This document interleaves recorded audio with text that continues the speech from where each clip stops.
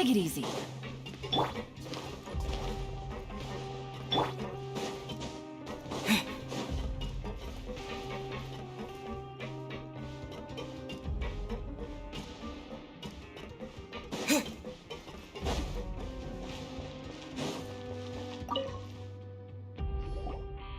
None of the beds have any signs of having been slept in, except that one over there. That's the one Lynette must have used, right? You said she was pretending to be sick. Mm-hmm. She would have said her migraine was having a particularly bad flare-up. Generally speaking, which means either the head nurse didn't return the entire time from when Lynette laid down up until she left the bed, or the nurse intentionally left it this way. This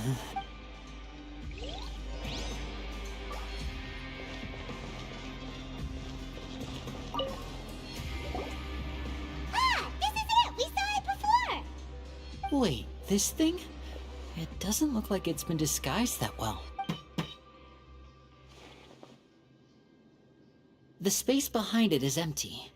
From its size, I don't think it's an entrance that is meant to be taken apart. There's probably a mechanism around here somewhere. Could Lynette have tried to get inside? But if that's the case, she would have contacted me for sure. Let's look around here for some more clues. Don't panic, just take another look.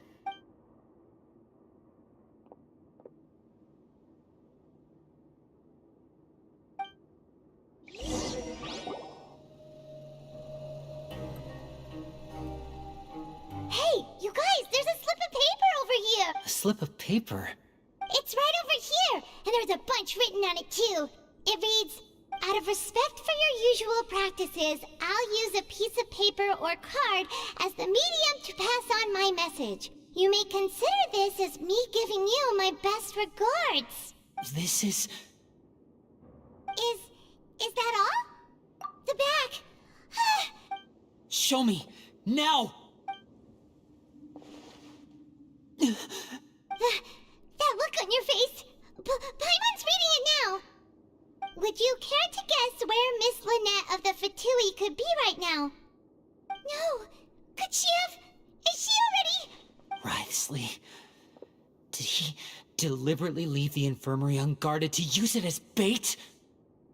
Wait, you mean he was aware of our goals from the very beginning? But why? We didn't run into any trouble last time, and he also never reached out to us since. Yes, that is a crucial question.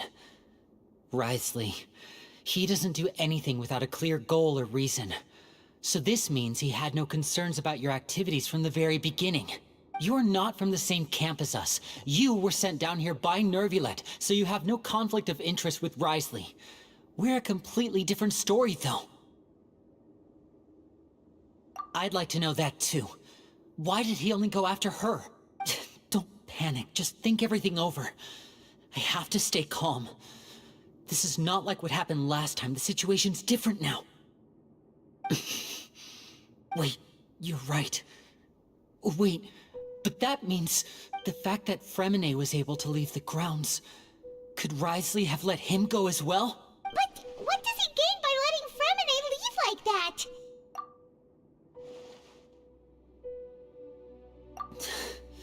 So he's challenging me and trying to provoke me, I'm sure of it.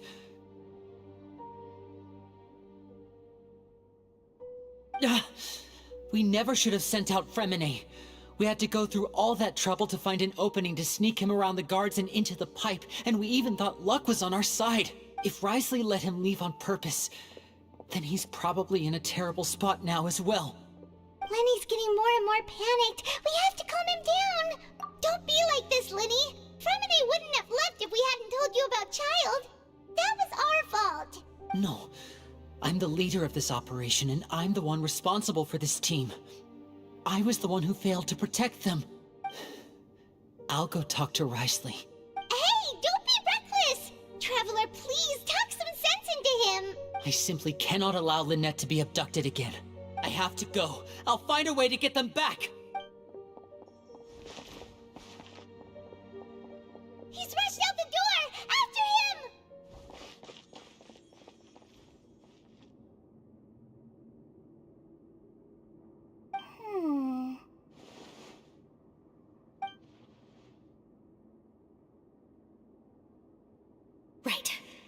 feel like we still have some room to make changes on these details.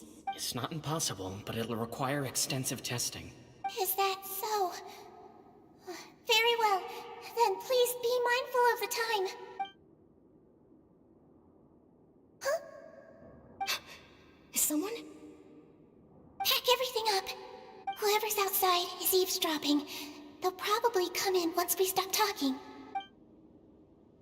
Someone! Please help! He's sick!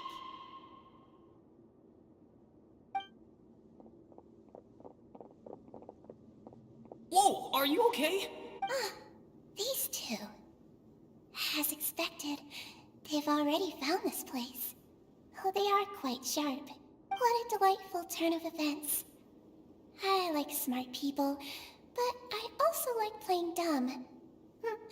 I like the feeling of being trusted. Oh my! What's wrong, little one? There's no need to panic. Take a deep breath before you begin. Being able to read human expressions is quite the useful skill. Wait! Wait! It's no use. We have to catch up to him.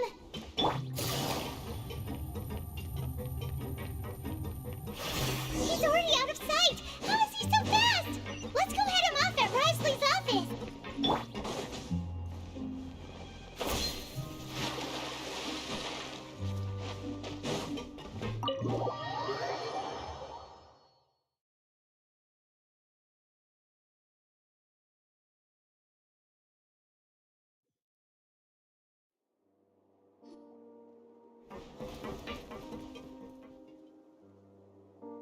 Come out and face me, Risley! Aren't we at an administrative office space? Why don't you at least try to follow even a couple rules from the fortress's indoor management regulations? What did you do to my sister? I ran into the young miss at the infirmary. I'd heard that she was suffering from quite the migraine, so I decided to invite her over for a cup of tea. I do have some teas in my collection that can work wonders against such an illness. Stop joking around! Where did you take my siblings? I have also heard that your performances are quite the spectacle. Miss Lynette would sometimes enter a box filled with water, only to emerge the next second from another place altogether. Maybe she'll appear behind you right now if you were to turn your head. Is he trying to trick me into turning my head? No, he's probably not looking to attack me right now. All of the hostages are in his hands, and he's even in the mood for small talk. That means Lynette is probably still alive. You knew we were investigating the infirmary from the start, so you deliberately aroused the Traveler's suspicions and baited us into continuing our investigation, just so that you'd be able to kidnap Lynette.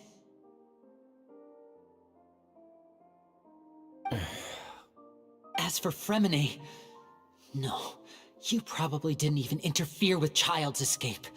You let him go, so you could purge the Fatui members that we had planted into your ranks. There was no need to do so. The Fortress of Meripede is a pretty pleasant place. Most people enjoy their lives here. The only ones who act differently are those with personal agendas. It was quite easy to identify your colleagues. You removed our original members and spread the news of Child's escape so Father would assign our team to come down and investigate. Fremine has also fallen into your hands, right? If you're oh so omnipotent and so in control, why would you need hostages? One correction. Lynette is in my hands right now, but Fremine is not. He's not. What do you really want? Lenny! Oh, wonderful. Everyone is here, so I'll only need to say this once. Thank you so much for cooperating with me. Eager and to the point, I see. Alas, only Miss Lynette is currently having a cup of the fortress's finest tea. Although, as per your original plan, Mr. Fremine should also have returned to the fortress by now. But he has neither shown up within my gates, nor has he been taken into any kind of custody. So where do you think he may be right now? Wait, you can't mean you locked him outside in the sea? I closed the fortress's gate to the outside world. That's all. Fremine's a star diver, so he should be fine, right?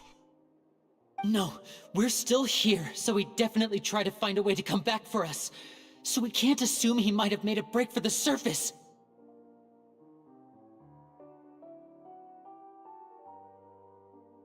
But why would I do this, you may be asking? To have an audience with you, of course.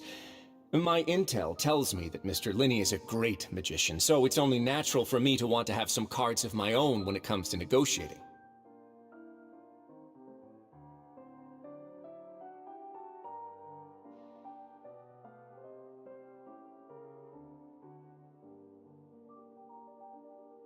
Besides, I do recall you mentioning to Miss Lynette that you've always wanted to have a face-to-face meeting with the Lord of the Fortress of Meripede, regardless of whether it was in a personal or a professional capacity. Well, you got your wish. So, you've been keeping tabs on us before we even set foot in the fortress. Some of my folks just happened to hear a thing or two, that's all. In any case, I will be straight with you. I was willing to play dumb and turn a blind eye, so we had a pleasant few days playing games together here. But once you started focusing on the Forbidden Zone, all of that changed. Mr. Linney, the cards are stacked against you right now. Miss Lynette is in my hands, and Mr. Fremenet is still slowly being pickled out there in the brine. You know just as well as I that he cannot last out there forever. You need do but one thing to guarantee their safety. I would like you to contact your superior, and ideally invite her over for a cup of tea with me. You want to see Father? But why should she bother giving you an audience? Well, if she cares for the well-being of her dearest children, she should have plenty of motivation to join me for a parents' evening. I've heard that the bonds between the members of the House of the Hearth are like the bonds of family. I don't see why she would refuse. Why did you think Father sent us to handle the Fortress of Meripede? This place is basically a no-man's land. It wouldn't be fitting for anyone as important as a harbinger like Father to come here in person. Oh, I see. So it's because she doesn't care for my place here. That's such a shame. After all, I've amassed quite the tea collection. I was looking forward to sharing it with her. Both Monsieur Neuvillette and Lady Farina have already received many samples as gifts. Was this the extent of your master plan to get to Father? No matter how much pressure you may put on me, I won't allow you to use us to blackmail her. You people really are difficult to get along with. All I'm asking for is a face-to-face conversation. Does she truly have no interest in the fortress's secret? Mr. Linney, you have one last chance to invite your father here. If you refuse... Winnie! Instead of asking why I'm doing this, why don't you try to see things from my perspective for a second? From the very beginning, the Fatui has been actively infiltrating my fortress. I gave you a warning by cutting off the first few operatives I found, but that only caused you to double down. Had you given up on the fortress then and there, I'd have no reason to want to talk. Mr. Fremenet left the fortress on his own, and Miss Lynette tried to pry out my secrets right in front of me. No matter how you look at it, the responsibility for this falls on you.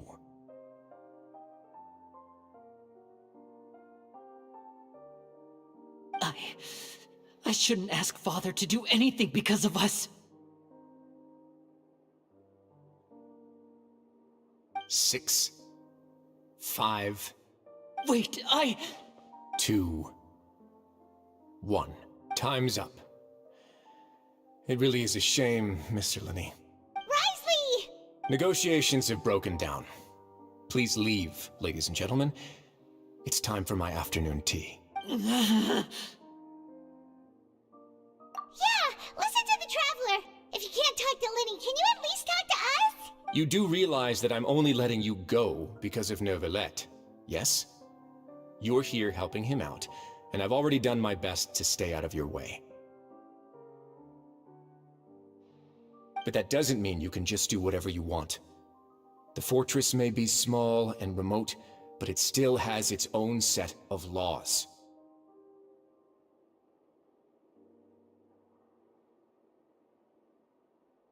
Then how about this? Those who are capable deserve respect. You've spent quite some time investigating my home turf by now, so why don't you tell me a thing or two about what you found, I'll ask you 3 questions. Answer all of them correctly, and I'll agree to your request. Question 1. Regarding the hidden rules of the production zone, what is the truth behind the one about not being allowed to work for 3 days in a row?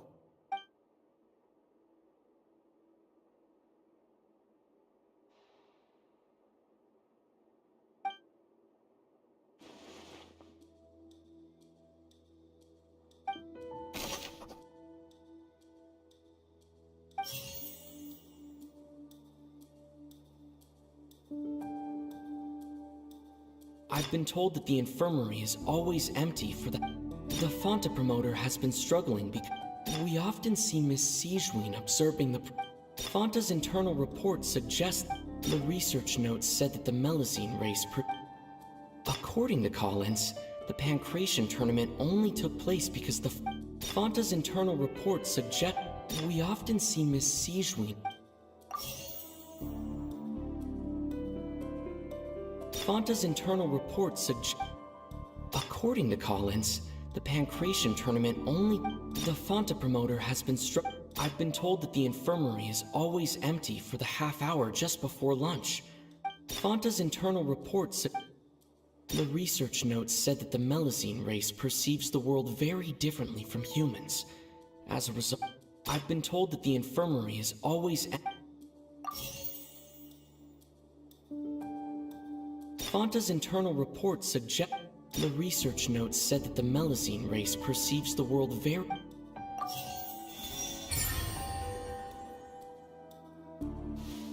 So that's what's going on. Paimon understands it now. Who would have guessed? The hidden rule of the production zone. People are not supposed to work 3 days in a row, and if they do, they'll get strange meat in their welfare meal. At first we thought this strange meat must have something to do with the people who disappeared, but in reality, they were all prepared by Sijween, the head nurse. She often visits the production zone to observe the workers' health and makes a note of anyone who has worn themselves out after 3 full days of work. Out of her sense of duty as the head nurse, as well as her genuine concern for the workers' health, Sijween visits the cafeteria right before lunch and cooks an extra dish for those who can use the stamina boost. Sijween has only the best intentions with her surprise gift and doesn't want anyone to find out about what she does. However, unfortunately, Melazines as a race perceive the world differently from humans, and their sense of aesthetics is even more alien to us. The recipients of her lovingly prepared special meals cannot taste the care within and usually just freak out. Are we on the right track? Not bad. You've uncovered Sijween's secret and even guessed her intentions correctly as well. It's nice to know that her efforts have not gone unacknowledged. All right, now for my next question. There are also some hidden rules in the Pancration ring, including the one that you're not allowed to support both sides of a fight. Why is that?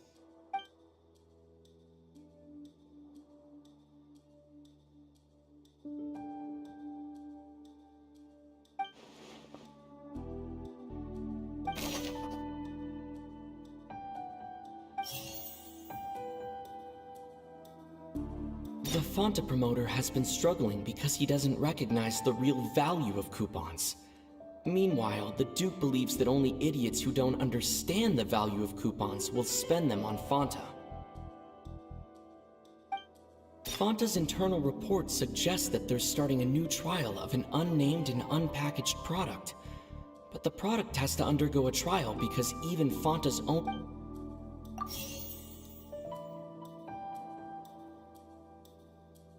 The Fonta promoter has been struggling because according to Collins, the Pancration tournament only took place because the Fonta company sponsored it. Fonta's internal reports suggest... According to Collins, the Pancration tournament only took place because the Fonta company sponsored it. The company must want to return...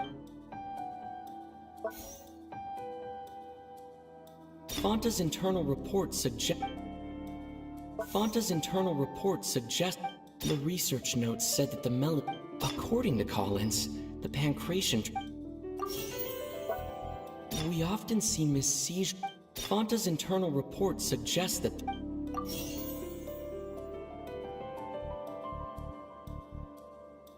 The Fonta promoter has been struggling because he doesn't recognize the real value of coupons. Meanwhile, the Duke believes that only idiots who don't Paimon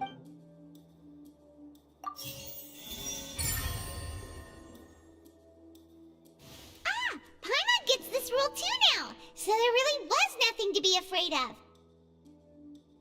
That hidden rule of the pancreation ring is about how, people are not supposed to bet on both boxers at the same time. And if they do, they'll receive a package containing a strange, blood-colored liquid. People get scared when they see it because they've subconsciously begun to associate it with the missing boxer. But really, it's just a bottle of the latest yet-to-be-named and packaged new Fonta trial product. A blood-red drink. It's no wonder even Fonta's own staff were questioning the company's decision-making. The company, facing backlash from its own staff, decided to try to trial the product on a smaller scale, to see how it might be received by customers. They came to the fortress of Meropide and offered to sponsor the Pancration tournament so they could push their new product. But the Duke completely refused to even entertain the idea. The Duke, knowing how valuable coupons are in the fortress, knew that only total idiots who didn't understand their true value would bother buying a Fonta product here.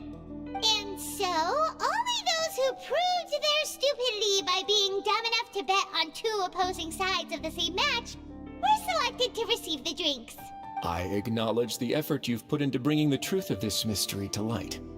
Although, based on your description, that Fonta promoter is a bit too careless with his words. I may just reconsider my collaboration with the company. Alright, and here's the final question. What's the secret behind our head nurse and all of her patients in the infirmary?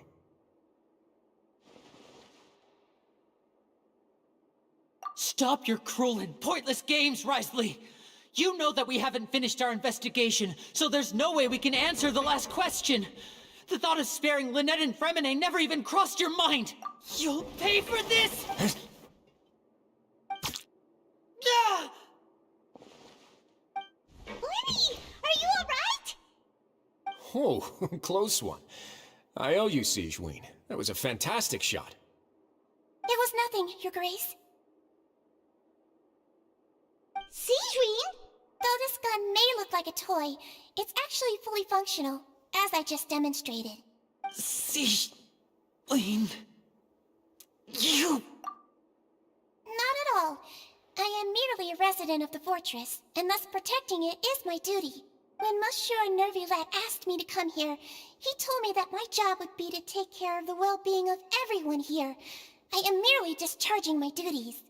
But if you mean what you just said, then isn't Linny someone you should be looking after as well? Isn't he a resident here just like the rest of us? But I really am just doing what Monsieur Nervulette told me to do. Everything I did, I've done to protect them. Had I not, they would be in far more dire straits right now. His Grace knows it too, right? Your Grace? Mind proving my innocence to them? My dear Sigewinne, whatever shall I do with you? Would it have killed you to just wait another minute or two? Well, it's nearly time after all. The way you do things can be truly frustrating sometimes, Your Grace. I figured I should try to talk some sense into you. What are you talking about? What time? Take me if you want. Let them go. How touching. Can you just give me one more minute? Don't be like that, Your Grace. All right, everyone, calm down. 2 more visitors will be arriving any time now. I'll go get a cup of tea. Miss Sigewinne, I leave Miss Lynette in your care. You... What are you doing? I believe I hear footsteps.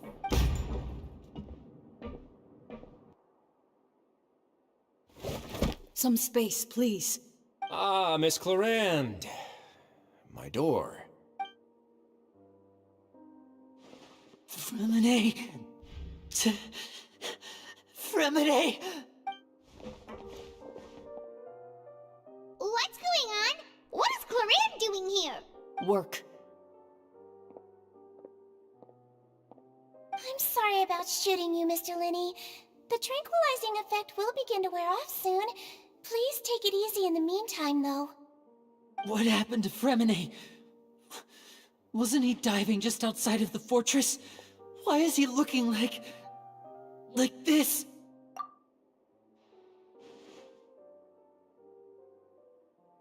A flushed face, an accelerated pulse. He must have consumed primordial seawater. What did you say? Please, make some space. I'll need to give Mr. Fremine a more thorough checkup. Your Grace, I'll leave the rest to you. I'll talk to Clorand while you get Fremine to where he needs to be. Everything else can wait.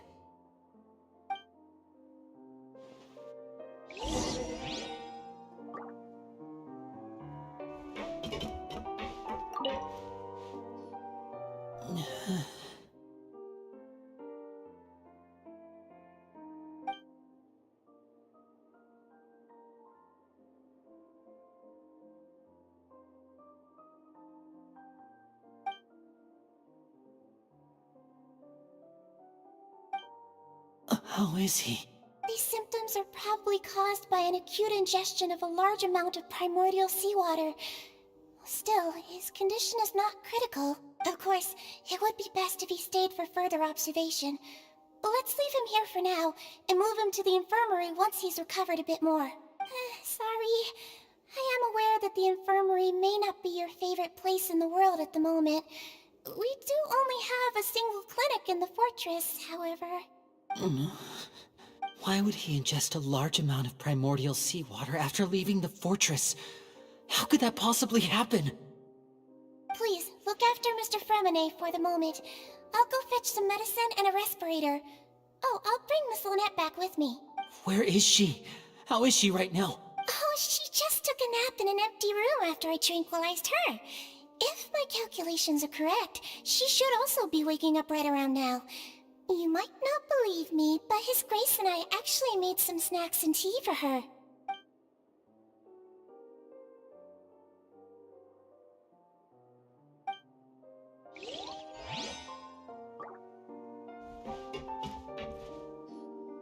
What's that look on your face? I thought I made good time on the way back.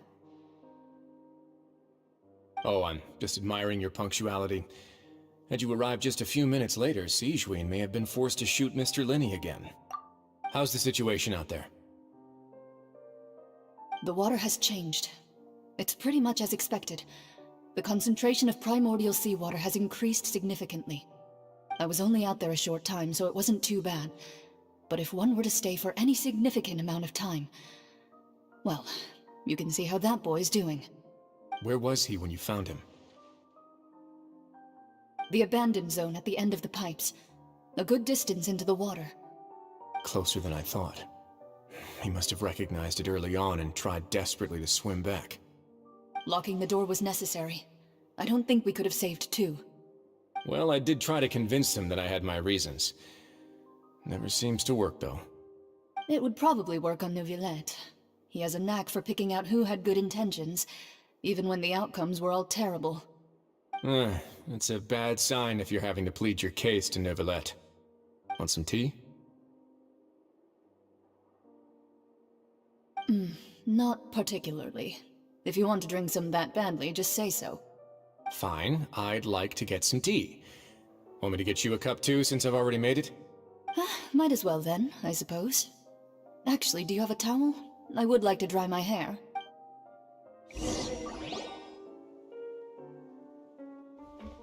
Linny, are you okay? I'll be fine. They're all here now. Don't worry about me. Are you sure? You don't look alright. My hands and feet are still a bit weak, but that's probably just the residual effects of the tranquilizer shot. I'm back, everyone. Lenny! Oh, Traveler, Paimon, you're here too. Fremine? Is he... He'll be fine. But for now, please help me lift him up.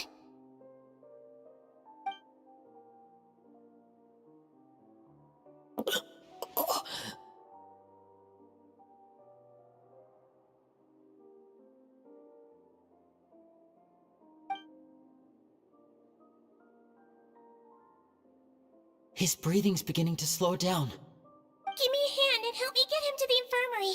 Yeah, I'll take him from this side. On it. Traveler, you seem pretty worried about him. Want to come with us? The Duke and Clarande are gone. They probably went to get some tea. The Duke will explain the truth in just a bit. Miss Clarande will need a break, since she only just returned from rescuing Fremine out of the sea.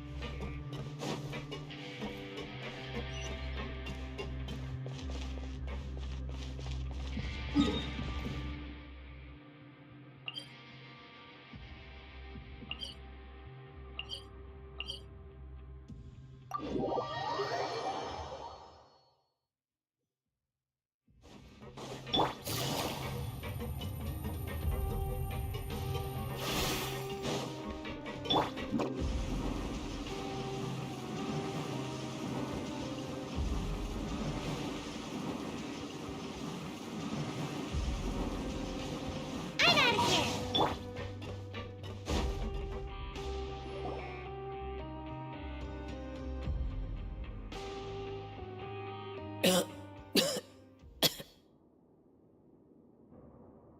He's awake!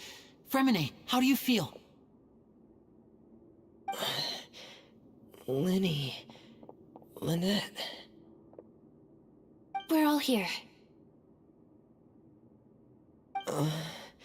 Where? The infirmary, at the Fortress of Meripede, Mr. Fremine, and you are no longer in any danger. How do you feel? Don't push yourself if you're not feeling up to it. Traveler. Paimon. It's been so long. The sea. There's something wrong with the seawater. Shh, it's okay. We can talk about it after you've recovered. No, listen to me. This is really serious. There's primordial seawater mixed into the regular seawater. I don't know why it's there, but no one should touch it. Pipes.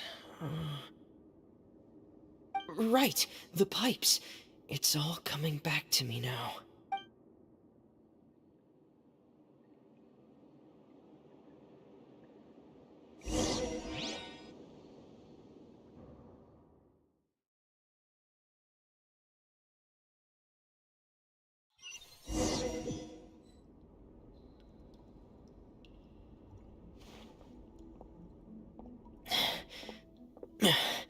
I'm in.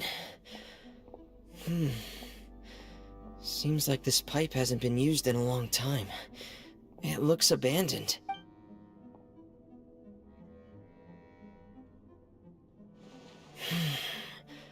Where could Master Child be?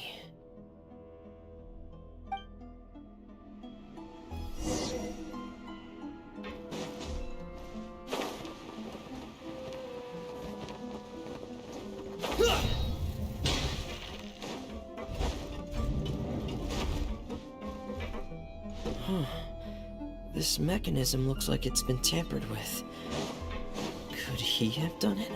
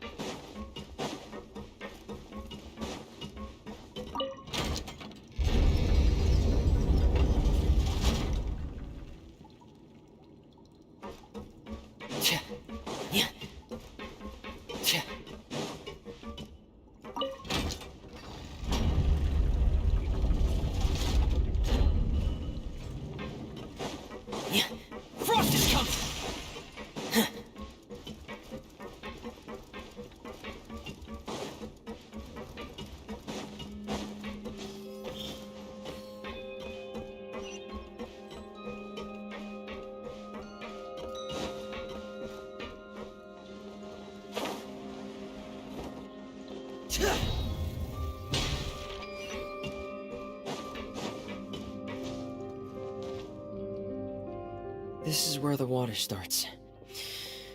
Okay. Master Child probably dived into the water. I'll go take a look as well.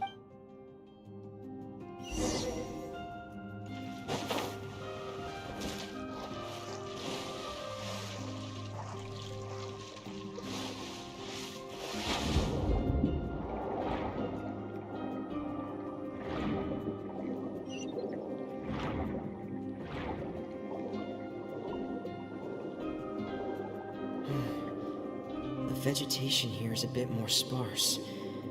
These traces aren't natural. A person must have left them, and recently. Oh, there are traces here too. I need to keep going. Huh? The traces are gone. But I don't see where he could have gone from here. Wait, what the? My heart is racing, and it's getting harder and harder to breathe. What's going on? No good. I have to get back. They still don't know anything about what's going on. If I turn back right now, I should still be able to make it.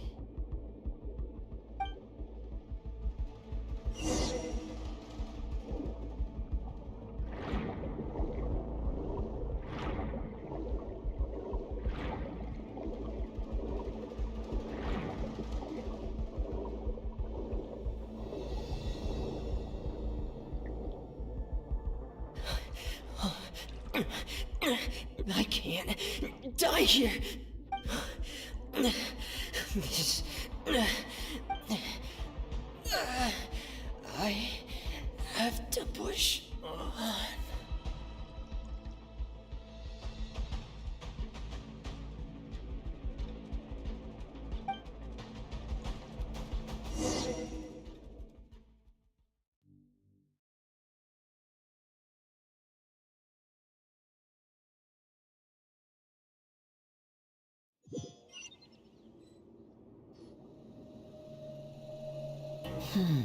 So, in other words, the trail you were following vanished, and you had no idea where Master Child could have gone.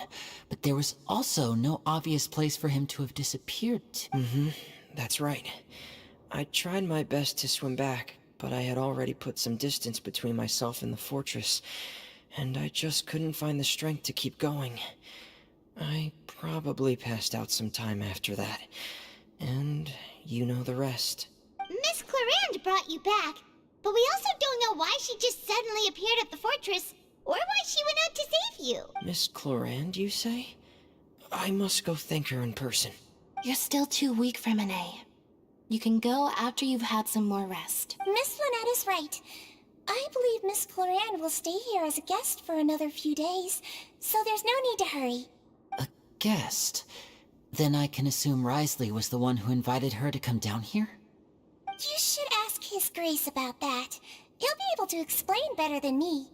Yeah, it's about time he actually told us what's going on. Wanna come with us, Lenny? No, please go on without me. I don't want to leave just yet. Lenny.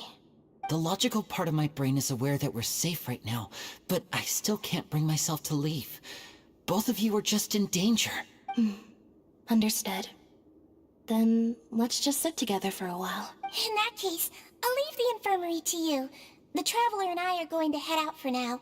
As long as you stay in here, I don't think you'll be disturbed. Thank you.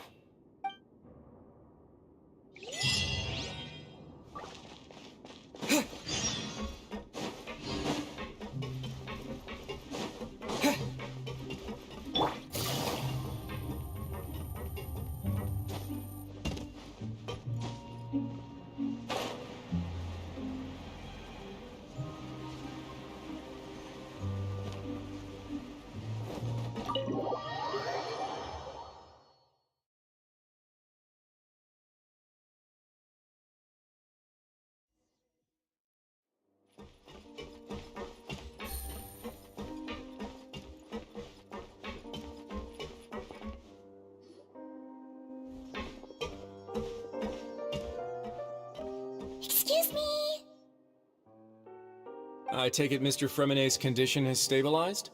Of course! I wouldn't have left the infirmary otherwise. I've been expecting those two, but might I inquire as to the purpose of your visit, Miss Sejuane? I wanted to check up on Miss Cloran. How are you feeling? Mostly fine, I think. If you don't mind, I'd like to perform another quick physical exam. It'll just take a few minutes. All right. Thank you for looking out for me. I'll take my leave for now, then. Well, want to explain yourself, Risley? Of course, but I'm not partial to the word choice of explain. How about enlighten? Where should I begin? How about you start by asking me any questions you have? You can start with whichever one you'd like to get answered the most. Then Paimon will begin. Did you know about Lenny's goals from the very beginning? No. I just knew they were Fatui operatives sent to the fortress by the Knave. As for their specific goals, I only figured those out as you made progress on your investigation. You managed to monitor and stay ahead of them even though you didn't know what they were trying to do? They came here with ulterior motives. I'm quite adept at discerning what that kind of behavior signals. Initially, I thought their goal was just to investigate Child's disappearance. Linny suggested that I had deliberately let him escape, but in truth, I didn't really do anything special to help or hinder him while he was here. Everything he did, from finding helpers to leaving this place, he did on his own. Of course, it's inevitable that the Knave would make a big deal out of her fellow Harbinger's unexplained disappearance. I'm also quite curious about where that Harbinger went. So I figured I might as well let the Fatui do their own investigative work.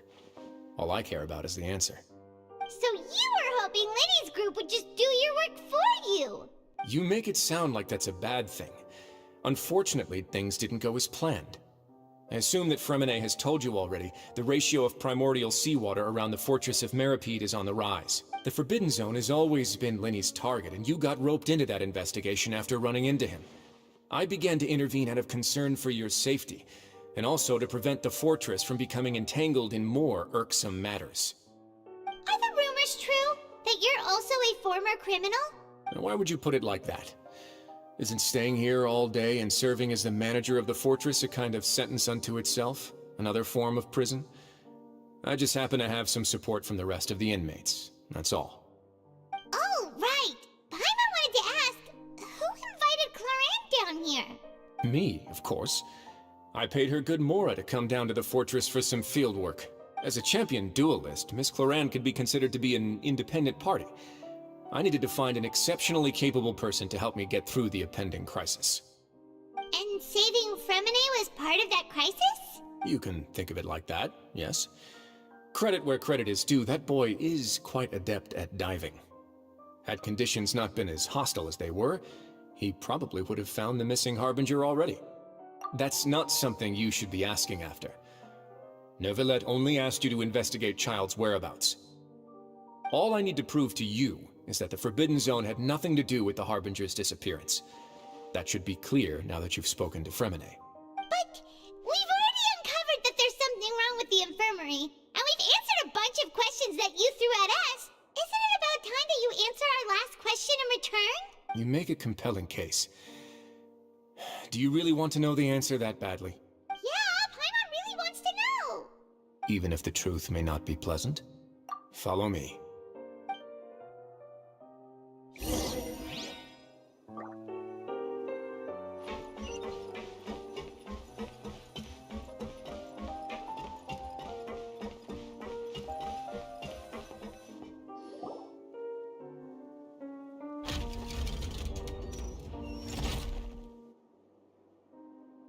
There's a hidden door here? And a whole basement behind it? Huh. You're pretty good at hiding stuff, Risley. It seems you've forgotten just what kind of place the Fortress of Meripede is.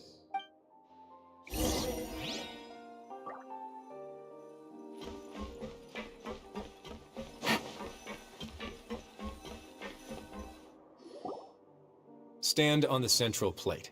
Wait, is there a secret mechanism or... Whoa!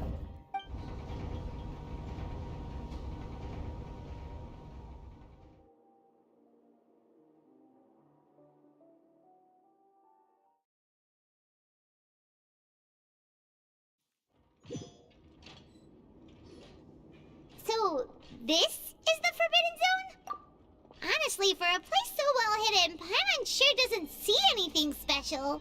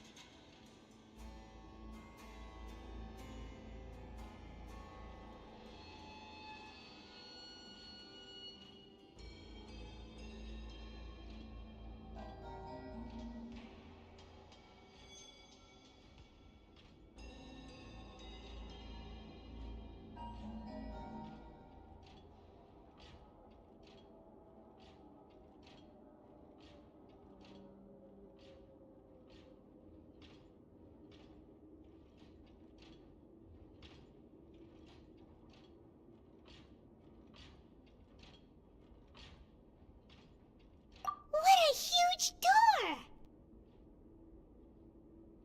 There are 3 such isolation gates in total. Generally speaking, I'm the only one who's allowed to go inside. Hence the name Forbidden Zone. Am I correct to assume you're going to run on back and tell your little Fatui friends everything? Well, Paimon wasn't thinking of keeping anything from them. Well, I'd advise you wait until you've seen the whole truth of this place for yourself before deciding whether or not to tell them.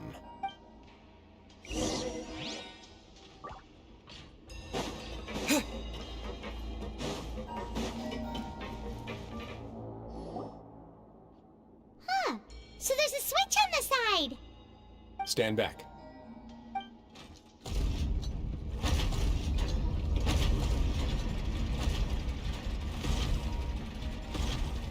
Whoa! They all just went up one by one. Go on, have a look.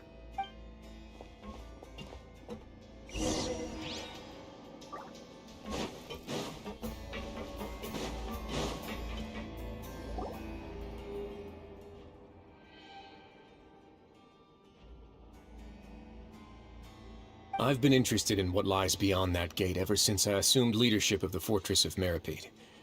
Of course, it would be unwise to recklessly open it, but it'd also be risky and negligent to simply ignore any potential danger that could be behind it. The readings on that dashboard have not budged since the day when I first laid eyes on this place. But over the past year, the needle has crept upwards from its original position, likely because some parameter it's been tracking has changed, if only infinitesimally.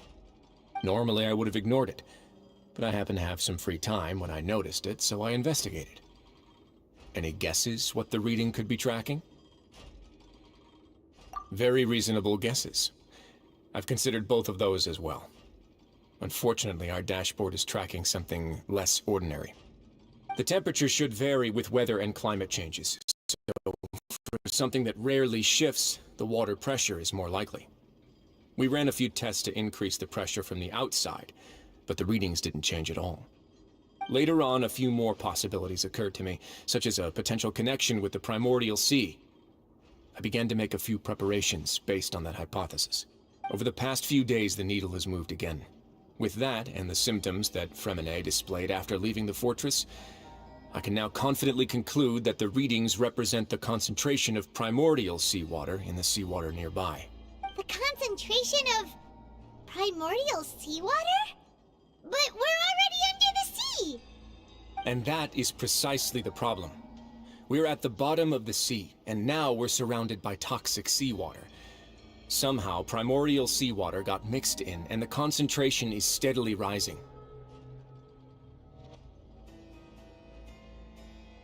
Yes, that's very likely.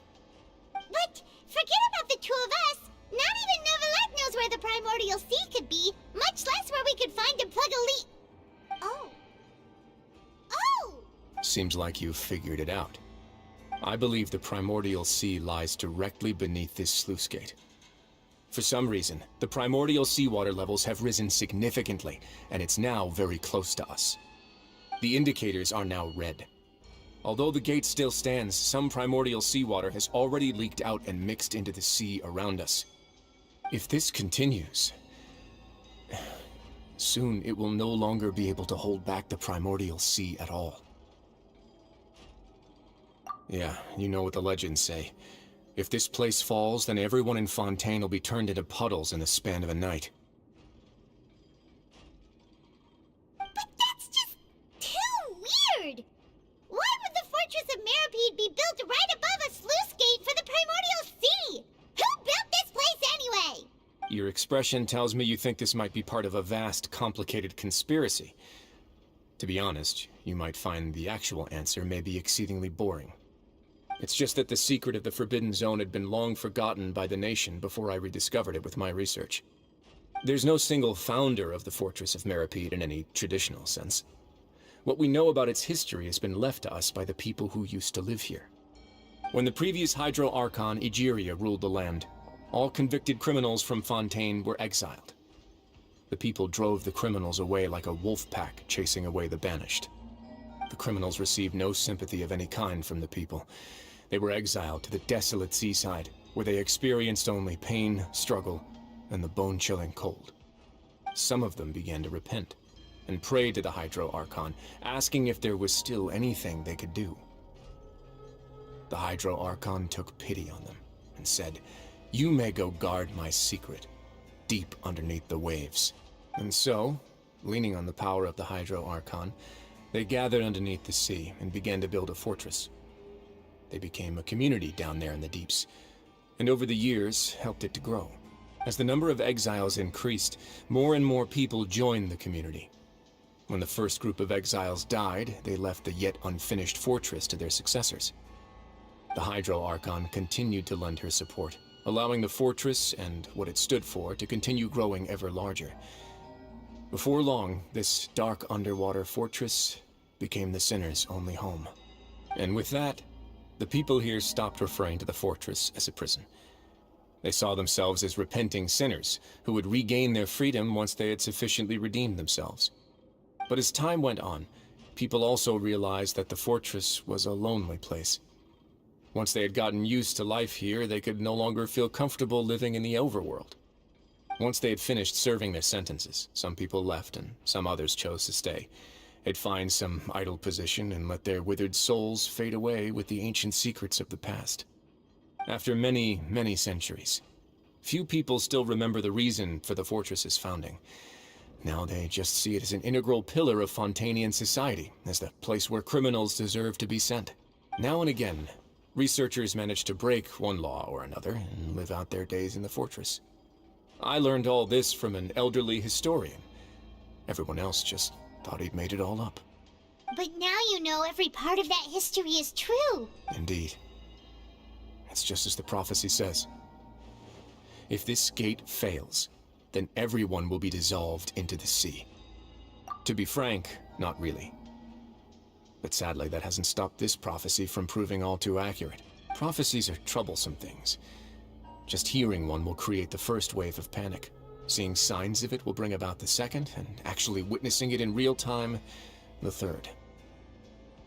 Let's go somewhere else. I want to show you something.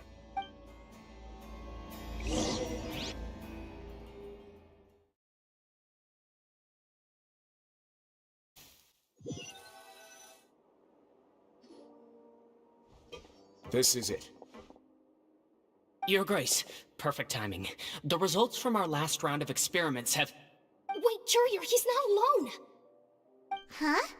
Lorvine and Jurier? No need to panic, you two. I've already told them about our plan. What? After you warned us not to tell a single soul about any of this? I'm skeptical as well. Are you sure they are trustworthy? The results speak for themselves, don't they? These two may already know more than you could ever imagine. All right then, if Your Grace insists. They seem harmless enough, so I'll trust them for now. Well, how about some reintroductions? This is Jurier, one of the highest-ranked researchers from the Fontaine Research Institute. He used to work under Edwin. I trust that you've heard of Edwin? Good. Saves me a bit of time explaining. Edwin's main areas of research were archeum and gravimeters. As his assistant, Jurier is quite familiar with them as well. I hired him to be my technical consultant. You want to blow up the fortress of Meripede? Ah, what a lovely idea. I'm already imagining it in my head. Gotta admit, I'm tempted as well. Guys, focus! Focus! That taskmaster over there is Miss Lorvine, and is also one of my technical consultants. While Jurier used to be Edwin's assistant, she used to be Jurier's assistant. Ooh, are they together? See, everyone keeps asking this question. Are you too sure you're not a couple and just using your work as a convenient cover? Your Grace, I am not in a relationship with this man. If I dated her, I'd officially be madder than Edwin. Jeez, forget I said anything then. Follow me. Whoa, there's another door that goes right up. Your constant amazement makes it seem like the fortress can do anything. But Paimon really thinks everything's super cool.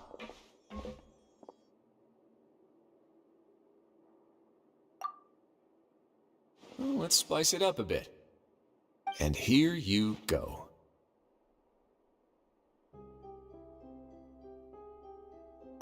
What a huge ship?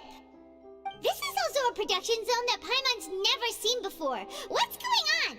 How much do you know about Fontainian history? Not much at all.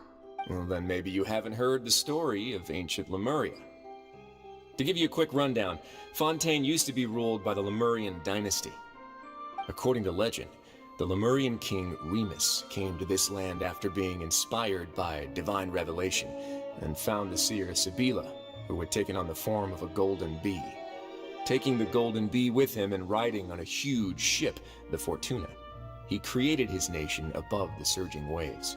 He called his nation Lemuria, and used the Fortuna to incessantly search for new tribes and islands, calling on them to join his empire. There's a ship in this story too? Where there's water, there'll be ships. People believe that hope can always be found at the end of a voyage. Do you believe that too? To a point, I think. As you've already seen, I have a whole factory's worth of labor, materials, and technology at my disposal. Certainly can't hurt to give it a try. So the moment I began to speculate that the primordial sea might lie underneath the gate, I also began this project. Were you inspired by the legendary Fortuna? Maybe. Fontainians need something to hold on to cope with the impending disaster.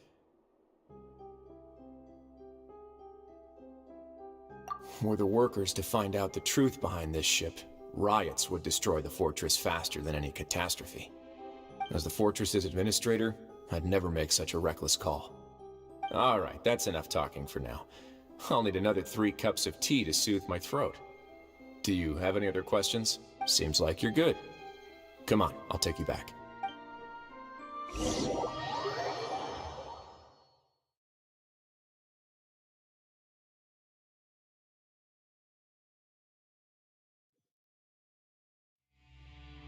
I'll leave you here for now. Oh, thank you so much. No worries. But don't forget, it's up to you whether or not you want to share what you just saw. What you do from here on out will likely affect those 3 as well.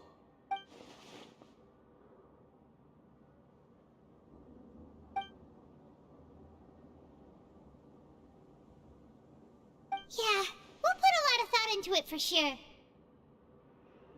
Great. I look forward to what happens next.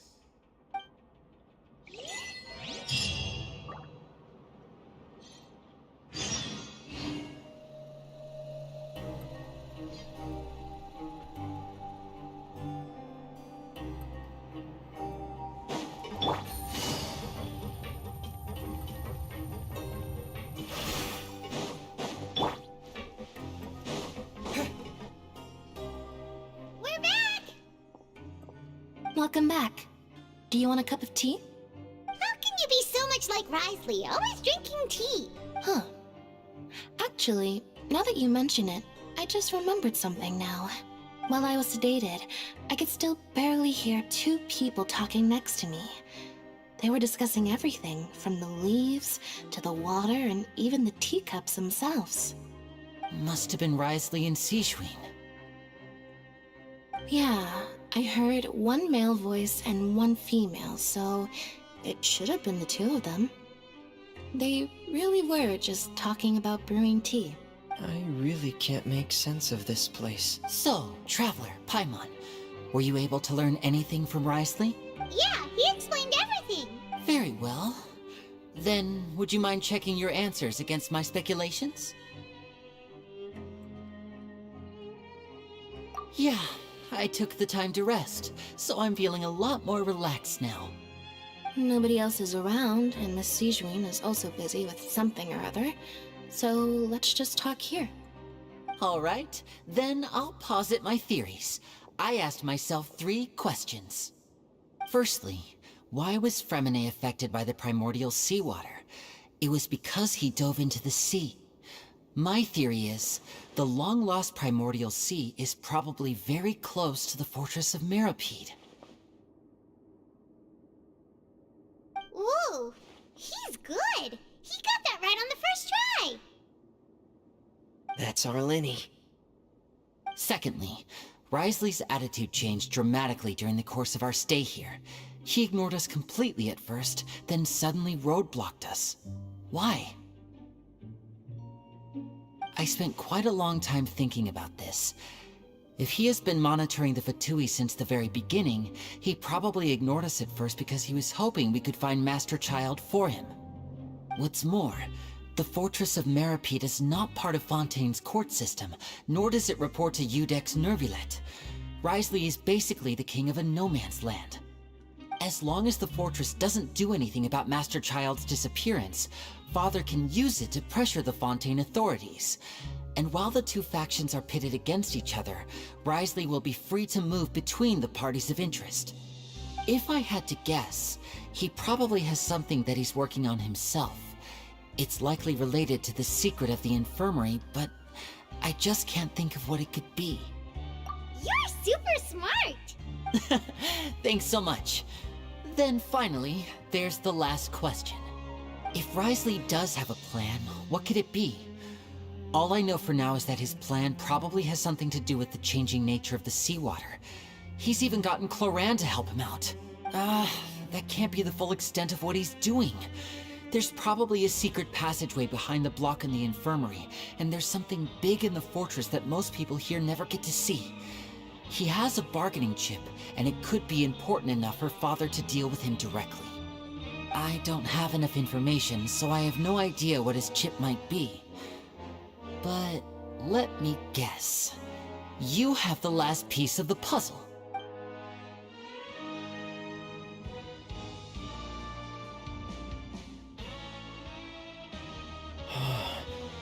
I can't believe it. The sea will engulf everyone.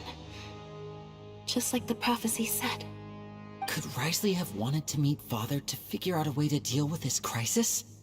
If you remember, I once mentioned that Father sees the House of the Hearth as her base of operations, and she truly wants to resolve the crisis. But how could Risley have known that? Or perhaps he didn't know, and just wanted to bring Father over to his side? Which could be why he said he just wanted to negotiate. Yeah, that makes sense to me. I understand your concerns as well, Traveler. I'll figure out a way to pass this on to our father. No matter what, we're on your side. The two of you have already aided us far too much. We probably wouldn't be standing here right now if not for you. If you ever need anything else going forward, please come to the House of the Hearth at any time. Though you may not share the sentiment, after all that we've gone through together, the three of us basically see you as family now. You have my gratitude. Thank you for protecting Lenny when it really mattered. And thank you for sharing the secrets of the fortress with us. We didn't think you were going to do it. Why are you being so formal all of a sudden? Given your strength, you might not need our help at all. But if you are ever in danger, we will try our best to protect you. Aw, the sound of that makes Paimon feel all warm and safe inside.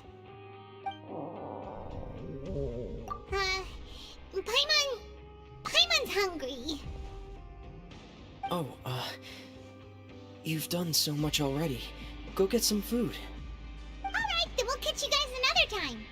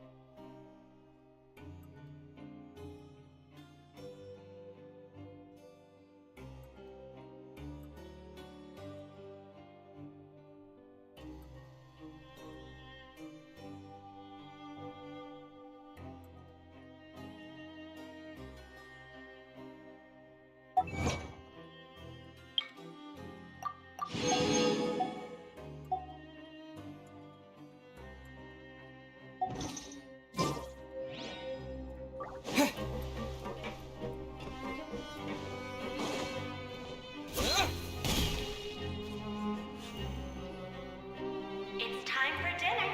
Welfare meals now being served at the coupon cafeteria. Come on, let's go pick up ours as well. Traveler and Paimon, over here. Are you here for dinner too, Miss Sijwin? And I'm taking the opportunity to prepare Miss Cloran's dinner as well. Huh. You're right. She's actually sitting in the fortress cafeteria. What would you like to eat?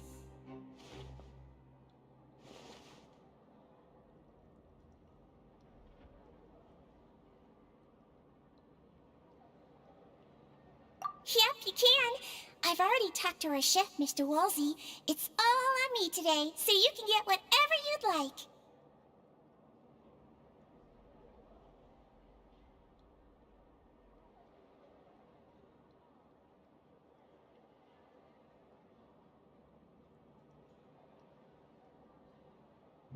Me too! Don't forget Paimon!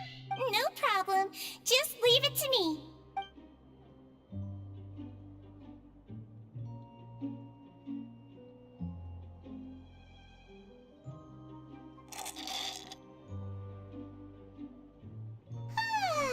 So delicious. Is this how it feels to be freeloaders? Wait a second, we did do plenty of work after all. Feeling full yet? How's the food? Delicious.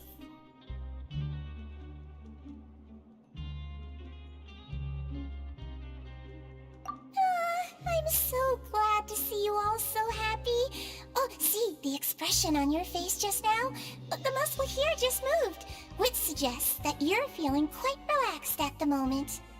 Sijwin, do you do this to help your patients or to better understand human beings? A bit of both, I suppose. I'm a Melazine, which means I'm very different from human beings. I must know what you're thinking if I want to take good care of you. You're really good at taking care of people. Even though you're so short, you still talk and act like an older sister. Really? You're reminded of an older sister? That's great to hear. Oh, and what did you mean back in Risley's office? When you said that you were protecting Linny and his siblings as well? Oh, that. I just asked His Grace to look out for those children, especially that diver boy. I was getting a bit worried after hearing that something was wrong with the water. Thankfully, Glorand is very strong and managed to save him in the nick of time. His Grace also sealed the pipes after Glorand left, to make sure that Linny wouldn't impulsively chase after his brother. Although the path was blocked, we still stationed some guards there to stop anyone from approaching. They were instructed to only open the door once Miss Glorand had returned. Oh, and I was keeping an eye on Mr. Linny as well. We had to press him, but we couldn't allow him to be in any real danger. You were all super considerate and really thought everything through. It's just what we do down here at the fortress. At least this has been His Grace's style for as long as he's been the leader.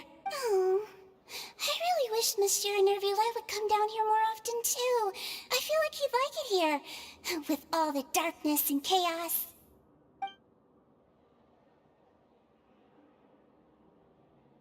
Get a good night's rest, you two. You both worked very hard.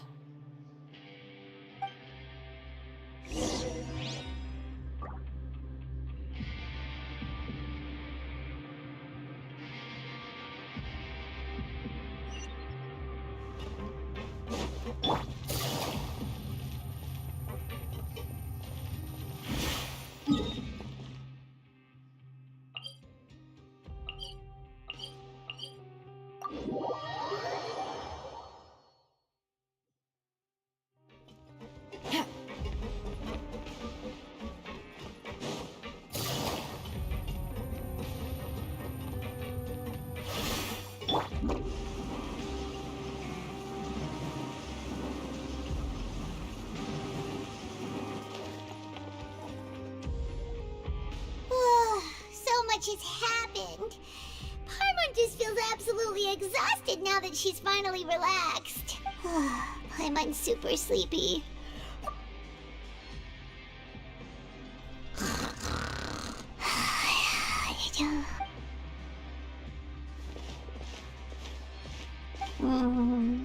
Delicious. Paimon wants seconds for free.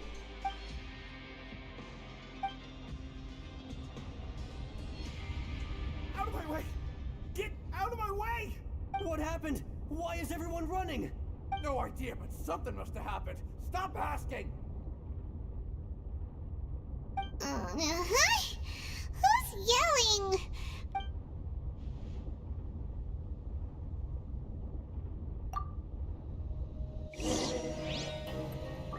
Make my escape.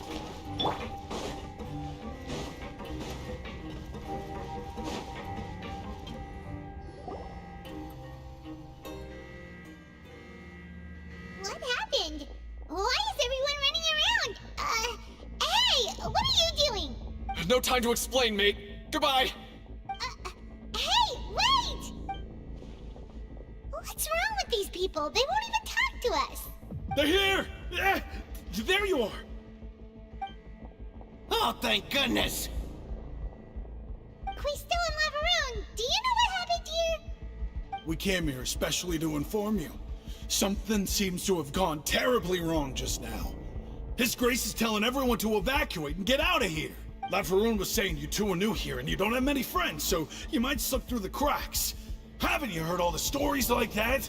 An evacuation is successfully completed, yet you only find out once you do a head count that 1 or 2 people are missing. Wait, weren't you the one who brought that up? Why is it suddenly my idea? Hey, shut up! Okay, whatever. The point is, you should come with us. Yeah, he said to get as far away as possible, upwards and outwards. Oh no, it can't be that thing! Whoa, wait, what? What? Hey, where are you going? We have to go find the Duke! You two just go and get out! Go on without us!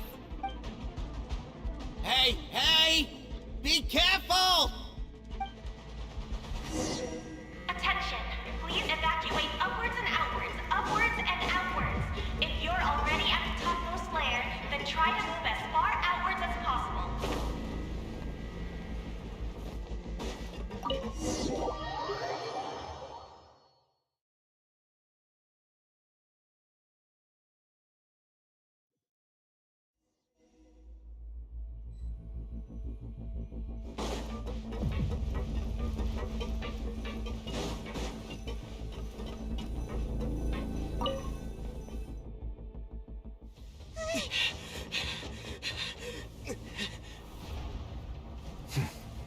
They're here.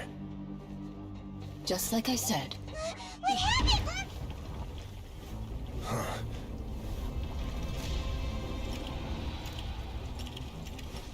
You're just in time. But be ready to run.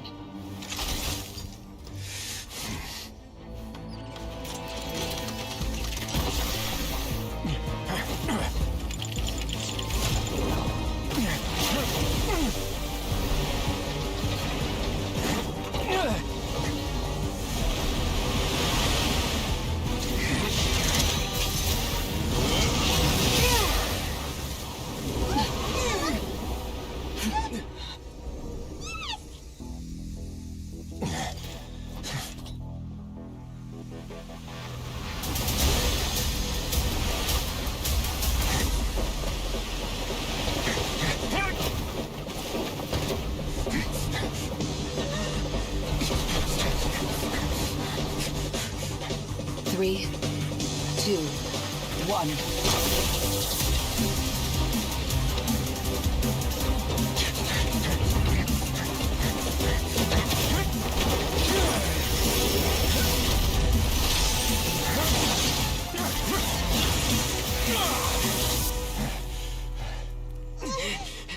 This won't hold it for long. Find Neuvillette. Tell him the defenses are about to collapse. Then what will happen to you? Until he arrives, we're the last line of defense.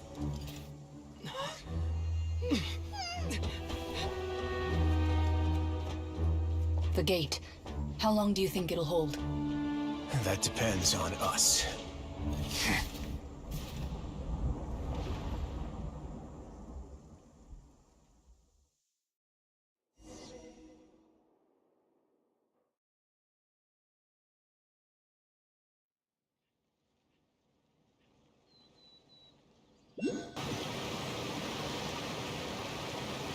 Neuvillette?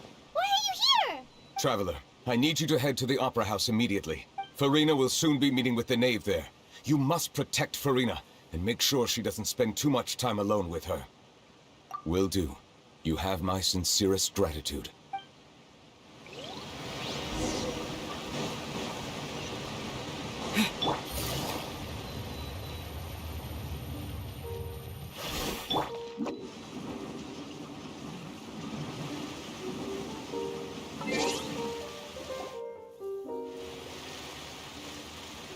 Look!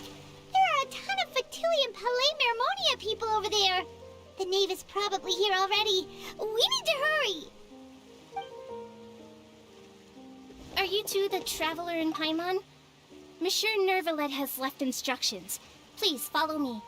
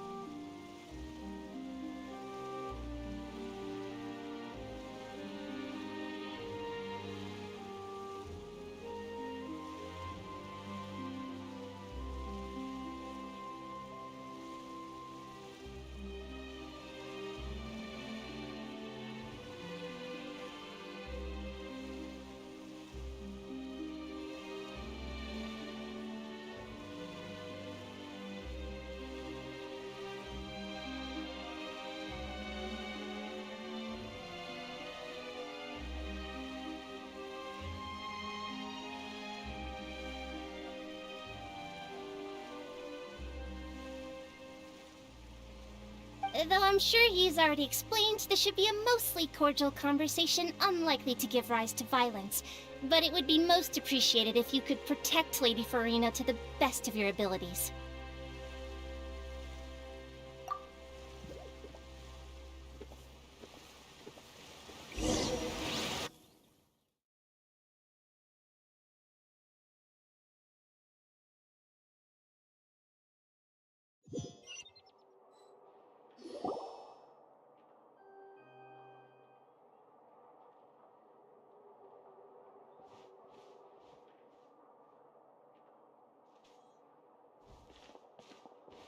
Oh, so you two are the honored guests Miss Farina mentioned.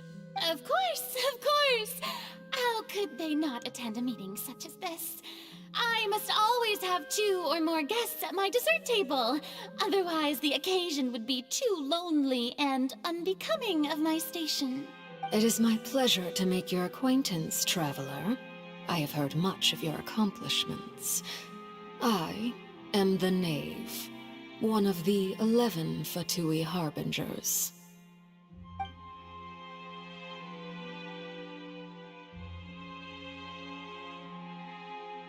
I've already prepared seats for you. Come, sit beside me. Perhaps you two are unaware of how Miss Farina and I do things. You see, we actually recently agreed to get together for tea when we had the time. See this? This is a limited type of confectionery that Miss Farina simply adores. There are only 16 slices sold every day. Here, why don't you and Paimon have a taste?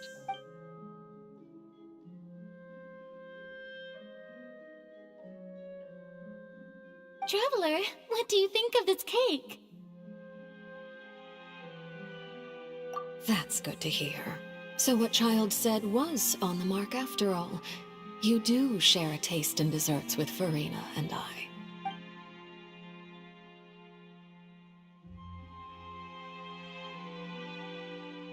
I wonder how he's doing nowadays.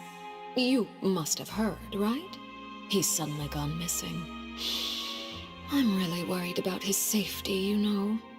Here's to hoping that he's an excellent swimmer. Since we're talking about him, I feel like I should add something. His martial prowess really looked certainly pretty impressive, yeah.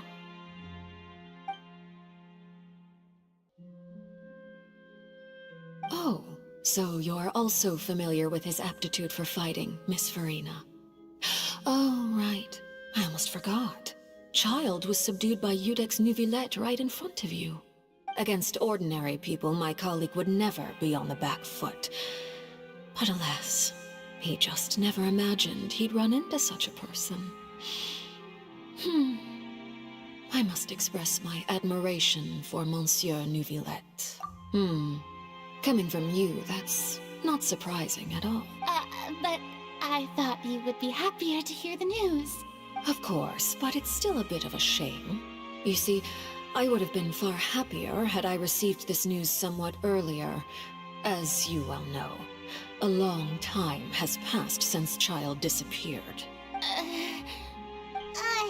Well, in any case, there's no need to worry. We know for sure that Child is still alive. Oh, and just how do you know that? Because we found evidence that proved he left the Fortress of Meripede. And where did he go after leaving the fortress? Well... The Fortress of Meripede lies deep beneath the waves. Unless he pranced right out of the main gate, he must have had to swim for it. Do you have any proof that he surfaced safely?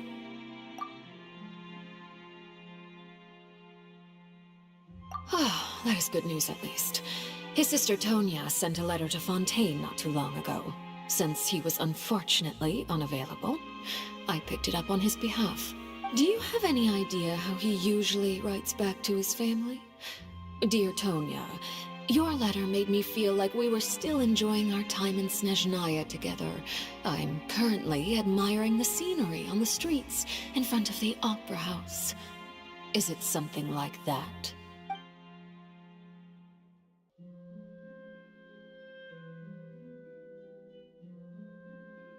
Well, letters tend to follow the same few formats anyway, right? As long as the contents are accurate, it doesn't matter so much how it's written or how it's worded. Hold on. The water in the teacup is shaking. I suppose this is also a sign of things to come, Miss Farina. Huh? I don't quite understand what you're trying to say. Have we entered into the next stage of the prophecy?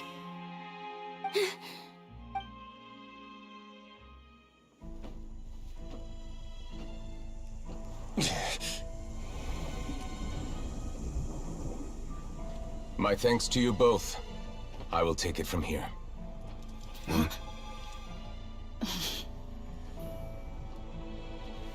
Sure you don't need a hand? Quite sure. Wow. So, what's your secret, huh? Let me guess. Nah, who knows? Maybe it's just your sense of responsibility. Sounds about right.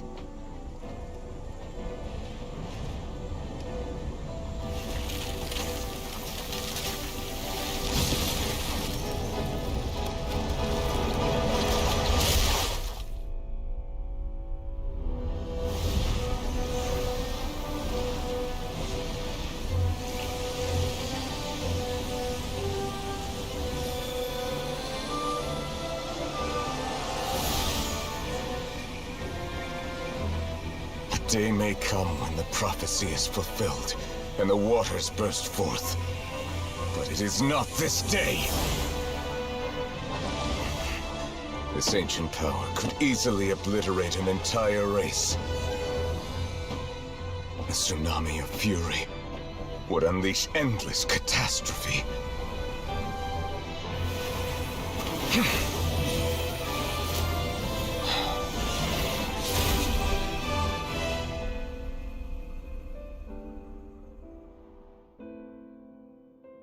This sentence is too severe. Forgive me for overruling it.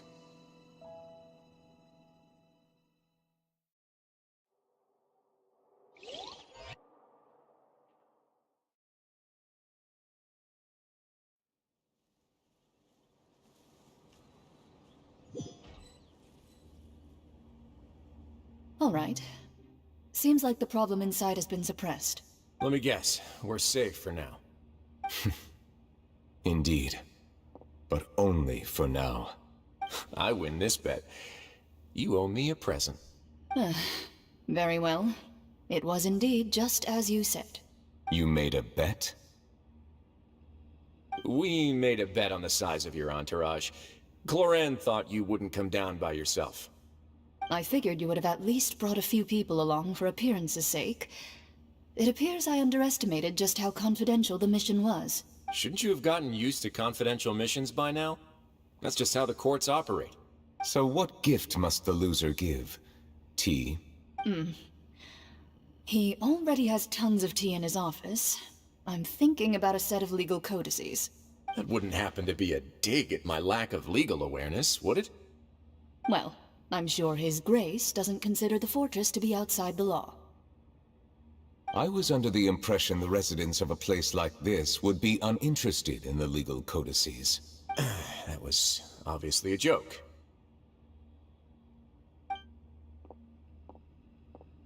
Anyway, you've still got some unfinished business to attend to in the overworld, correct? No need to stay here if you have a pressing matter. We all know you can't leave Palais Mermonia for long.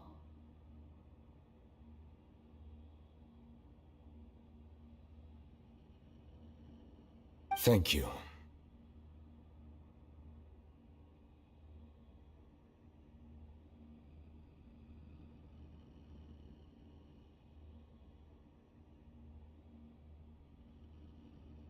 I hope everything went smoothly with the Fatui Harbinger.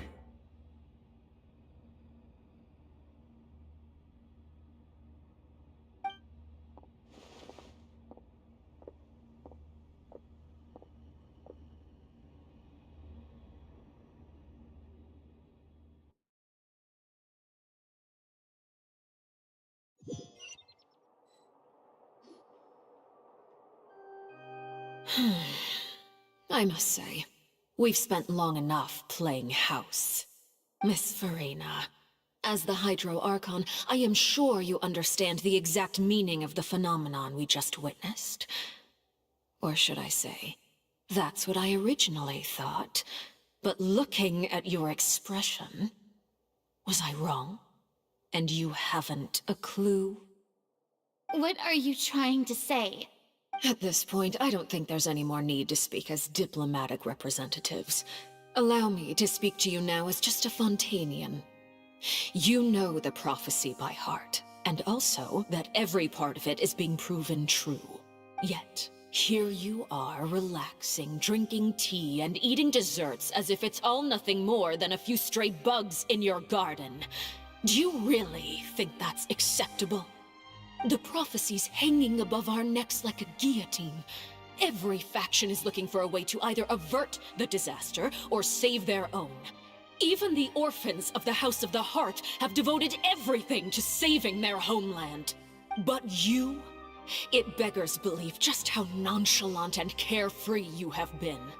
From the very beginning, you, the god Focalor, you have utterly failed to take action. You're wrong. I've never ignored the prophecy, nor have I just been passing the time in self-indulgence. Retract your accusation and stop doubting the wisdom of the gods with such absurd conjectures! I am not alone in my doubts, you know. All the children of Fontaine may be harboring the exact same thoughts right now. Oh, great Hydro Archon. How are you going to save them? Save us? How are the people you've sworn to protect supposed to survive in a land that will soon disappear beneath the waves? I have my ways, and I've been working on them for all this time. Even if you look down upon me, you have no right to judge me. Fontaine will be saved.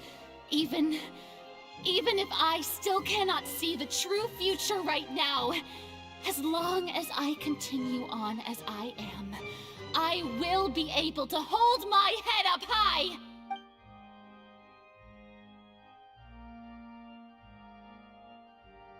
Then I ask you, Miss Farina, just what have you been working on? Where can we see it, and what is it doing to help?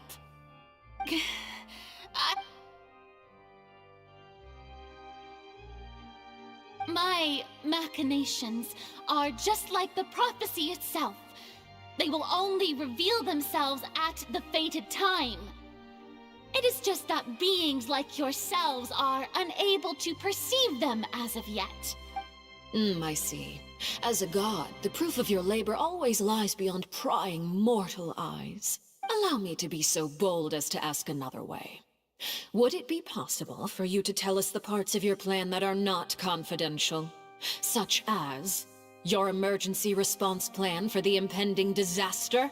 An emergency response plan? Oh, that look in your eyes. Have you not even prepared one of those? The emergency response plan is also strictly confidential. Then allow me to jog your memory. Miss Farina, what is the purpose of your Oratrice Mécanique d'Analyse Cardinal? And what do you plan to do with the massive amounts of indemnitium that has accumulated over the years? The Oratrice? It's just like it appears to be. So you also have no idea.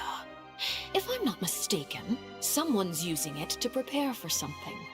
But unfortunately, it would seem that someone is not you, Miss Farina. I first caught wind of this when Linny tried to investigate the Oratrice in the Opera House. You see, even just getting close to the core contaminated him with an extremely large amount of indemnitium. But even if that had nothing to do with you, then what could you possibly be working on, oh great Hydro Archon? Oh, right. I almost forgot. Udex Neuvillette is not at the tea party with us today. Miss Farina, I suppose you must have ordered him away to take care of some troublesome business. Yes, that's exactly right. Please keep keep it a secret for me? Of course I will. Although, I must say, Miss Farina, you seem quite insecure without the Udex by your side. Oh, very well. Let's stop that conversation here. There are still a few slices of cake left, so please, help yourselves, everyone.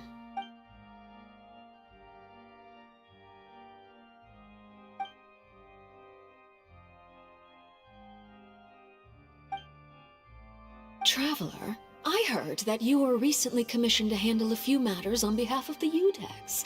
Why don't you take an extra slice of cake? Those who work hard deserve gratitude and praise. You too, Paimon. Thank you. Paimon will take you up on that offer.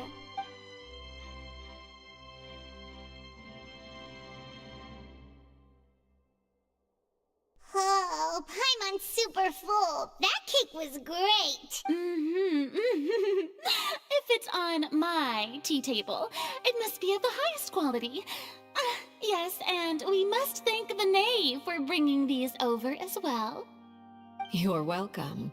I'm sure the cake also felt greatly honored to be featured at Miss Farina's table, and I was merely catering to Miss Farina's tastes, seeking a chance to chat over tea. It is getting late. Why don't we call it a day? There are still a few matters that I need to take care of, so I must take my leave now. Very well. We'll end it here. Mind seeing me off, Traveler? We could use the opportunity to discuss Child before I must be on my way. Paimon's coming too!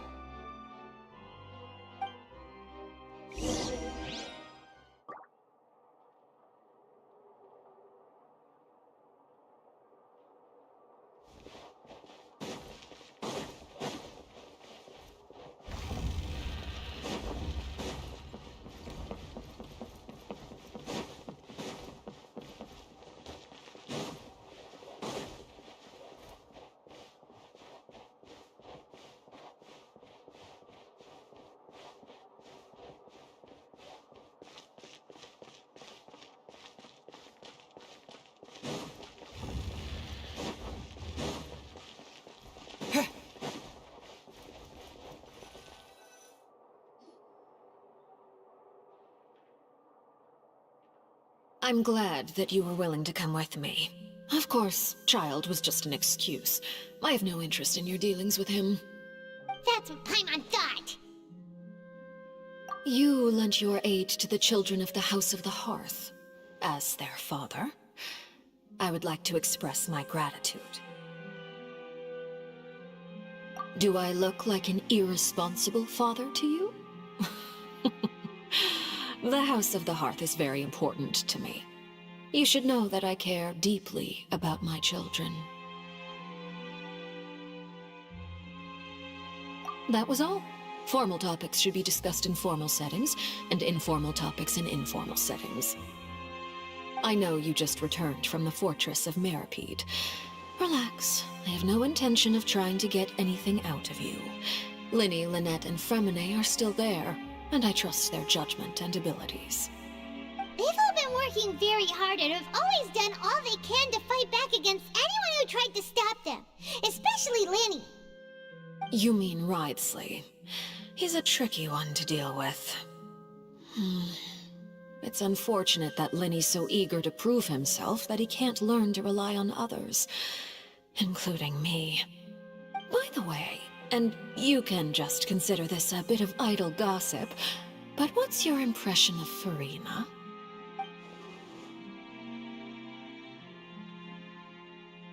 You are outside of our disputes, and the freest person in all of Fontaine, able to move around most easily. Allow me to share my perspective with you. And that's everything that happened during the trial. Master Child was declared guilty and immediately transported to the Fortress of Meripede. Didn't he say he was coming here on vacation? Does he not feel an ounce of shame for all the trouble he has caused?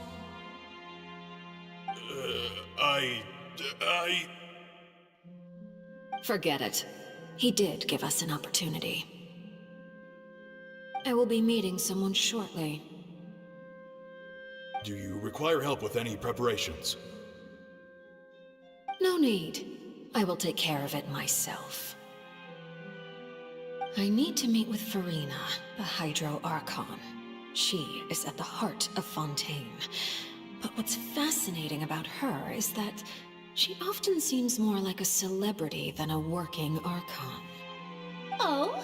Come over here, you little critter, you!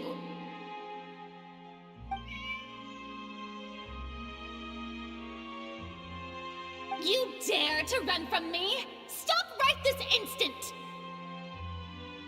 My goal is just to discover the location of the Gnosis. But I didn't expect the chance to approach Farina to be handed to me on a silver platter. This is so easy, it's actually making me a bit suspicious. Anything left unguarded is usually just bait. But no one will blame someone for taking the bait. After all, from the moment it was attached to the hook, the bait is meant to be sacrificed. It's just as I guessed in the second before I struck. The Hydronosis is not currently held by the Archon. In fact, this Archon doesn't seem like a god at all. And I sense that she's under some kind of curse. Who are you? And what are you trying to do? Please don't kill me! I'm begging you, please! The fear in her pupils is genuine, so perhaps she's not bait after all. Either way, targeting her has lost all meaning. I left the scene with ease. Nobody came looking for me, and nobody could serve as a witness to my near assassination of Focalor. I suspect even Farina dares not mention this incident to anyone. Not long after, my informants confirmed what I had guessed. After returning to her quarters, Farina quietly cried alone. She was so scared that she could not sleep that night, nor could she even bring herself to eat her cake. There's no doubt that there's something wrong with her. I began to entertain the possibility that she is not the true Hydro Archon. Perhaps Iudex Neuvillette is actually the genuine article. I have to find the Gnosis. If the Neuvillette hypothesis is correct, he is probably in possession of it. Alternatively, it might have been hidden in a place that's hard for ordinary people to access. Yes, Father. My dear children, please speak. News from the Fortress of Meripede. Master Child has gone missing. On top of that, the contacts and guards we bribed at the fortress have all gone quiet as well. Probably the handiwork of that Ridesley. I'm afraid so. This is a good opportunity. The value of a Harbinger is much higher than most would imagine. We now have an excuse to exert diplomatic pressure on the Fontaine authorities. Set up a meeting for me. I would like to meet the Hydro Archon and Iudex Neuvillette. Oh, and I have an additional mission for you three. Yes, Father. Tartaglia's disappearance was not a part of my plan, but I can use it to make a breakthrough. With this as my excuse, I can ask for an official audience and continue my investigation of Farina and Iudex Neuvillette. The initiative belongs to the House of the Hearth. My wish to investigate the Fortress of Meripede will be a front. Lenny and his group will be responsible for the actual intelligence gathering.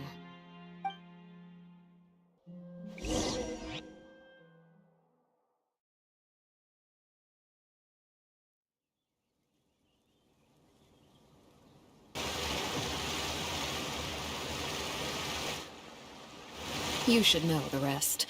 Lenny's group is quite close to you, so they wouldn't have hidden anything from you. You attacked the Hydro Archon? It wouldn't mean anything, even if you shouted it from the rooftops. After all, even Farina herself is still pretending that nothing of that sort ever happened. Alright then. I've now had 2 chances to enjoy tea with Farina. I have to say, the leadership of Fontaine is even more inscrutable than I had imagined. I once surmised that Iudex Neuvillette must be the Hydro Archon, but now, that doesn't seem right to me either. I am a servant of Her Majesty the Tsaritsa. Over my years of service, I've learned how a real Archon conducts and carries themselves. Whether Eudex Neuvillette or Farina, neither fits the bill. It's hard to imagine either of them as the Archon. Of course, that is all just how I feel. Gut feelings often do not require justification. It is, however, quite amusing to me that after all my years working in intelligence gathering, I've come to realize I am at a complete loss regarding the identity of the god of the land of my birth. Don't you think Fontaine is quite intriguing? A catastrophe looms, yet many secrets have yet to rise to the surface. It looks like Fontainians will have no choice but to save themselves. Ultimately, though, one must survive in order to do anything else. Should the need arise, I would be happy to cooperate with you. You don't need to commit to anything right now, of course. I have a feeling that the situation will continue to evolve, and as your name is often connected with noble deeds, I'm sure we will work together someday. He certainly returned quickly. You must want to catch up with each other, so I'll leave you to him.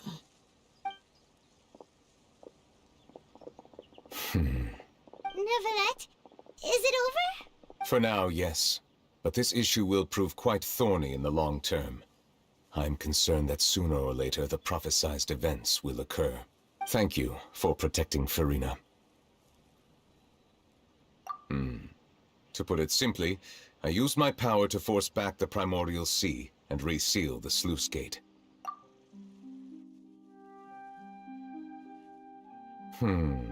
So as expected, the Knave has turned up the pressure on Farina. She's trying to feel her out, though I'm still unsure as to her motives. Permission granted. Whoa. It can't be that you're the real Hydro Archon, right? But that's just a speculation on our part, though. You can't tell us?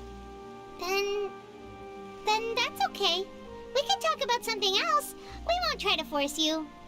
You guys in Fontaine are super strange. If by the phrase, "you guys," you are referring to Farina and I, then although I'm not sure just what you are trying to imply, I must clarify that I do not share her positions on a multitude of topics. I believe so. The fortress has a long and complex history. It has seen much grief and suffering. And now, another catastrophe will soon be upon us. I mourn this turn of events. Huh? Why is it raining all of a sudden?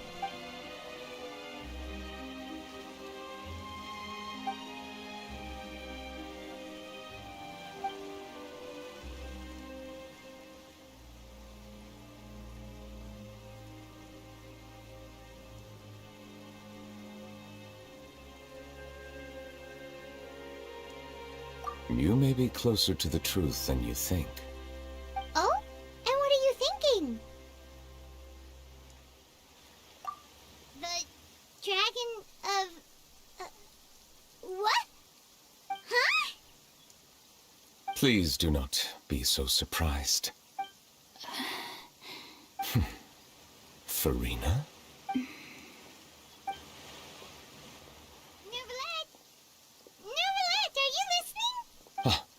My apologies.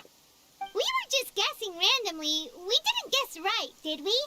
You're not actually the dragon sovereign of water, right? Well, if you don't want to confirm or deny... You guessed correctly. I sincerely hope you'll be able to keep this a secret for me. Right, of course. We'll definitely help you keep it a secret. There's still something Paimon wants to ask you, though. Please, go ahead.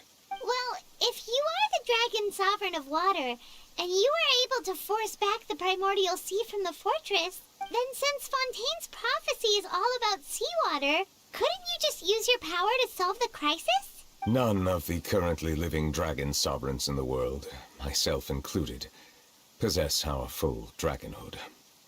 They say that when the first usurper arrived on Tivat, they seized a part of the dragon's power Today, that stolen power is the basis of the Archon's authorities. There are 7 elemental archons and 7 matching dragon sovereigns. The dragon sovereign of water who lived through that era perished a long time ago. As their successor, I know far less of that part of our ancient history. In any case, I believe I will not be able to do much unless the Archon disappears and returns their elemental authority to me. Given the status quo, however, I would recommend finding another way to deal with the prophecy. Oh, so even you can't solve it. I still have some urgent matters to attend to at my office. If you have any more questions regarding ancient history, you are welcome to discuss them with me at a later time. Please go right ahead. There's a place that Paimon wants to go too. Traveler, why don't we pay another visit to the Fortress of Meripede? Paimon is a little worried. We'll see you another time. Take care.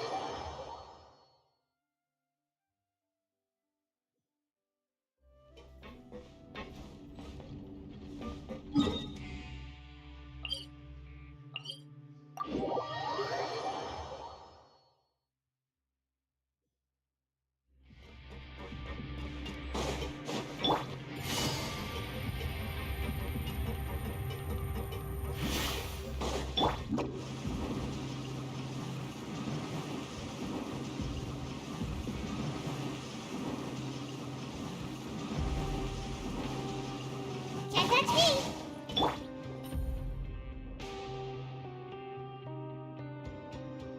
Now guess, what suit will this next card be? A bare-teeth cat? Well, well, look who it is. Traveler, Paimon. Hello, everyone.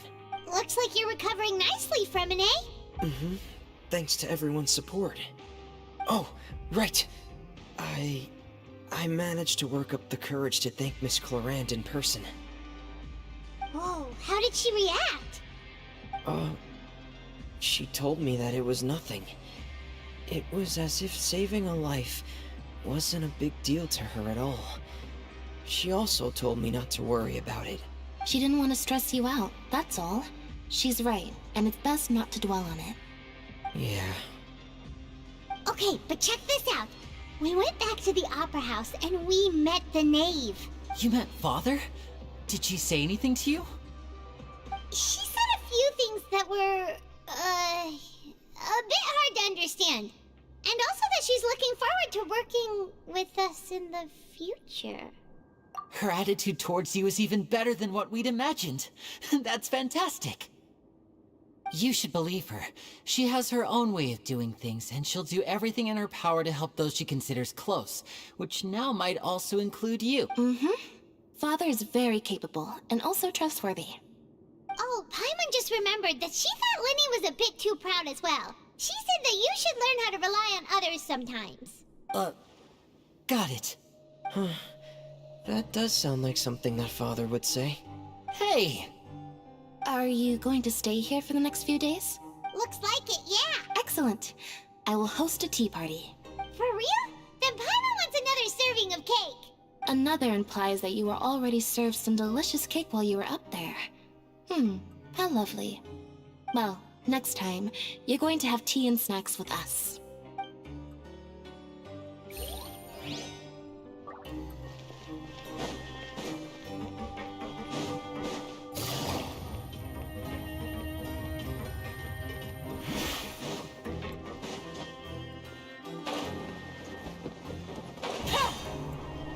Take it easy. Seedream! Traveler, Paimon, you're back! Are you still doing alright? Did either of you get hurt? We're fine, but what about you guys? It was such a huge mess. How bad was it? A few people sustained superficial injuries, but that's about the extent of the damage. Monsieur Nervulette paid us a visit. It was all thanks to him that we managed to suppress the crisis for the time being. Of course, we must also thank you for the help you provided. How did Nervulette know that he was needed here? Well, Monsieur Nervulette has strong resonance with the hydro element. When the water level rises, he can feel the waves produced. I ran into the bombshell bros while bandaging the injuries of the wounded. They were mumbling the whole time about how you just ran down without a word. I'm so relieved to see that you're both all right. If you're not too pressed for time, please stay with us a few more days. Just let me know if you get a craving for any particular dish, so I can have Mr. Walsey get your meals prepared. Oh, and please feel free to visit the infirmary for a break at any time. I'd like to take the opportunity to spend some more time observing your facial muscles as well. Your happy smiles are quite contagious, you know. They're so memorable, and I've missed them immensely while you were gone.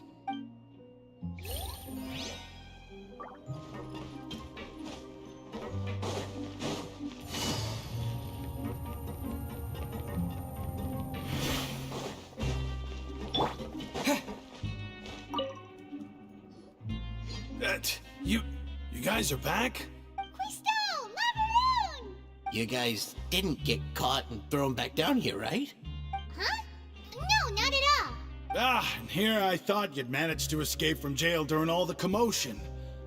I'd held you up as legendary jailbreakers, but now you're telling me you just never left?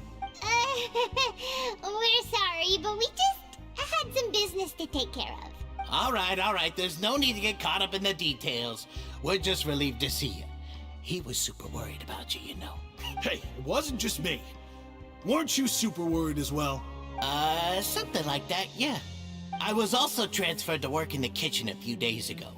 I can still hear Quisto mumbling to the carrots. Are those two all right? Do you think they made it out alive?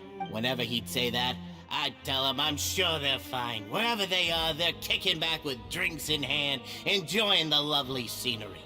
Hey, there's nothing wrong with worrying about your prison pals. Is there? I mean, considering how they always love listening to all my gossip.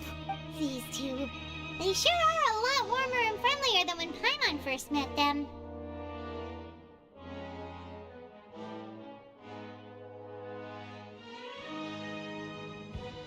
Oh, well, if you say so. I'll be watching you to make sure you finish every last bite.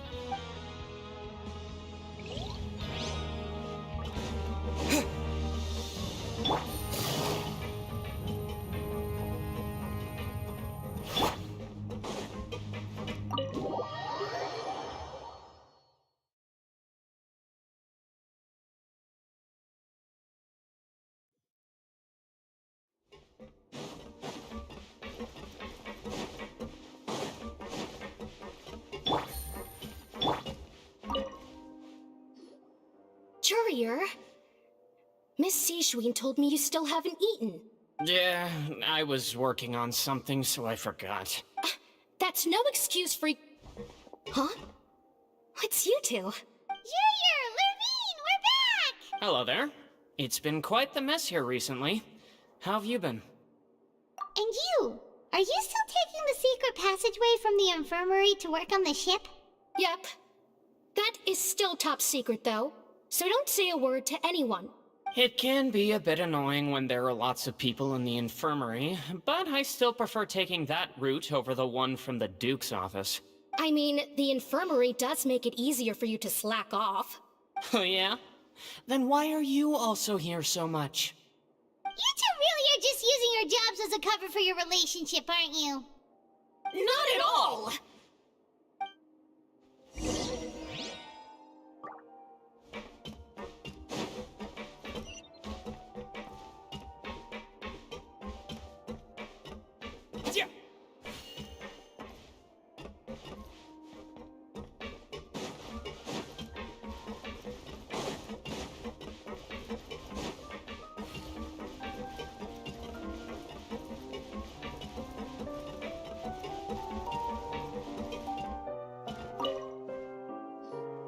Do my eyes deceive me, or did I just see two inmates come back after making it to the surface? Some strange winds blowing of late. doing? Is everything still alright? We're fine, for the most part. Neuvillette came down and took care of the worst of it. If that's the case, why don't you just ask him to stay here? Oh, yeah, what a brilliant plan. Let's go convince the Udex himself to exchange the courts of Fontaine for a puddle of water in the middle of nowhere. He came here in a hurry and left without even stopping for a cup of tea. He did remember to take Miss Sigewinne's gift with him, though. He sure sounds super busy. Miss Cloran has left as well. She also took her gift from Miss Sigewinne. Were the gifts milkshakes? Neuvillette got the milkshake. Cloran received lipstick instead. Those aren't even remotely alike. Well, it's Neuvillette's own fault for making Sigewinne worried about his health by working so much. But besides that, our head nurse is still pretty fond of picking out beauty products for the ladies. Oh, and I have some gifts here for you as well. Are these from Sigewinne too? Nope, they're from yours truly.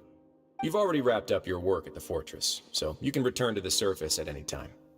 You haven't yet served your full prison term, however, so you may continue to use your cell until your term is up. For real? Then we could stay here for a really long time? You may access the cafeteria for free. Hooray! Just remember to come complete your paperwork once it's time for your release.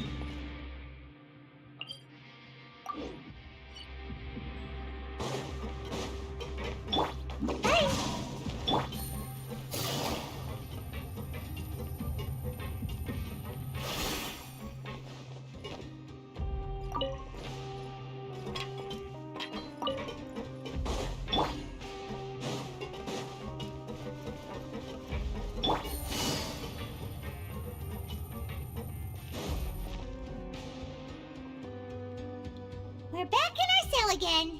We're no longer prisoners, though, so it really doesn't feel the same. Sure feels that way. But the truth is, we never did anything bad to begin with, so I'm not sure why we put so much pressure on ourselves.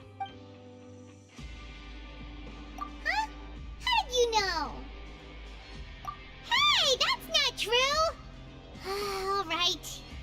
Okay, Paimon just wanted to say that we really are an amazing duo after all. It's like, we've now gone to so many places together and become friends with so many people. We've never stopped traveling or stopped meeting new friends. There are so many bad things in the world, and we're just two people, but we've still been solving problems no matter where we go. Isn't that pretty cool? You're counting Paimon today? Aren't you the only adventurer here? Then let's ask Catherine to give Paimon an adventurer handbook as well. Paimon will also be an adventurer from today forward. Just our thoughts making Paimon giddy. Paimon's gonna crash, so you sleep soon too. The last time we fell asleep here, we woke up to a whole mess outside our cell. The primordial seawater nearly rose up. That was so scary. We should be safe now, right? Alright then, good night to you, traveler.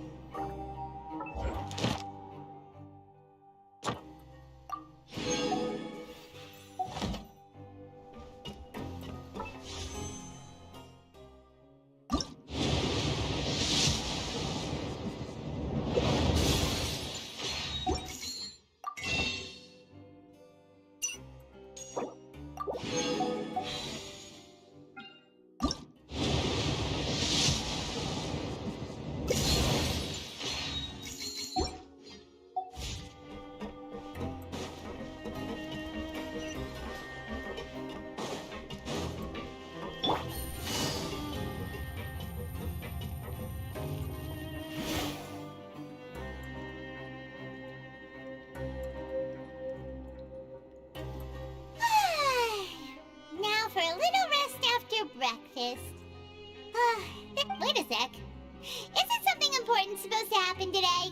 Oh, today's our big day! We're supposed to leave the Fortress of Mirapede! Come on, we've got to go complete the release procedures now!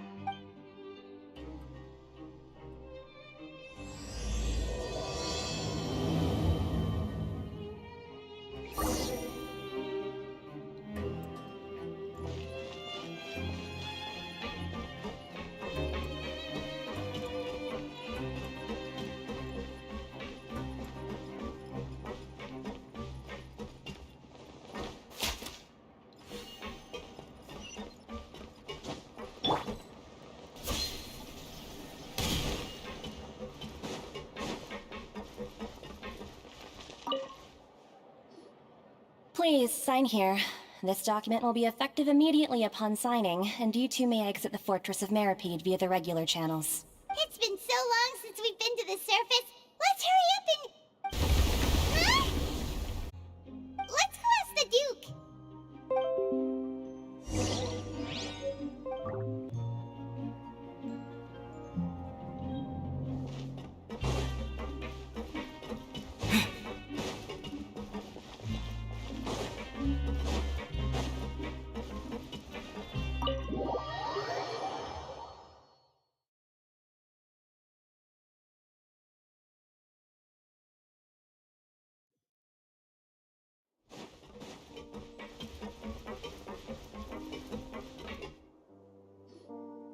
Your Grace? Ah, good to see you two. Is there something you wish to see me about? Yeah, what was with that earthquake just now? Ah, that. The tremor didn't originate from the seafloor. In fact, it seems it came from the surface. Over the years of serving as the warden here, I've developed a sense for distinguishing between what occurs on the surface and what occurs underwater. Besides, the seal that Monsieur Neuvillette set in place won't fail so easily. So the fortress is okay? If you recall our last incident, if there really were a problem, there would be crowds of inmates in a panic right now. Huh, you've got a point. Okay, seems we need to get back up to the surface and ask about what happened. By the way, do you know what day it is today? I believe today is this month's pipe cleaning day. Wait, seriously? Ah, yes. Have you completed your release papers? Yep. It's you two. Are you leaving now? That's right! Today is our last day in prison! But now that Paimon says that, it doesn't feel like we were confined here. It's actually been pretty nice. Oh yeah, Paimon feels fond of this place now. Then be sure to come back and visit. I'll miss you. If you've signed the release papers, then you're free to go. The guards will escort you out. You're not going to see us off? I knew you'd ask. All right, sure. Let's go. Well, you actually agreed. No worries, you must be busy. Paimon was just joking. Ah, so you do have a polite side, I see. After being down here for so long, I imagine you must feel like you're lacking companionship. Shall I come along too? Yeah, don't worry, we'll come back to see you. Paimon really likes the cafeteria here. The chefs sure do know how to make good grub. I hope you won't be here as convicts the next time I see you. We'll do our best to stay out of trouble. Well,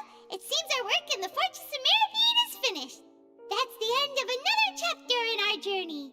And since Nervalet was the one who asked us to come here, we should probably go report to him now. Next up, the Palais Mermonia! You're going to see Monsieur Nervulette? Please pass on our kind regards. I'm sure just your regards will do, no? I believe it would be the polite thing to do. You're right. I've heard the Palais has been terribly busy these days. Tell him that I hope he hasn't been overwhelmed by the recent string of troubles.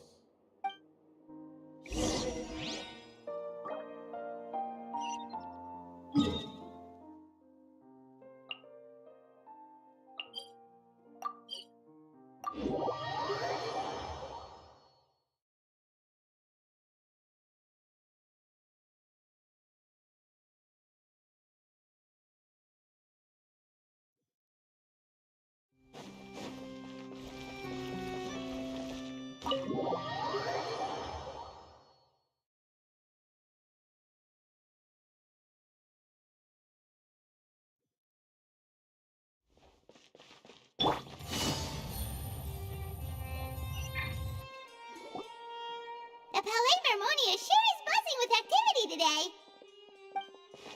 Halt! Huh?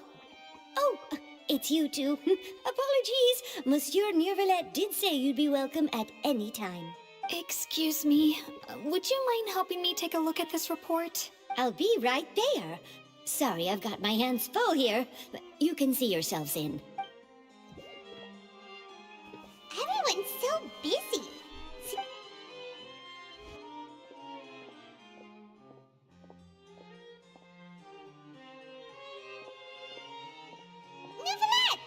Hello.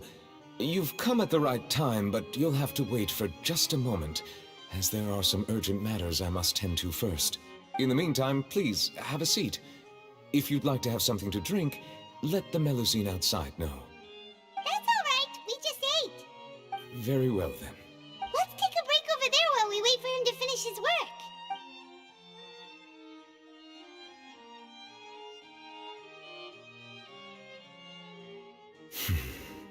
All right.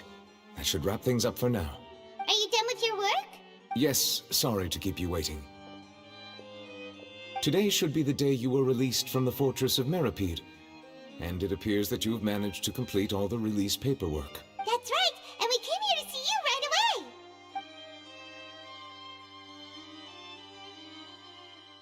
away. A massive whale. Do you have any idea what that might be? Judging from your description, that cannot have occurred in any ordinary waters, but rather something like the primordial sea. A whale of that size and shape cannot usually be found in the waters of Tevat. Therefore, we can only assume that Child is presently immersed in primordial seawater. Immersed in primordial seawater? But how? And is he okay? Most people wouldn't be capable of entering in the first place. I'm not completely sure how he could have gotten there myself. Yes? What is it? Ah, right! Paimon felt it too! We asked the Duke and he said it wasn't from underwater, so we figured you might know something about it. It turns out that I have just received a report about this particular matter. In fact, that's exactly what I was busy with a moment ago. The source of the tremor was here on the surface near Poisson. After the shaking stopped, the water levels in the Poisson area rose at an alarming rate. The water levels rose? Oh no! What about all the people there? Fortunately, the water levels only rose for a short period of time, and have already returned to normal now. However, I still have a bad feeling about the whole phenomenon. If the change in water levels is connected with the leaking primordial seawater, then the situation in Poisson may be much worse than it appears. Navia should be in Poisson, right? We need to go check on her! I would also like to go there as soon as possible, but I'm afraid I can't leave just yet. We must immediately formulate disaster prevention plans for the surrounding coastal areas to avoid potential catastrophes. I'll have to ask you two to go to Poisson first. I'll meet you there to check on the situation once I finish things here. There's no time to lose! Let's get going! Please be careful.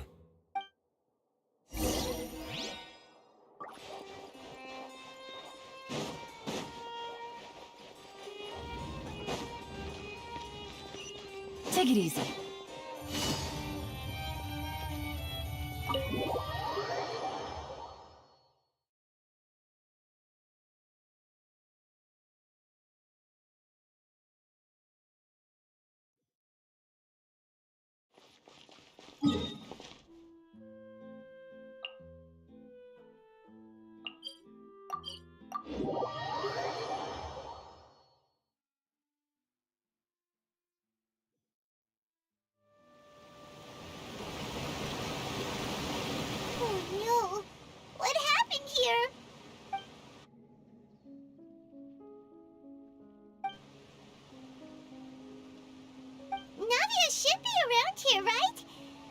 need to make sure she's still...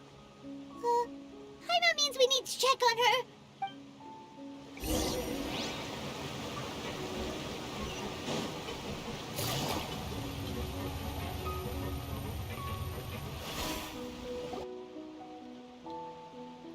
We haven't seen a single soul all the way here. Oh, this is getting scary. What will I ever do now? Look, there's someone on the roof over there.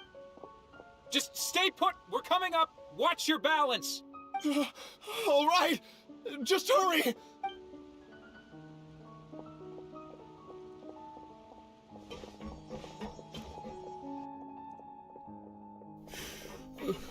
I'm not young anymore. How will I survive on my own? My Desiree! Oh, he looks pretty sad. My leg! My leg! How could this have happened? It hurts! Just hang in there. Help is on the way. You can hold my hand if it makes you feel better.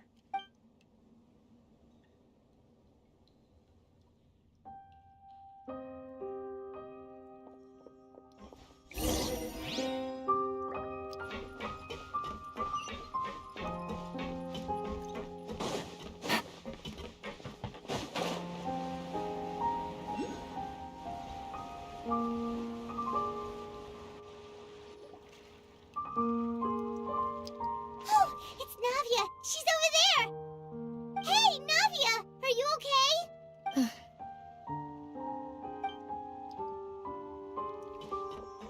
You're here. We heard there was a situation in Poisson, so we came as quickly as we could. Yes. As you can see, the water level suddenly rose. It caused quite the disturbance, in fact.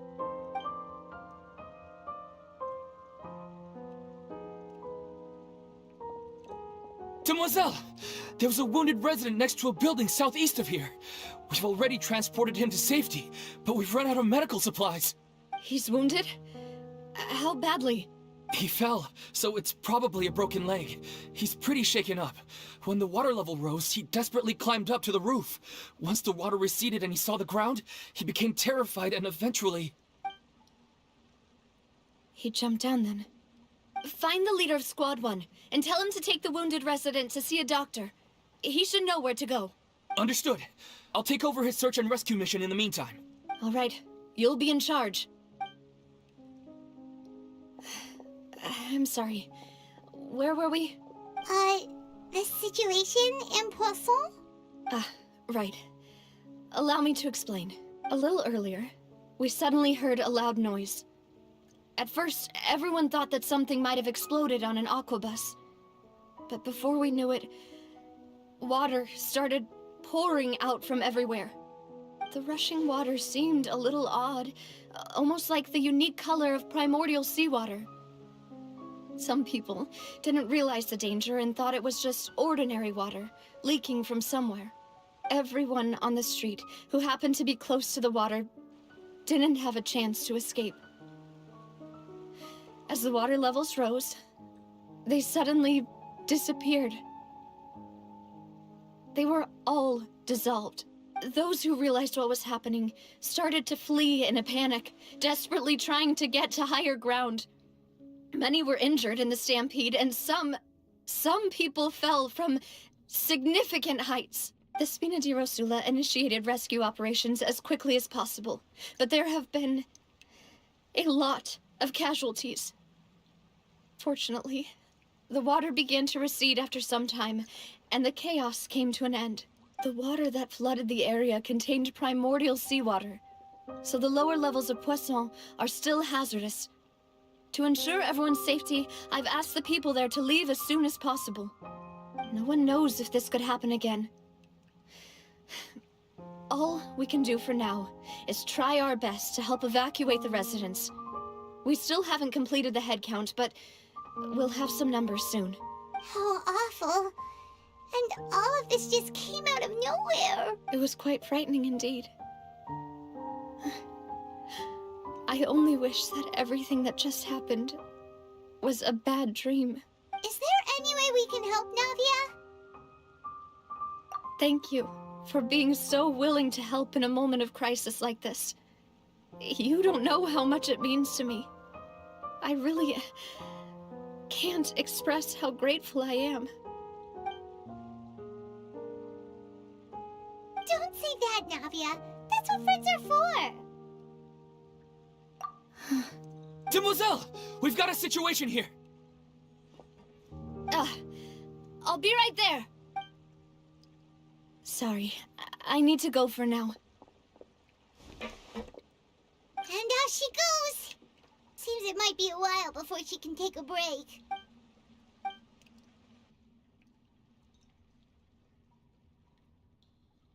Okay, the wounded are being tended to, and we finished a preliminary head count. More support has just arrived, so I suppose I finally have a moment to focus on my own matters. Of course, we should remain ready for anything, and continue doing our best to rescue others. I'll be sure to have everyone at the Spina di Rosula ready to render assistance.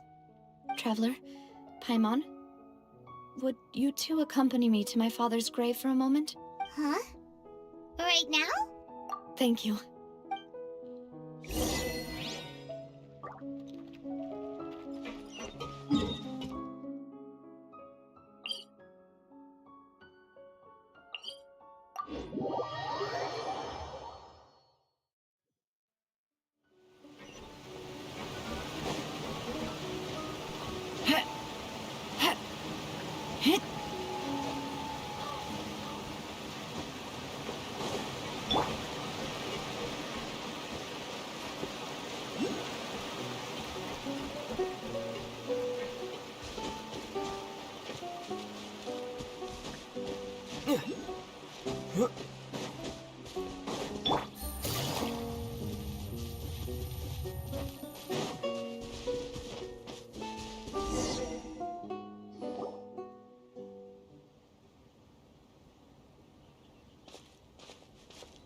Not a lot of people here, huh? Well, given the time of day and the whole situation in Poisson, Paimon doesn't think there'd be a ton of people here visiting graves. Right. That's how things are now. The living are so exhausted that they've no strength to spare any words for the dead. Navia?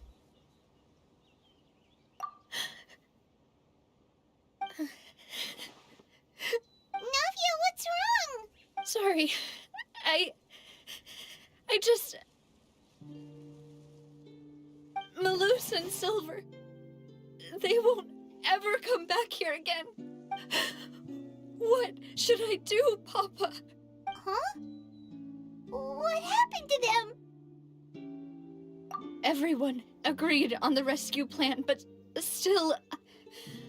I was the one who initiated it. They were helping evacuate the residents, but they couldn't leave in time. And they were caught in the seawater.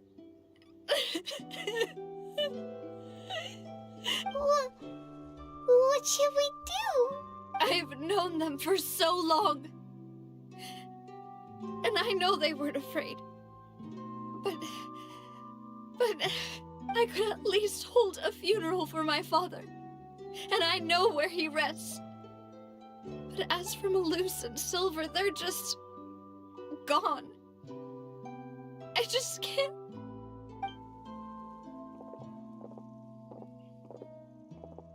Everything looks so clean after it rains.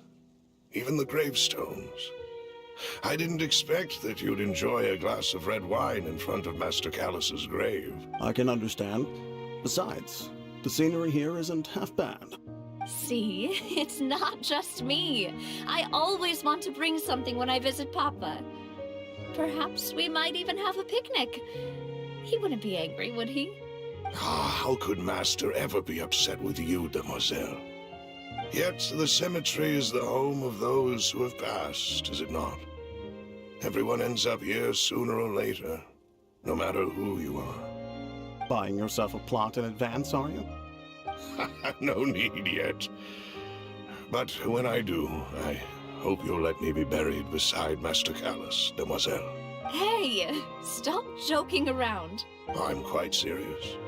That way, it will save us both the trip to see each other whenever you visit your father's grave. That makes sense. In that case, can I be buried on his other side? After all, besides you, demoiselle, the two of us could certainly be considered Master's closest companions, no? Personally, I believe we fill those shoes just fine.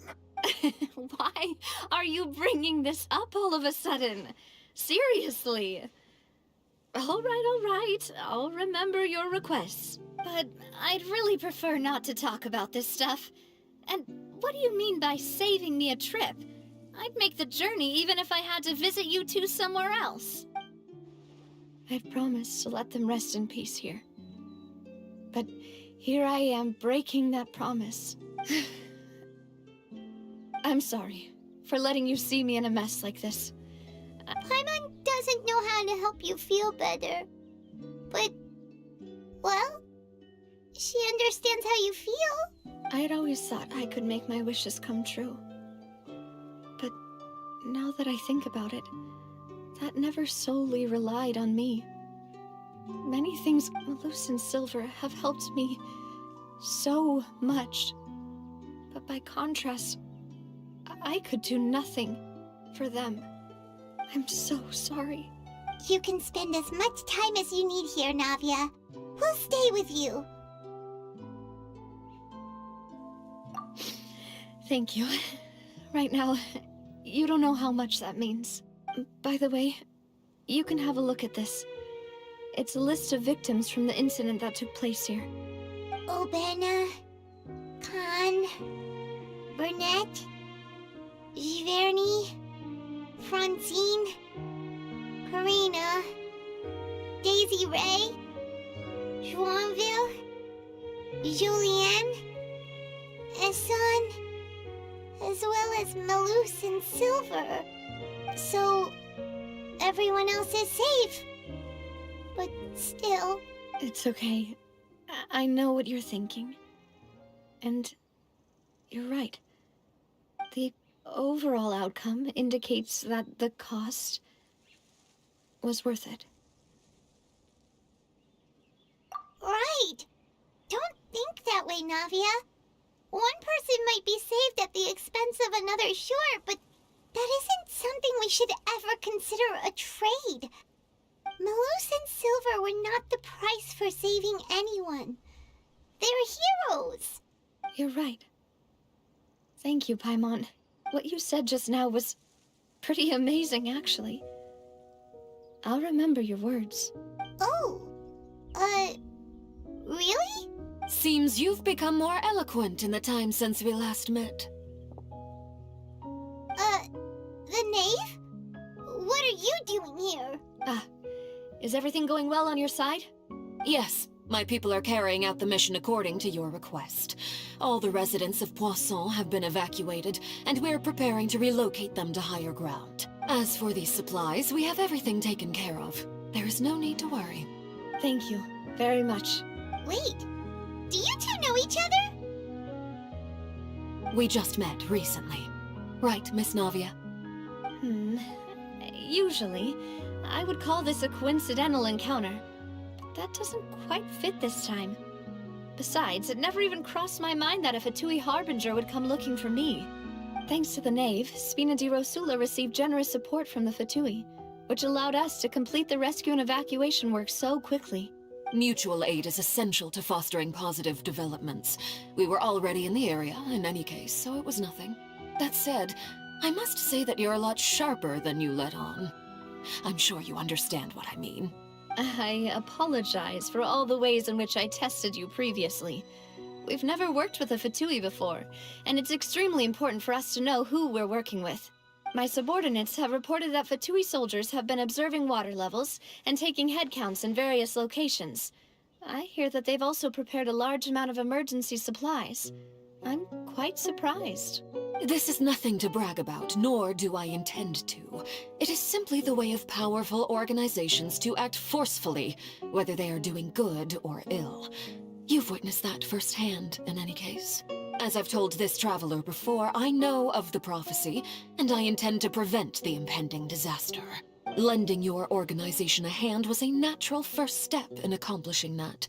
As such, do not be troubled by this token of our sincerity. Perhaps one day, you'll also be able to help me in the same way. Without your help, there would have been many more casualties. I won't forget your kindness. Furthermore, I sincerely regret what happened to Malus and Silver. I only wish that my people could have arrived a little earlier to prevent this from happening. Don't say that. You and your subordinates did everything you could. As Paimon said, Malus and Silver didn't choose to sacrifice themselves for any specific person. And they weren't the price paid for other salvation. They chose to become heroes themselves. I've never liked hearing people put it that way. It's like trying to relieve pain by saying some noble-sounding words.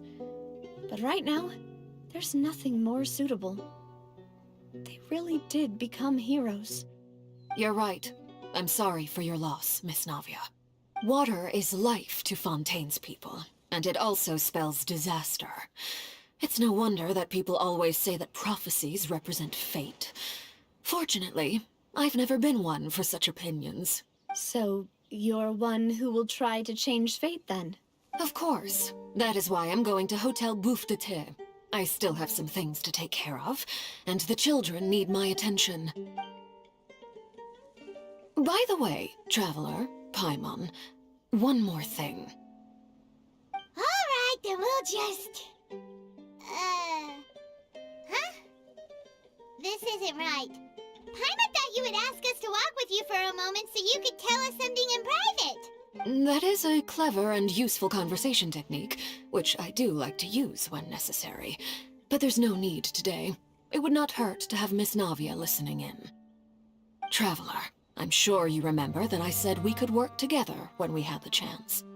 You and I both know that there may be issues with the Primordial Sea.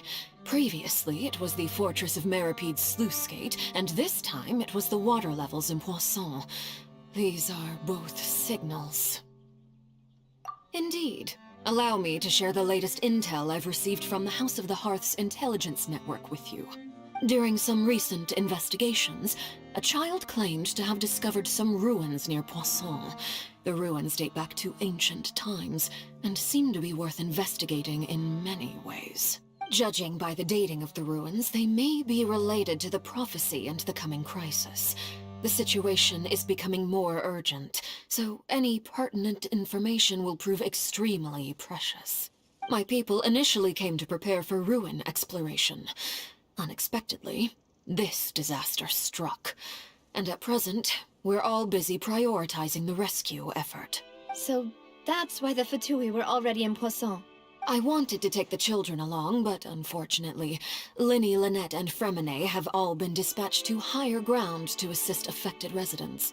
Linny told me that outside of the house, the person they trust most is you, which is why I want to give you this task.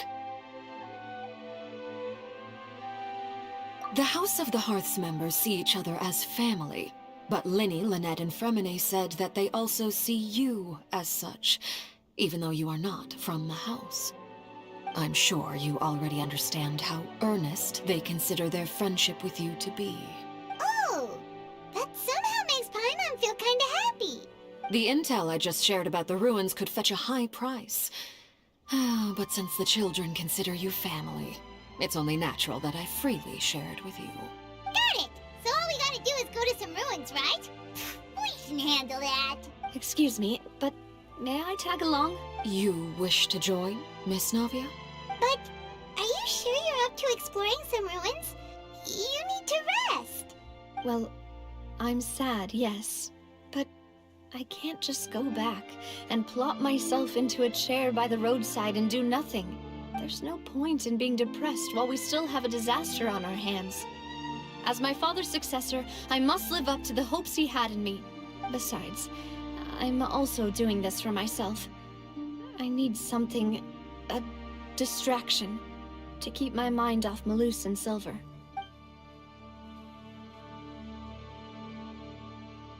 Since you put it that way, I have no objections. What do you say, traveler? All right. The ruins are to the south of Poisson. Here's the map. Okay, the three of us will handle it. Come on, let's pack up and get going.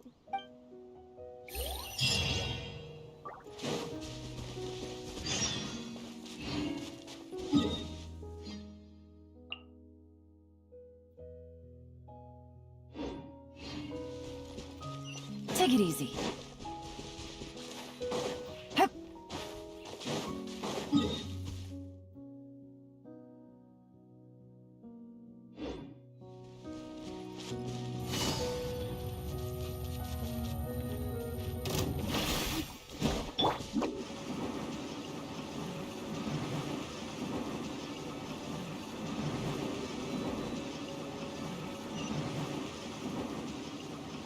And away I go!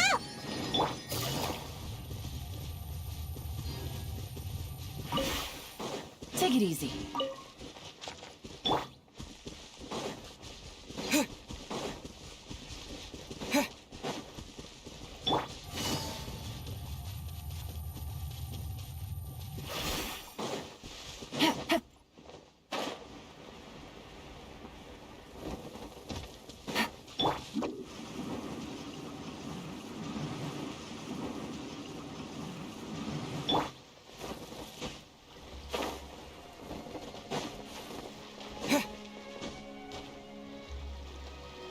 So, are these the ruins the knave was talking about? Whoa, talk about old. They seem to be pretty ancient, all right. Let's go in and have a look. Just be careful.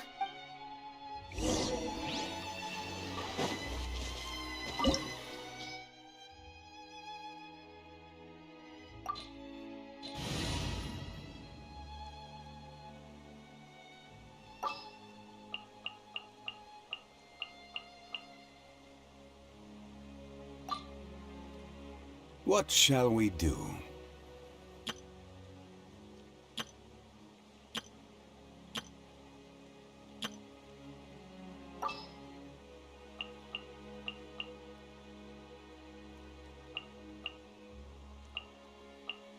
Let the wind lead.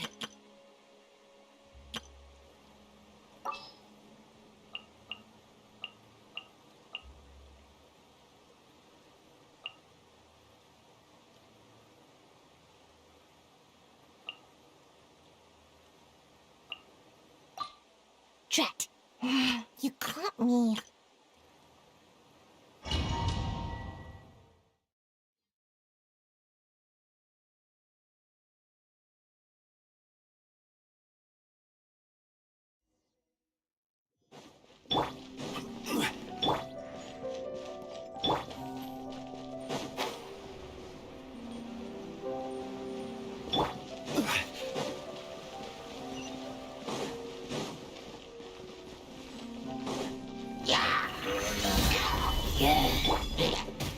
Think you can get away? Access denied.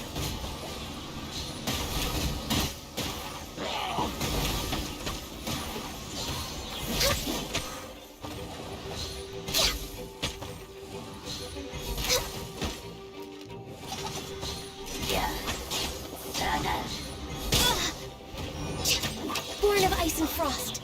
Dada Kundala.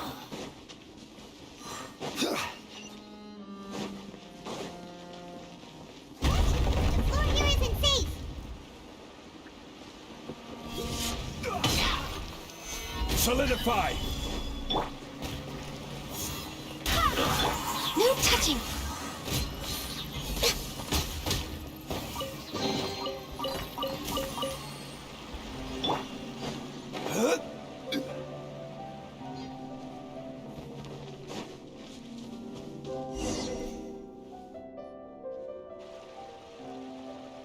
This place has also been contaminated by primordial seawater. Yeah. And a lot of it, too. A Fontainian would most likely dissolve the moment they fell in. Right! You can't go down if there's primordial seawater.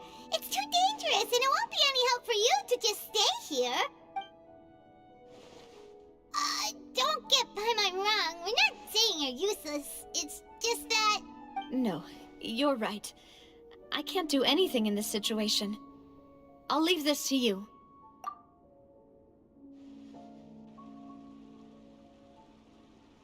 That complicates things. Maybe the only way left is forward. In that case, do you want to wait for us here? The water levels here are unstable, and there's a chance the water will rise. So, staying here wouldn't be safe either. I'll go together with you. Perhaps we'll find the exit just up ahead. All right. Come with us for now then, but please be careful.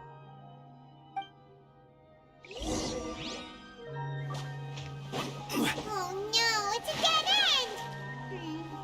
Let's try climbing over from the side.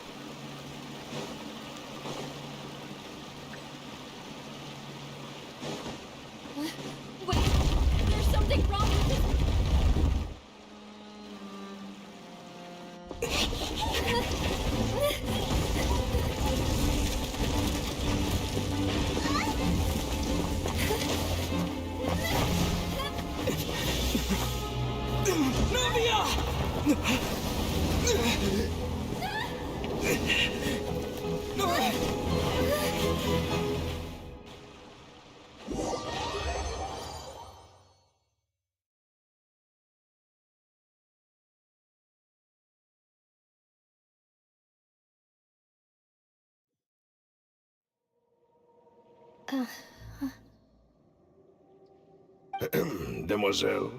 Huh? Demoiselle, what are you doing here by yourself? Would you be standing here till dark if I hadn't come to get you? Maybe she just wants some time to herself, Malus. Oh, was I sleeping? Yes, it would appear so. I must be tired. That's quite possible.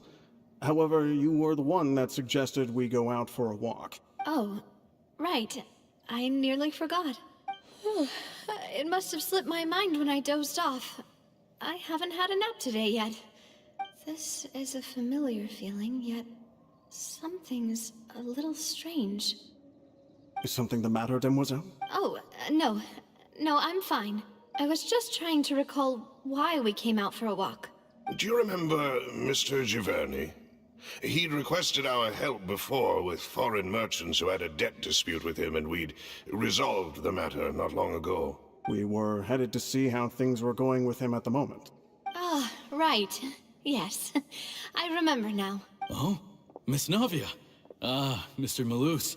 And Mr. Silver, too. It's good to see all of you. How have you been? I've been great. Thanks to your help, those bothersome merchants finally realized that I wasn't the one they were looking for. They were knocking at my door day and night. Even my neighbor, Obina, was getting fed up with them. Sometimes force is required to calm someone down and get them to listen to what you have to say. That's right. Oh, yes. One moment, I have it right here. Miss Navia, these are some flower seeds that I prepared. Please take them. They're a very good variety, and they'll become very big and beautiful once they bloom. I don't know what we would have done without your help, so this is a little token of our appreciation. I hope you won't refuse. Did you cultivate them yourself? Thank you so much. I'll certainly take them. Why, we can have as many pots as you'd like, Demoiselle. Perfect. In that case, we'll swap out some of the decorative plants for some of Mrs. Burnett's flowers. Very well. Wait. Something seems to be off here. Excuse me, madam. If I'm not mistaken, your name is Burnett, That's right. Is something wrong? No, it's nothing. This is the first time we've ever met, but your name seemed familiar to me. I must have heard it when I was discussing things with your husband previously. I've heard this name before. Sometime recently, I'm sure of it. And why are there so few people around here? Where did everyone go? We must mind the time, demoiselle. We still have important things to attend to today. Huh? We do? Like what? Well, now, did you forget? Miss Navia, here you are. I've been looking for you. Please, come to the Opera House. Your trial is about to begin. My trial?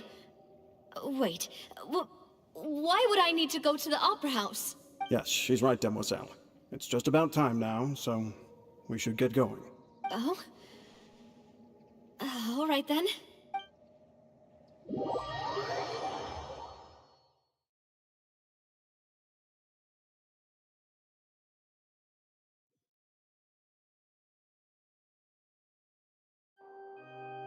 Look, it's Navia! She's here! And her two attendants are with her!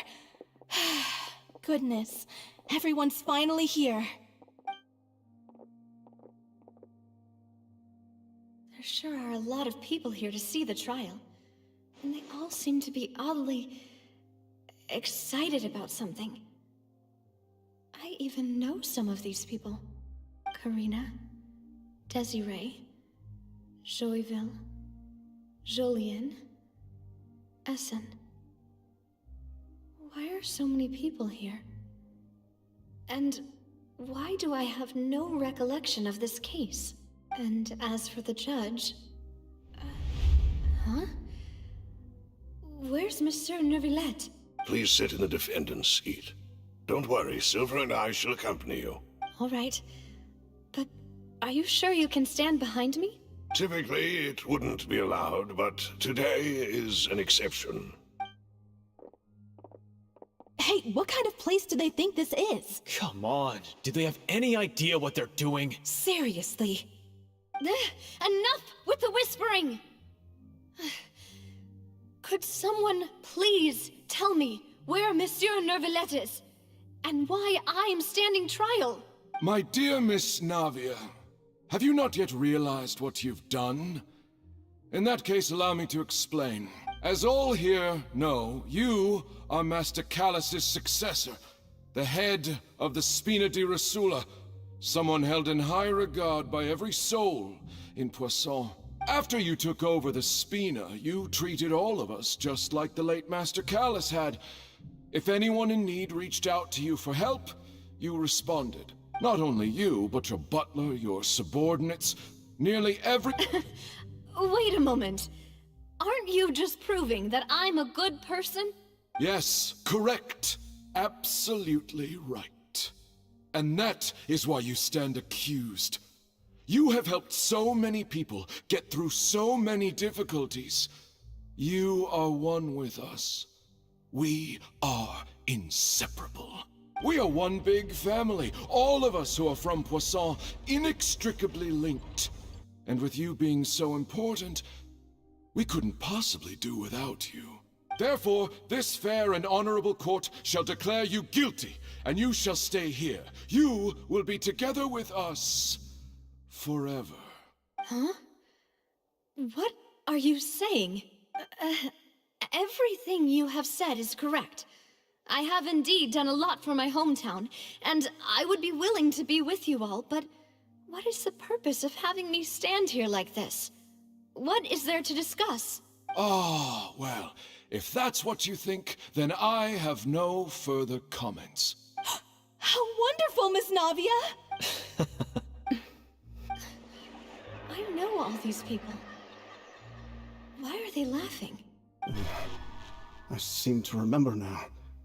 Yes, I get it. This trial is... Wait just a moment. This isn't right!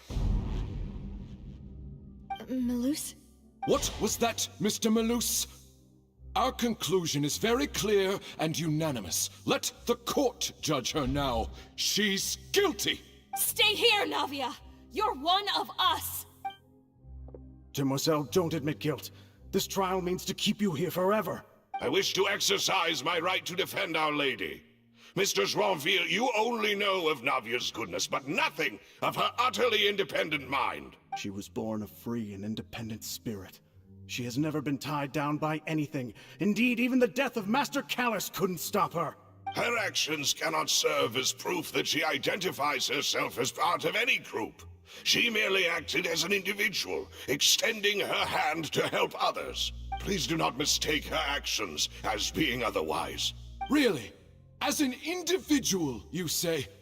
Don't forget, we are all Fontainians here. This is the nation of justice, the nation of Hydro. Even if Miss Navia only voluntarily rendered her assistance, that doesn't change the fact that her beautiful soul must return to everyone. Water accepts all, blends with all. It will surely accept her kindness. Everything is measured here in the nation of Hydro, and in the end, everyone shall meld together. Thus, when a unanimous opinion emerges, that opinion represents justice. Now, I speak for everyone. Our opinion is consistent. Navia should stay. We and Navia are one. And you would call this justice? Preposterous. You are merely jealous that Demoiselle still has a chance to exist as an individual. Have you forgotten how much you all once longed to become individuals, to become independent? Do you mean to defy our justice? If your justice is flawed, then why should we acknowledge it? As you said, we can also have our own justice. Silver and I shall defend Demoiselle. And that is how we will enforce justice. Ugh, my head...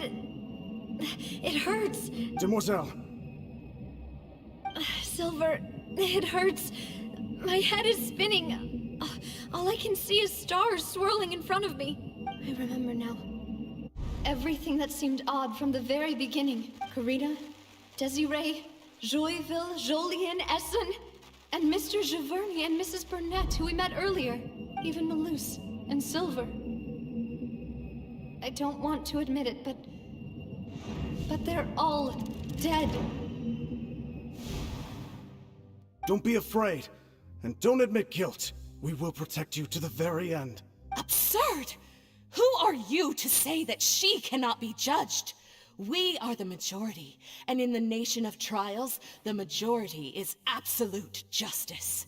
We are the will of all. Don't let them escape! We shall keep Navia here with us! Mr. Malus and Mr. Silver, must you be so stubborn?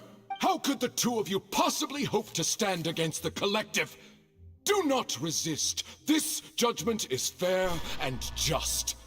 Navia belongs to us. After all that happened, she should not be left alone in Poisson. What are you saying? No more excuses! She says we're jealous. Jealous? How could she possibly be an independent individual? What's with these people? Who's jealous of her? She belongs to us! Miss Navia, she... Silence! That's...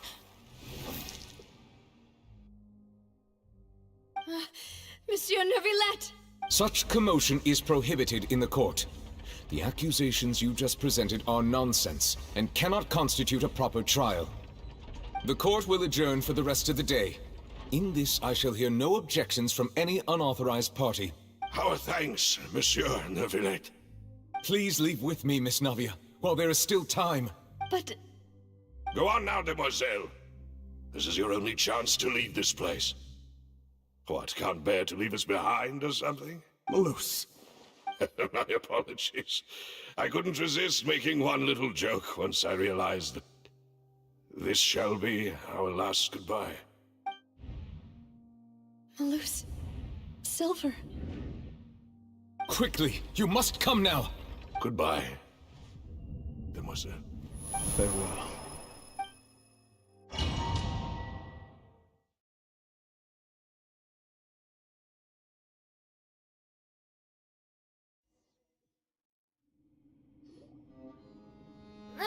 right! Just a second! Navia? You're awake. Good. I must have been dreaming.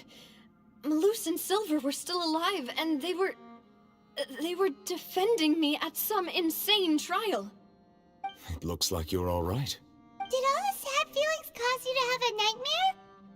Paimon could give you a hug. The ruins you were exploring suffered a cave-in. When I arrived, I found you falling toward the water. You were just about to be dissolved within, but I What is it? I think I saw 2 Oceanids protecting you. It was only for a moment, perhaps even a fraction of a second, but they gave me the chance to retrieve you. Were it not for their intervention, I would not have been able to rescue you before your consciousness dissipated. Wait, did you say Oceanids? You mean like what happened with Vache? Perhaps those 2 Oceanids were the people you saw in your dream. I always told them that they didn't have to protect me. To think that they'd keep doing so even after death. Please come with me.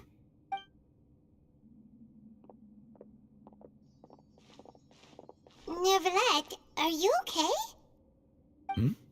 Oh, I am quite all right. Perhaps there's something we could chat about? Why do you look so stiff all of a sudden? Oh, Paimon knows. You're the type who feels awkward when there's nothing to talk about, right? I merely thought that we should give Navia some time to herself. Huh? Why didn't you just say so then? Don't you think it's even more awkward to call us over like this and then have nothing to talk about? I suppose so. Ah, Sigewinne. I hope all is well with her these days. Her work in the Fortress of Meropide has not been too much for her, has it? No way, don't worry. She's doing fine down there. She's an amazing head nurse. I see. Well, that is good. I have always worried that Sigewinne would need a lot of time to understand the world of humanity, just as I have. Oh, and the Duke also says hi. Even though Sigewinne made him do that. He hopes that you haven't been overwhelmed by all that's happened lately. Thank you. I have indeed been busy lately, and I also hope that everything is going well in the Fortress of Meropide. He still doesn't know what to talk about. Let's chat about something else then. So, Neverlet, you're probably quite the swimmer, huh? Yes, of course. This isn't going anywhere. Let's try something else.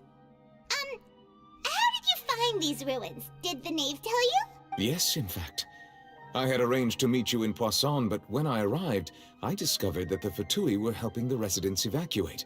They had even transported a large quantity of supplies to the area. Amid my astonishment, I ran into the knave, and we had a chat. She informed me that she had asked you to investigate the ancient ruins here. Yeah, we originally planned to meet up with you, but we thought you might still be busy with all those official documents. We didn't think exploring the ruins would take very long, and who would have thought you'd wrap things up so quickly?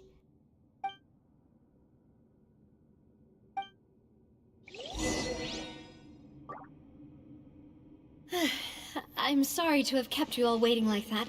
I'm feeling much better now. I guess we should get going again. Will you come with us, Monsieur Neuvillette? Yes, if you wouldn't mind my company. All right! Another one joins the party! Let's get going then! Yeah. Born of ice and frost.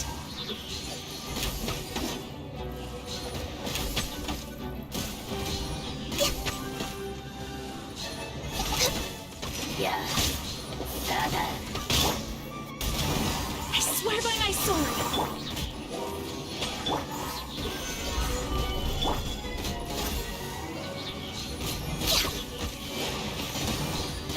We're way behind schedule.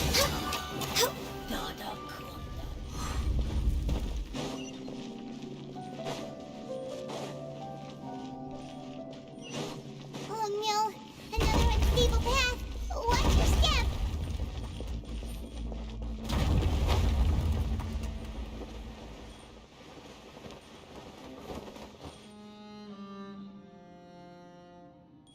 We're way behind schedule. We're way behind schedule.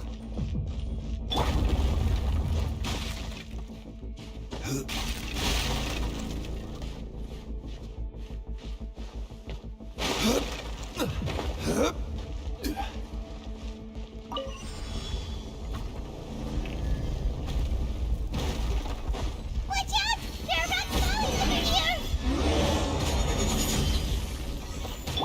Let's play! Time for takeoff. Next on the agenda, all hail! Wait, hear me!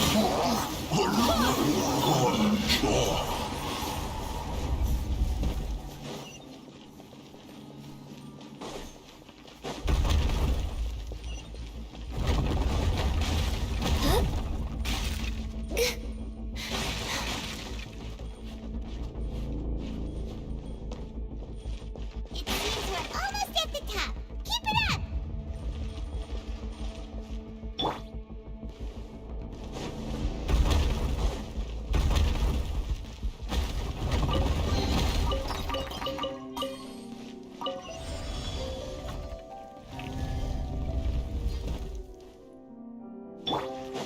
Think you can get away? Who is one? Solidify! Order guide you. I swear by my sword!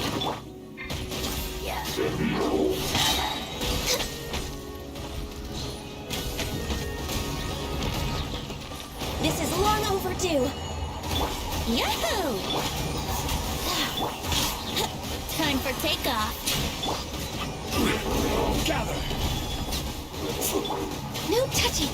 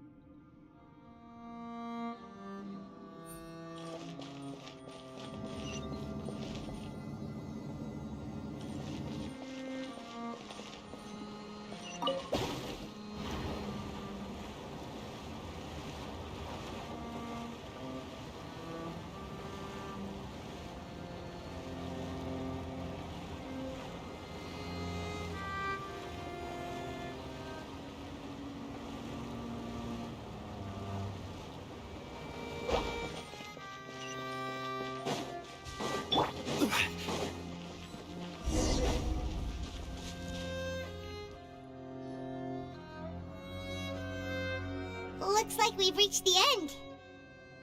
This is the place. There should not be any other hidden spaces in the vicinity. The path sure had some twists and turns, but it turns out that this place isn't actually that big.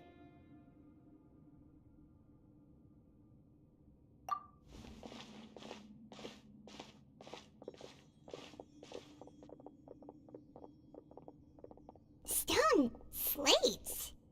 It seems like they were put here as an offering.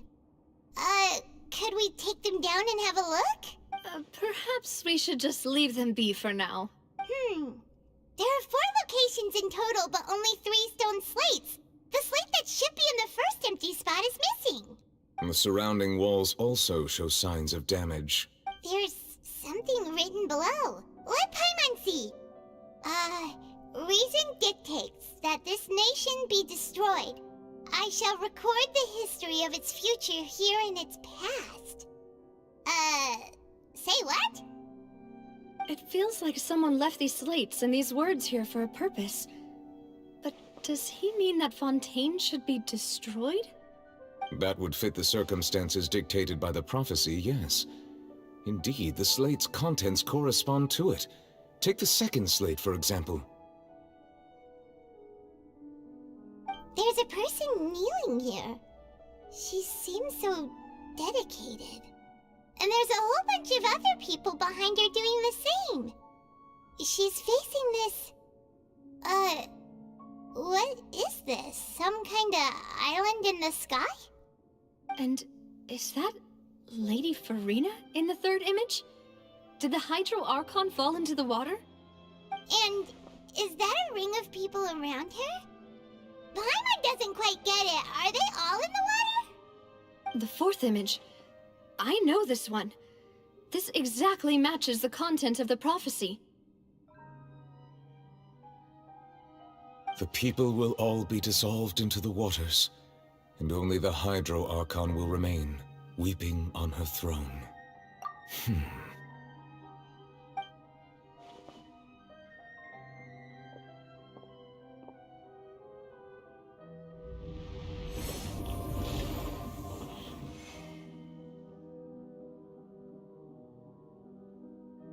More information should be hidden in these slates, but I fear I cannot easily uncover it, most likely due to us missing the first slate. I am very sorry. Don't blame yourself, Monsieur Neuvillette. Deciphering ancient stone slates isn't one of your duties. Ooh, Paimon's getting the chills just looking at these slates. This says that it's the history of the future, right? That means the prophecy's sure to come true. I really hope it doesn't mean that. Still, Paimon feels like these images are kind of weird when you look at them together.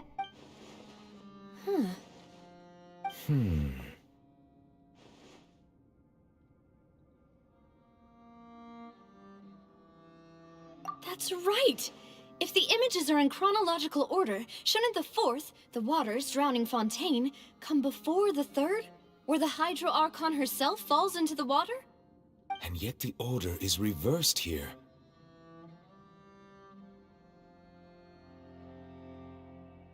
If we go by timing, Lady Farina only emerges in the third image. That means that the person in the second image might be the previous Hydro Archon. Egeria, then. I had never met her, but her appearance here does match the records. The previous Archon kneeling before the floating island in the skies, as if confessing a sin. Did she herself commit that sin? And if not, why would she be in such a posture? Also, I'm still wondering why these ancient stone slates are here at all. Judging from their contents, could this place be the origin of the prophecy? Does that mean that someone, or some people, once saw these slates? But who would have created these slates and left these words here? It seems that any further clues will have to come from Farina. In that case, there's no time to lose. There's nothing else to be gained here, so let's head back first. Yeah, we better get somewhere safe for now.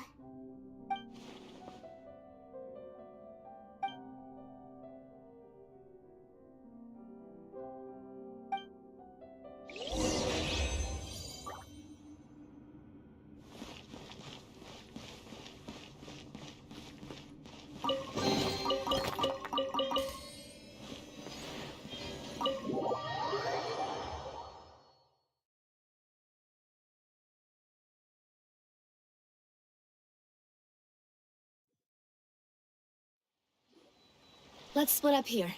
I'm going to check on what's happening with the Spina. You know how it is. There's some things you just need to be there for yourself. You still have energy for that, Navia? Paimon's already beat! Just head back to the Fleuve Cendre and have a rest then. Thanks for keeping me company all this time. I'll depart as well. Thanks for your hard work today. Rest well, everyone. Traveler, I will go talk to Farina tomorrow morning to ask about the stone slates. I'm sure that you're concerned about this matter as well. If you have time, drop by my office. I will share the results of our discussion with you. Are you really gonna talk to her about this directly? Will that be a problem? Paimon's getting a little scared now that it's come to this. She has long been harboring secrets, and will not give them up easily, which makes it all the more my duty to ensure that she understands the present situation. Alright, we'll leave it in your hands then. You're probably the best person to talk to her anyway. I will be carefully considering my words tonight. Traveler, Paimon, our safe house at the Fleuve Cendre is always open to you, as ever. So please don't think you're an imposition. Alright, I'll be on my way then.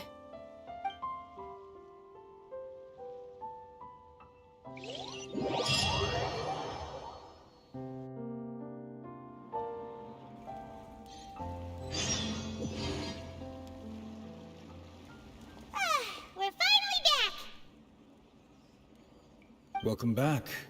We've got a special menu prepared for you two tonight. Yay! And there's good food too! No, the boss is the best. Ooh, desserts! Nice! These are all Paimon's! Paimon's already starting to forget what happened today. Oh, that voice. Is that who I think it is? Huh? It's you two. What are you doing in Fontaine?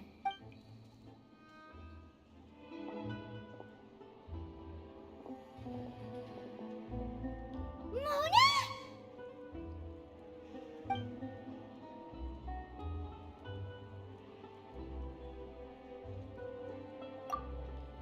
Seriously, nobody just uses a scry glass whenever they've got time to just see who they'll meet on the road.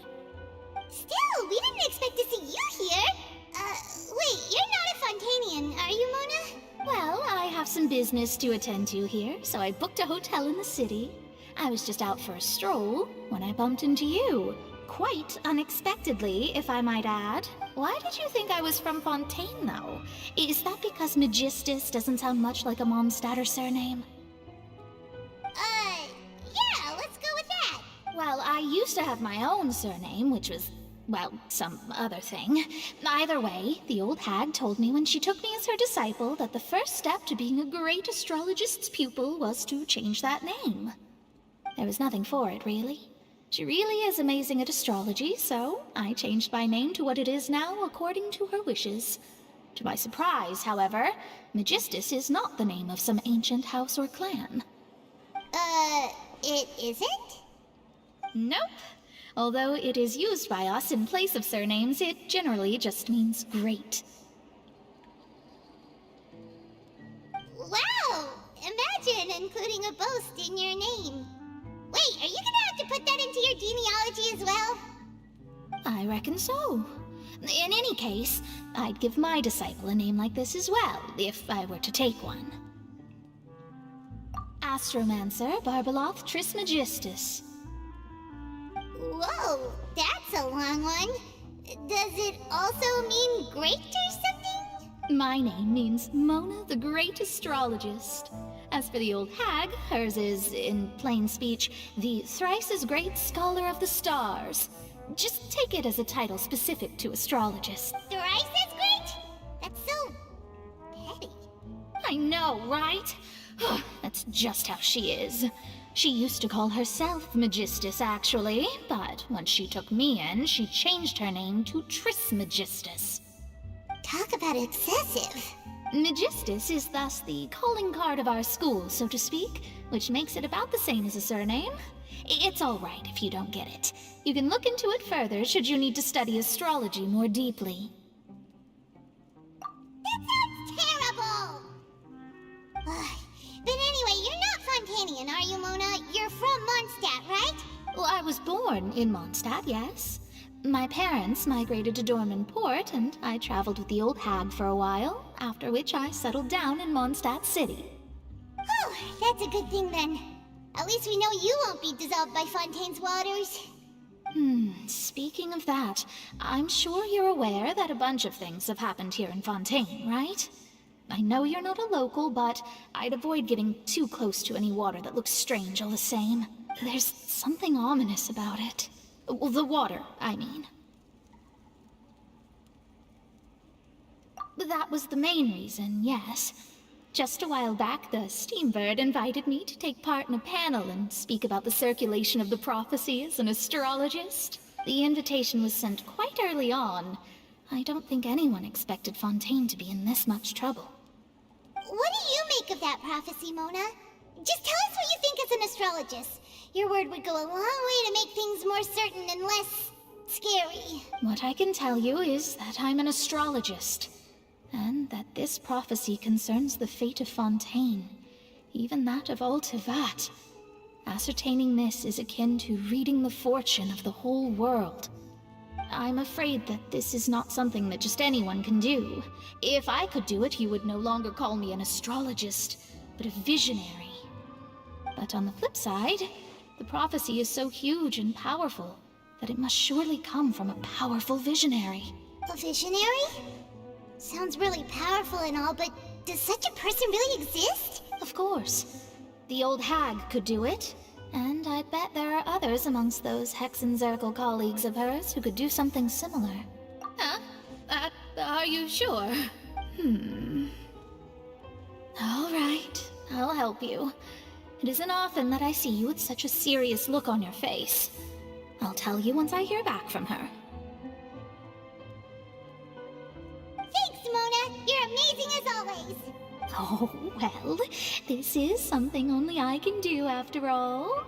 So yes, your praises are quite welcome. That's the greatest of astrologists for you!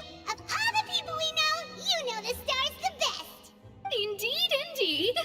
That's the spirit. Oh, sorry. I came to see what all the commotion was about. If there's anything you need, do not hesitate to inform the Spina di Rosula.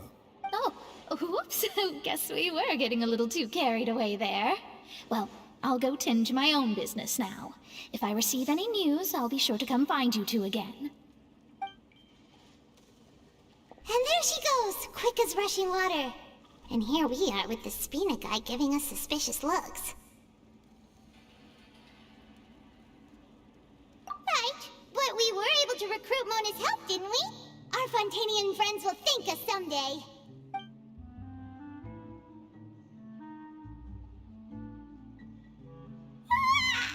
Good morning.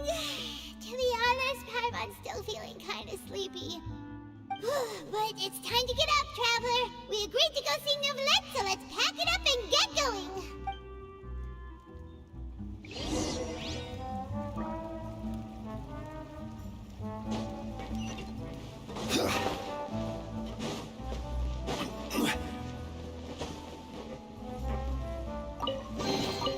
One man's stone is another man's gem.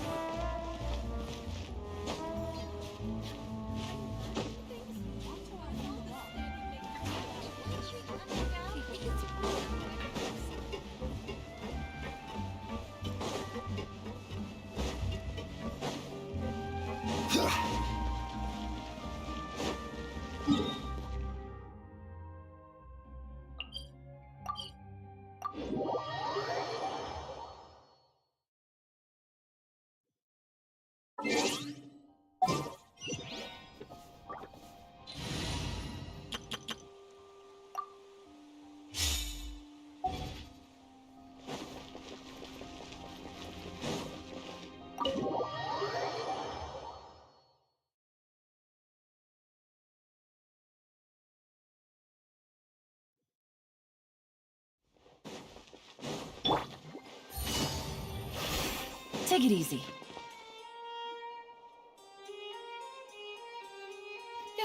You're here! Finally!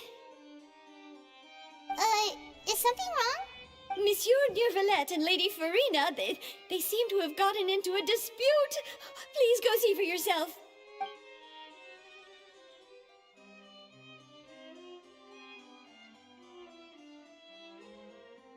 Like I said, I've already explained everything. And yet the problem has not been properly solved. There is little space for excuses between us. It is not my intention to offend you, but please, tell me where you stand. You are the Hydro Archon Focalor, are you not? Look at this. This is a list of the victims from the recent Poisson incident.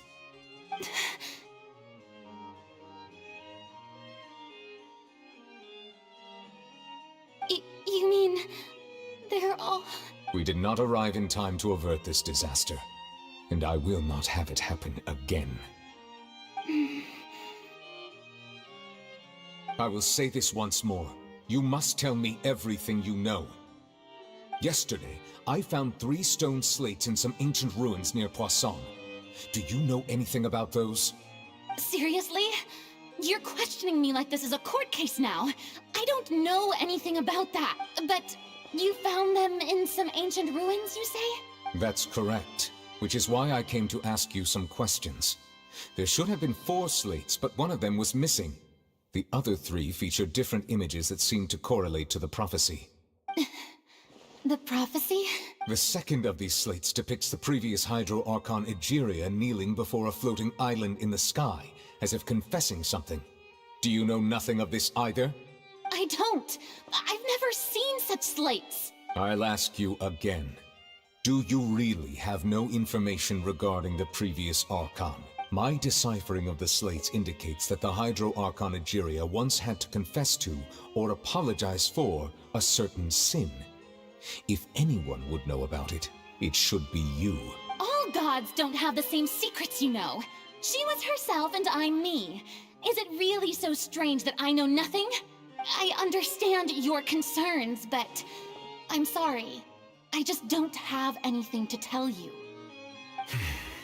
Forgive me for saying this now, Lady Farina, but I have long known of your various secret investigations into certain matters. There are several indications that you have been investigating the prophecy on the sly. This is not strange in itself, considering that you are the Hydro Archon. But it is strange that you should also claim to not know any of Egeria's secrets, as well as do nothing following your inquiries. You have never been as superficial as you have presented yourself to be, nor are you a fool. And yet, your behavior is very inconsistent.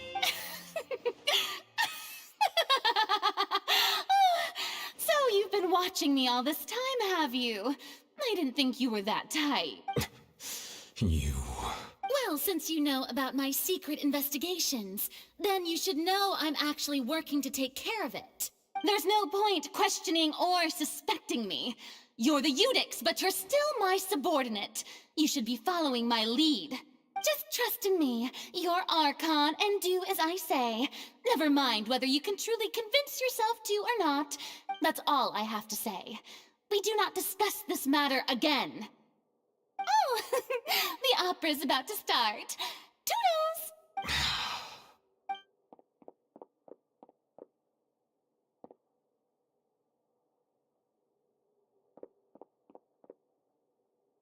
Did Farina not notice us standing by the door? Wonder what's up with her. I assume you've been outside for a while now? Oh! You noticed! Seems Farina didn't even realize we were here. She was in a great panic, though I cannot discern the reason. Our discussion reached impasses time and again, a state of affairs that we cannot allow to continue. Still, I do not understand. Dialogue is the basis for understanding, so why did she keep refusing to engage? Everyone in her inner circle has noticed that she is hiding some secret. The issue is her attitude. I fear that she will not reveal anything unless absolutely forced to. We may have to create a situation in which she will have no choice but to speak. Oh? Like what? Normally, people will only reveal the truth when standing trial. Perhaps we must have the Hydro Archon experience just such a scenario. But Farina's seen so many trials, and she's really good at dodging questions. How do we make sure that she won't just slip away at the first chance she gets? We will need to consider this thoroughly, join forces with various parties, and then do what we can. If at all possible, I would prefer to recuse myself from this affair, but we must prevent the prophecy from coming to pass. This may be cruel to her, but all Fontaine is in crisis. The information a god possesses is too precious, and so we must take a chance on this. But who will lend us their aid to do such a thing?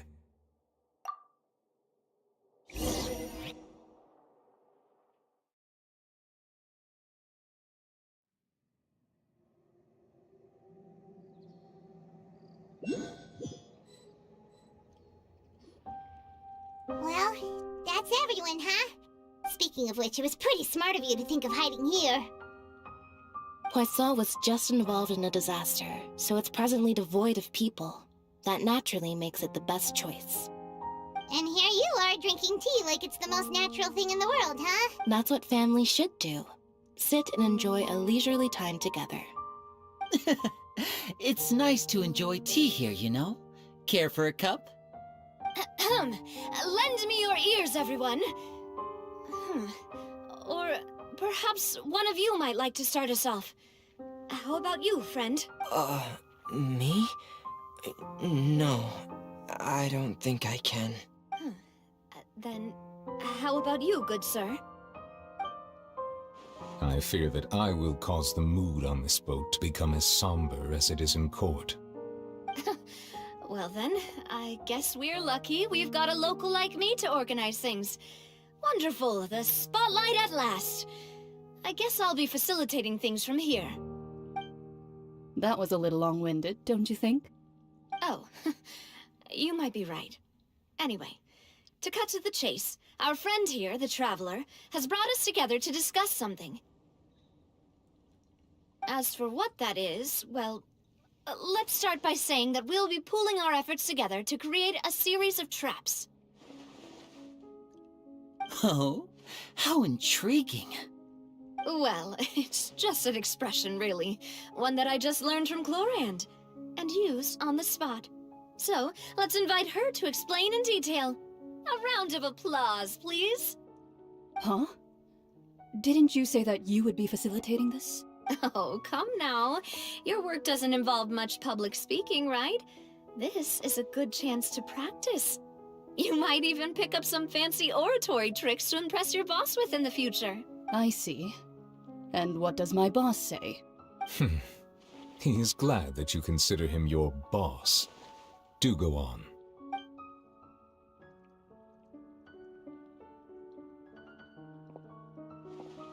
In that case, do any of you have experience hunting? Not that I recall. Fremine and I once used a wooden stick in a basket to catch wild rabbits when we were younger. As for Lynette, oh, right. You were sick that day, weren't you? I've also gone diving to catch some fish before. Does that count? I'm afraid not. You may or may not have heard, but Fontaine once played host to a group known as the Marechaussee Hunters. Though that was their name, they did not hunt animals, but rather various monsters left behind by the ancient dynasty of King Remus. Today, Fontaine's monster population has already thinned greatly, so the hunters have blended back into society, taking up arms in other lines of work. They even left a unique methodology of hunting in their wake. A trap comprises of the following components: bait, a trigger, and a containment device. Sometimes a lethal implement will also be necessary to deal with the prey. So, if we were to build a trap together, right now, what would you choose to build it with? For me, I would prefer something basket-shaped. Pigeons and rabbits will see the bait and naturally enter the snare. Our line of work requires a deft hand, and we're some of the best in the industry, so you can count on our techniques. You used some of those techniques while moving the people of Poisson, didn't you? My subordinates mentioned that you even performed some magic for the bawling children. Yes, and I even managed to gather some intelligence in the meantime. I'm quite the multitasker if I do say so myself. I'm afraid I can't claim that as my strong suit. I prefer more stable methods, like placing bait in the water and waiting for the fish to come within reach. That's the kind of method I would count on. Calm and steady. Exactly the kind of person who would catch loads of fish. And I can be their assistant. With discretion, I'm sure. I'd probably use some sort of mechanical animal. Papa once bought me some small clockwork squirrels, mice, and such. When placed in the forest, they can attract others of their kind. I remember that you liked those too, didn't you? I did. And that would be a good way to go about it. If they're realistic enough, animals of the same kind will follow them all the way to the trap. What about you, Monsieur Neuvillette? I fear I do not have any related experience. That makes sense. You usually solve problems directly, without the use of any such tricks. But I do have one more question for you, Monsieur. If we were to create a trap now, how would you design it? I would like for it to be effective, but bring no harm to the prey. A more gentle trap would be ideal. Kind as always. However, our intention doesn't necessarily change the containment device and the type of implement we need. If we wanted to kill the prey in one strike, we would need a powerful implement. However, that also goes for prey that must be captured and safely contained. Wait, why's that?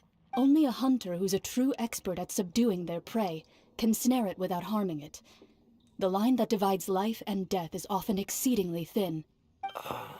So are we going hunting together? Huh. We hadn't thought of seeing ourselves as hunters. It kinda works, but maybe it's still not the best metaphor. If our means of capturing and dealing with our prey is to put them on trial, then the hunting metaphor is actually quite accurate. But we shall require much more courage than any hunter to judge a god, a being whose seat is an exalted throne. Oh, so that's what's going on. Sounds very interesting.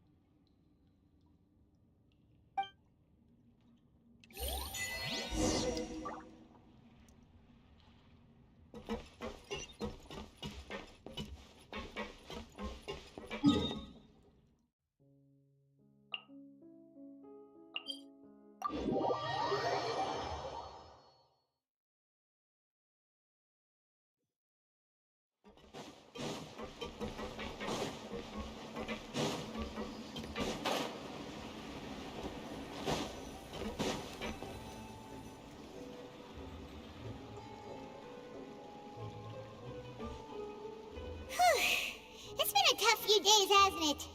So much has been happening.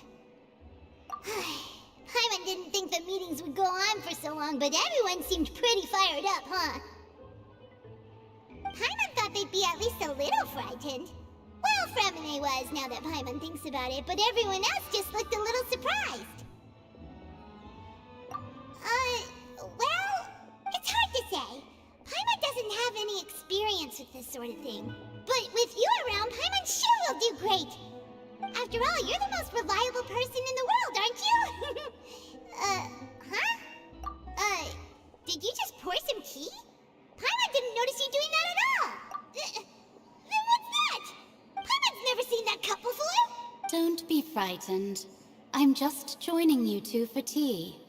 I merely refrained from saying any- Who's that voice? But there's no one here. Aw, have you forgotten me already? Wait, you are familiar. You're the voice we heard from the sky in Sumeru. The voice from the sky, I fear that description is wrong. Though, not completely wrong. You're feeling lost now, just as you were feeling previously. I sensed that confusion and thus came to you. Guiding people is an irresistible hobby of mine, after all. Consider me a passerby, just accepting a commission from my friend's disciple on a whim.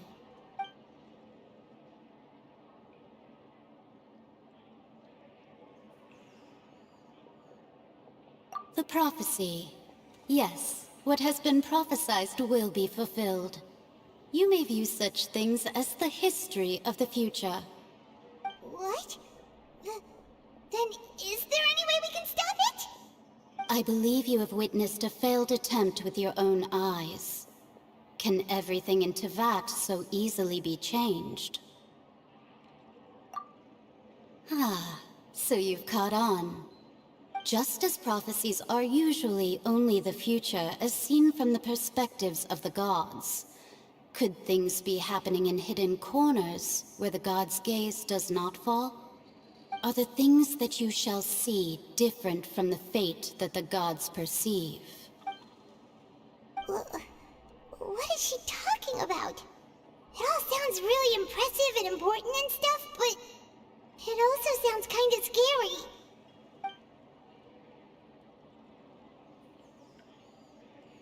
I believe that you understand, right? Some things are insignificant, but others you must reach out to change. Ultimately, fate shall serve as your only guide, no matter what will happen in Tevat's future. All you need to do is to play your part. This was good tea, by the way. Thank you for your hospitality. Well, that'll be all for today. The voice. It's gone.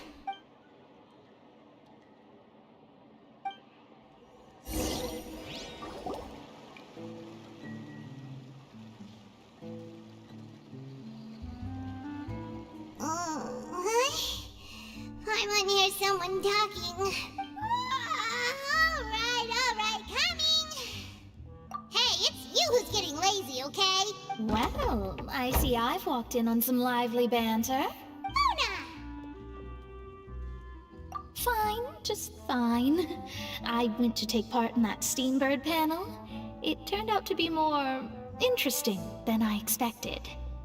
Not all Fontainians are pessimistic about this. One journalist mentioned that sitting around and waiting for the end to come would be wrong, and that they should make their own rescue preparations.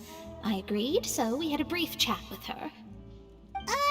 Did she have pink hair by any chance? Why, yes, it was Charlotte. I assume you've heard of her, no? That daredevil journalist? I'm in full support of her view.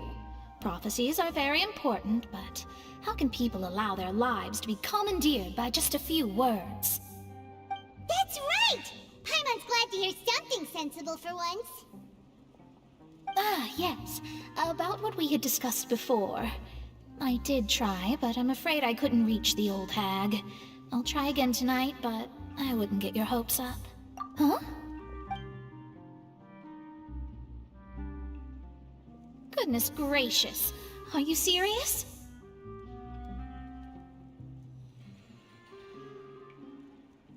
She said that even the god's gaze has blind spots. Pretty bold if you ask Paimon. Most people would believe the gods to be all-knowing, right? The Hexen Circle members are certainly anything but ordinary. As for the mage named N, the old hag has mentioned her a few times. She said that N's sense of direction is incredible, and that she loves guiding those who are lost. But I've never met her, and if she were still alive, she'd be... well, suffice it to say that the hag's at least a few hundred now, and N's been around for longer than that. Whoa. The Hexen Circle sounds like a scary group. But they must really stay in shape to live so long. Their abilities alone are pretty terrifying. If she came to see you personally, then the problem you're facing must truly be of great importance. Well, it's not like Paimon could understand anything she said. Yes, she was quite cryptic, but I suspect she means that there is still a way to turn things around. She didn't say when or what that would be, though, so perhaps it is something that you cannot know right now.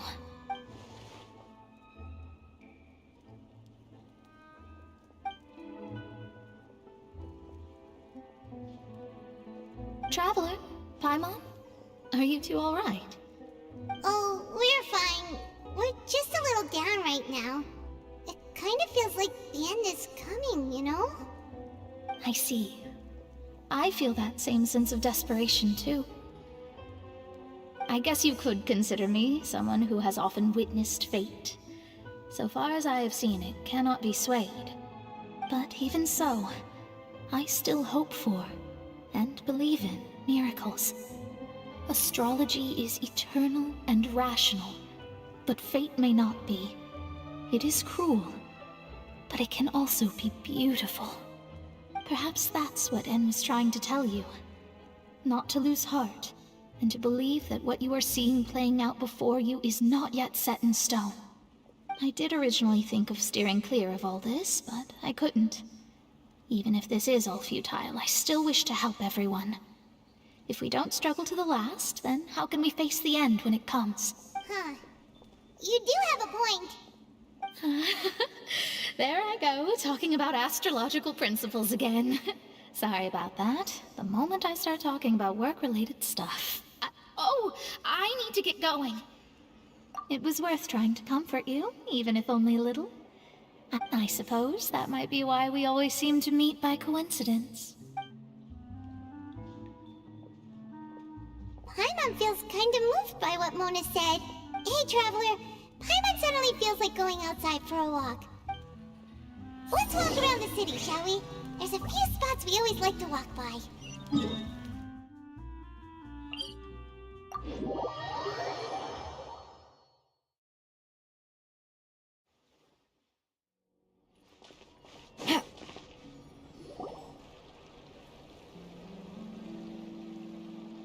Seriously? But, Mr. Morris, I don't understand, sir.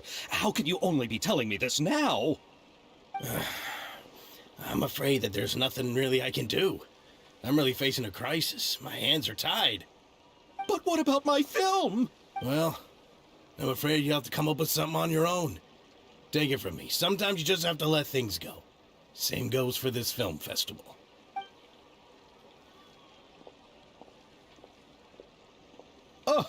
Oh. Hey, isn't that Xavier? So he's back in Fontaine now. Xavier! Oh, why, if it isn't the dear Traveler and Paimon. I really didn't expect to bump into you here at this time. Well, I was doing just fine until I received some terrible news just now. The investor I was working with for my upcoming film has fallen upon some hard times and is no longer able to provide the promised amount of funds. Can't you just find a different investor? Unfortunately, that's not how it works. We had signed an agreement specific to the Fontaine Film Festival, stipulating that I cannot work with any other investors until the festival is finished. The Fontaine Film Festival? What's that?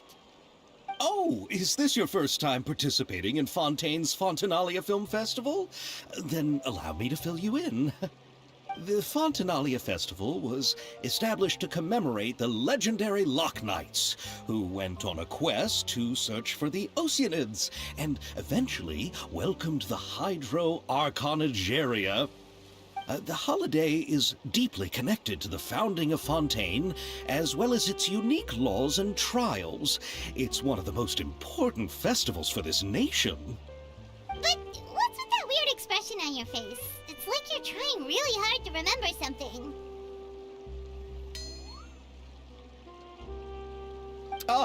I was just trying to recall the exact description from the books, in order to avoid any unnecessary arguments over semantics. I usually try to recite things straight from the source. Well, either way, Paimon thinks she gets it now. It's just like the Windbloom Festival in Mondstadt, and the Lantern Rite in Lille. Yes, those are festivals of a similar variety. Who doesn't like a good festival? And just like those of other nations, Fontaine will hold a plethora of events around this time each year. To commemorate the Loch Knights, people will imitate them by putting on special costumes, raising golden cups, and going door to door asking for pure water. But a few years ago, Lady Farina started to find the whole idea a little drab, and so decided to change the part about pure water to sweets. That really doesn't surprise Paimon at all. The whole thing seems more akin to a carnival now, and it's quite popular among the kids. Every year you can hear a bunch of them saying, "Trial or treat." Oh, that sounds pretty fun. But how does that connect back to the film festival you mentioned? Yes, it appears I've strayed off topic. I just got too excited after seeing you. Let me get back to the point. The Fontaine Film Festival is an event proposed by the Fontaine Film Association this year. Now that film technology has matured as a medium, it's the perfect time to introduce more people to the art form. During this time, people may submit films to be evaluated, and the entry with the highest score will be given the Farina Award by the association. The what award? The Farina Award! You know, after the Hydro Archon. They coined it while Lady Farina was still in power, but even though things have changed, no one has made any motion to update the name. Perhaps everyone still thinks of it as a pretty appropriate name. Even though she isn't the Hydro Archon any longer, Lady Farina is still Fontaine's superstar. Anyone with eyes can see the way she shines on the stage. Huh. Alright. Guess the name does work pretty well when you... Oh, but who would have guessed there'd be an issue with the funding? How will I ever explain this to Miss Chiori? Not to say all the other actors who traveled all the way here from Inazuma. Chiori? Sounds familiar. Where have we heard that name before? Yes, that's her. I asked her to oversee the event's art direction, including the design of the actors' costumes and appearances. Oh, Paimon remembers now. Navia... How to describe her?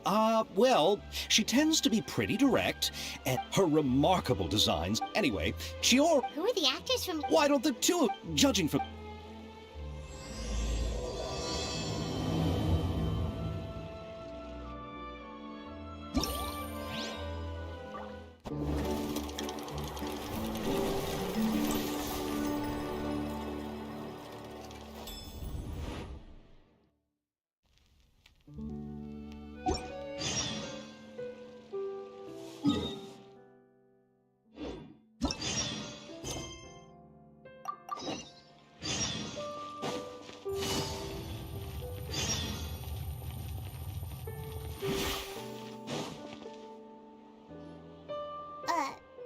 Huh? Our names are written in this newspaper. What's going on? Let Paimon see! The underwater stronghold, the Fortress of Meripede, has continued in its noble autonomy, but that does not mean that others cannot interact with it. My recent attempts to enter the fortress bore little fruit. Huh. Guess Charlotte still hasn't given up on that.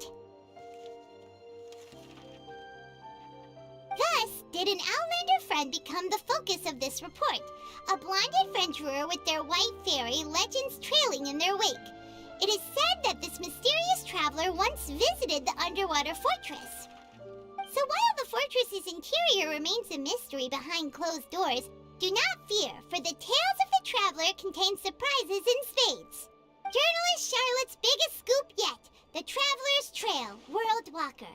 Huh.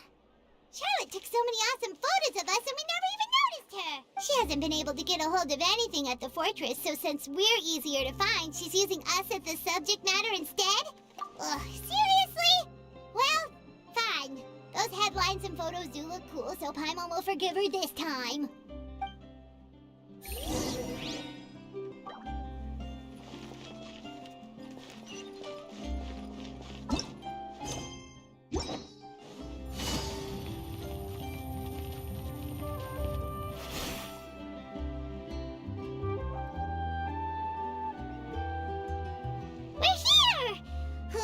Paimon's hungry. Should we go in and get something to eat?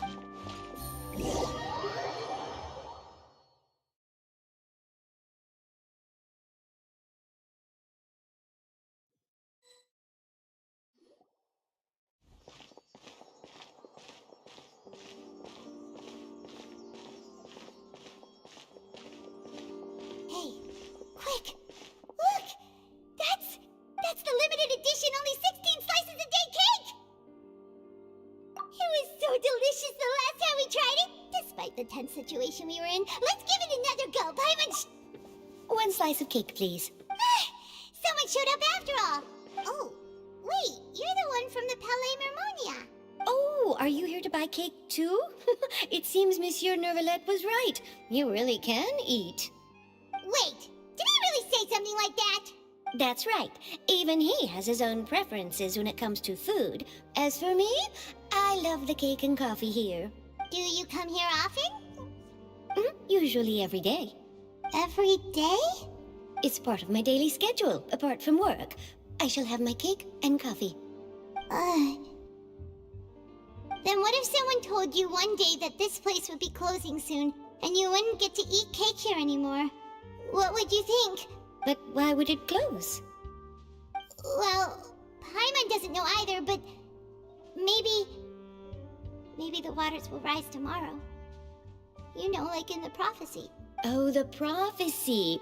To be honest, I haven't paid much attention to that. No, still, even if there'd be no more cake tomorrow, that wouldn't keep me from having some today. No, it's the same for eating in general. You might not be able to eat tomorrow, but if you can do so today, then you should carry on. That's what people call living, you know. Huh. Don't be sad. Excuse me, could I have 2 more slices of cake to go? These 2 slices are for you. Sijuin said that this kind of expression you're making is what humans call being sad. Oh, you know Sijuin? I sure do. She was born before me, and she sometimes comes to the surface to teach us things about humans. She said that humans are creatures that are saddened easily, yes, and you can only lift their spirits by feeding them delicious food. So please try the cakes here. I've got something else to do, so I'll be going now. You two try to stay in a good mood after eating, all right? Bye.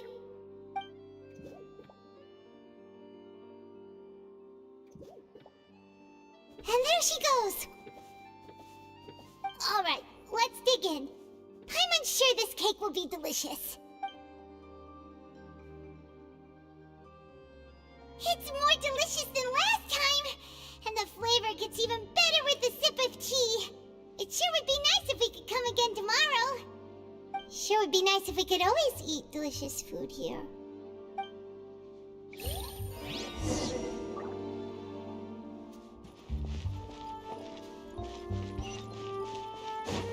Take it easy.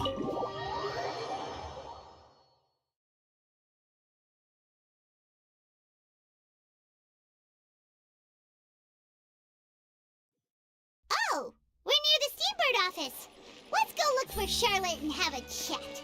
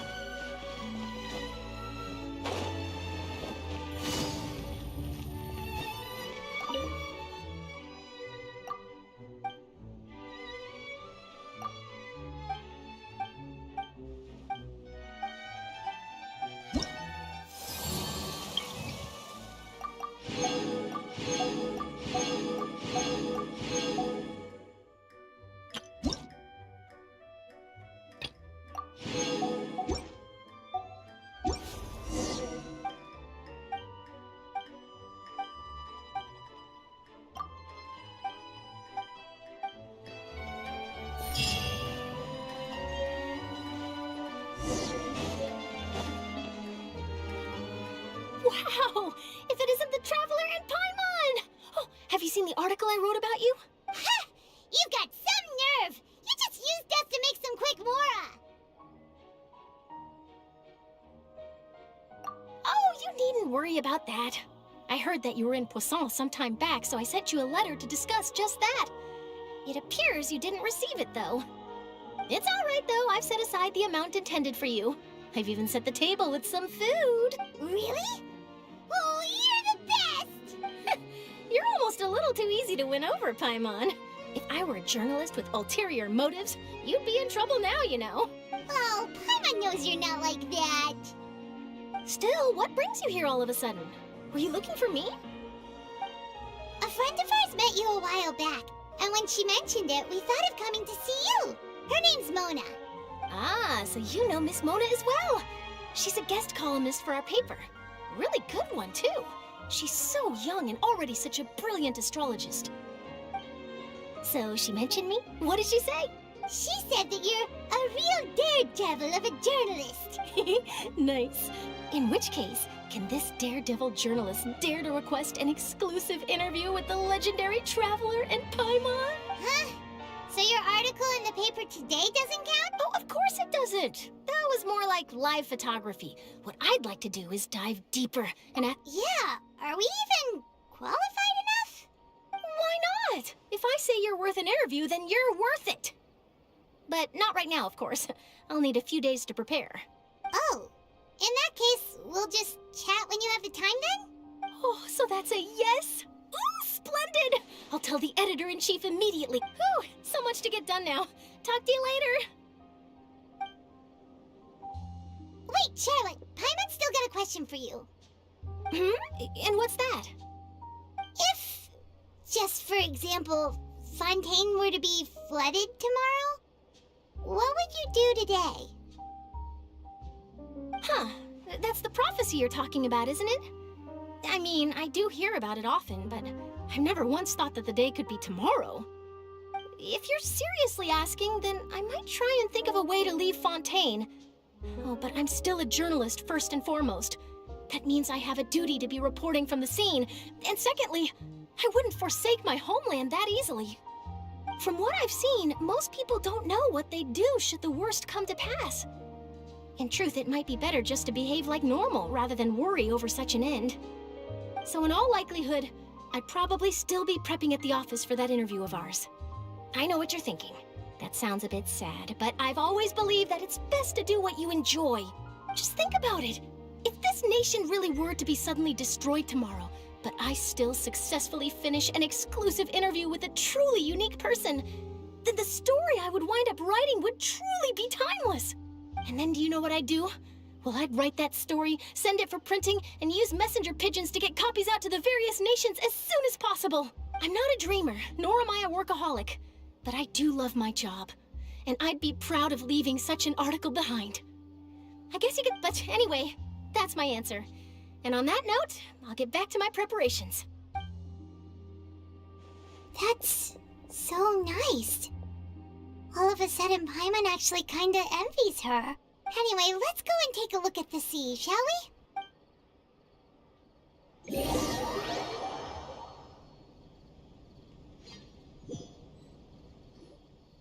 The sea breeze and scenery can be a pretty soothing combo, huh? Paimon's been thinking. If it wasn't Fontaine, but all of Tevat that would be destroyed tomorrow, where would we go and what would we do? No, Paimon should ask, if you could choose, what would you like to do?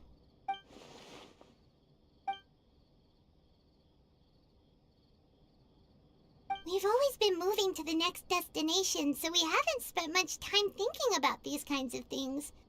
We didn't have to either, with us always being on the road and whatnot. You mean, still traveling? Huh. Wait, isn't that what we've always been doing?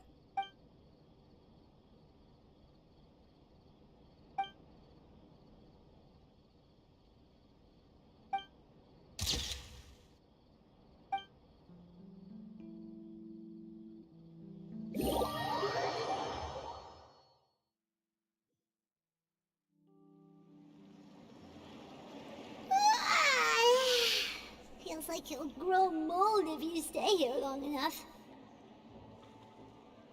But it's still better than the Fortress of Mirapede, that's for sure. It's not only damp there, but salty too. Ah, so the two of you are still here. Wonderful. Oh, you're from the Palais Mermonia, aren't you? Yes, I'm Isadora. Monsieur Nervillet sent me to look for you two before. I heard that afterward you went to the Fortress of Meropide. Not at all. I'm well aware that you're friends of his. Actually, I'm here to pass along a message from him.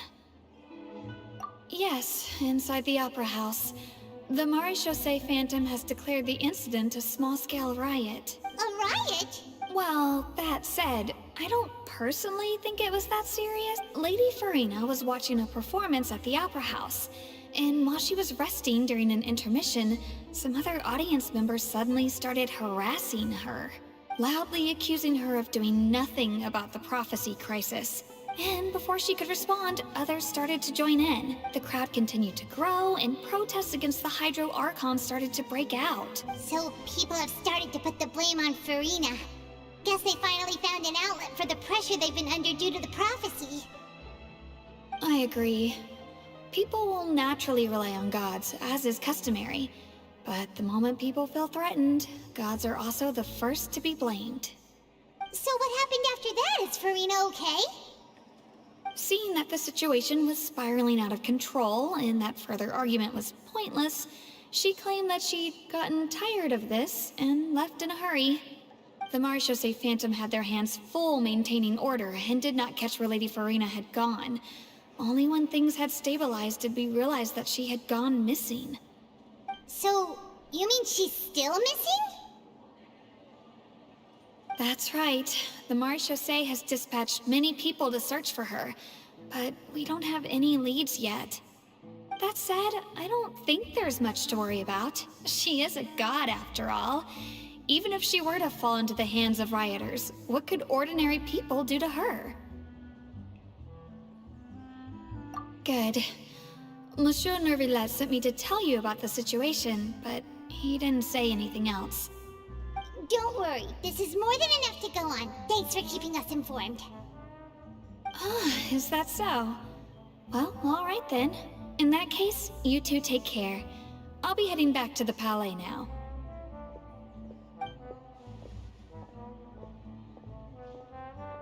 Well, sounds like we should hurry over to Poisson then.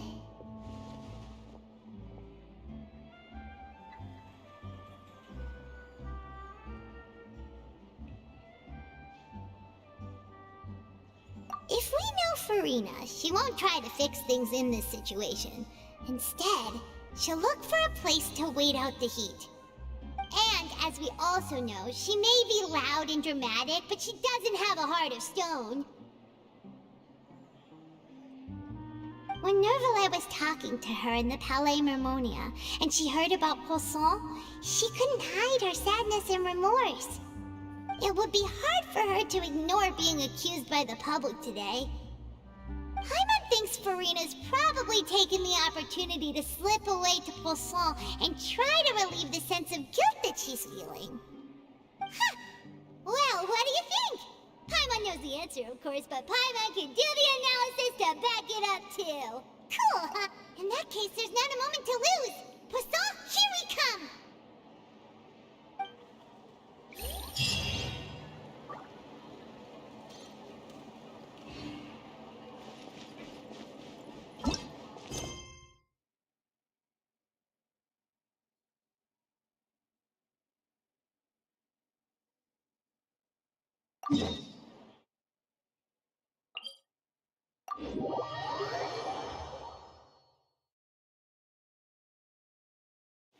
This place looks deserted. Guess all the survivors must have evacuated already. All that's left here are signs of devastation. Could Farina really be here? Let's try to find her as soon as possible.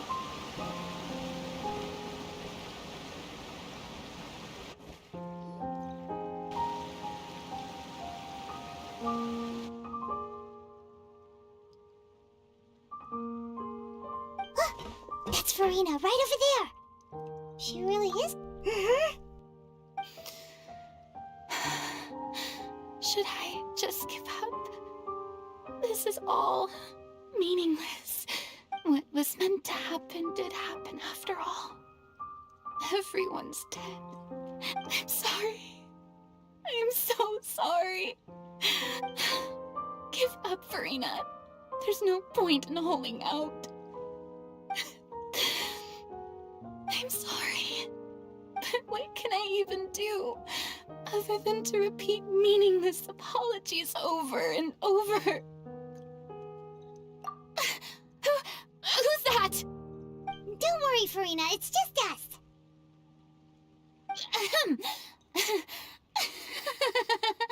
So it is you, blonde traveler from another land.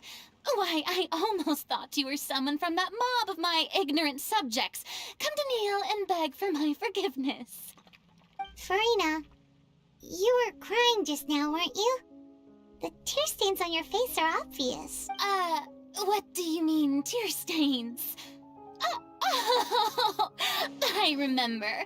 The show at the Opera House earlier this morning was so moving. I'm still trying to process it. Who did that uncivilized rabble think they were? Disturbing my enjoyment of the arts. They even dare to tout their archon. I must teach them a lesson. I can just imagine their twisted and frustrated faces once they realize that I'm nowhere to be found. Oh, and I'm sure Nouvellette and those people from the Maréchaussée Phantom are freaking out right next to them, too.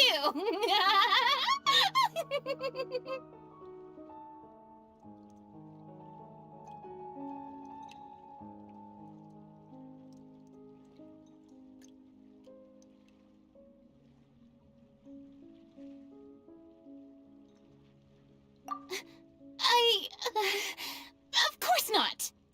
Hey, there she is! The Hydro Archon's over there! Quick, after her!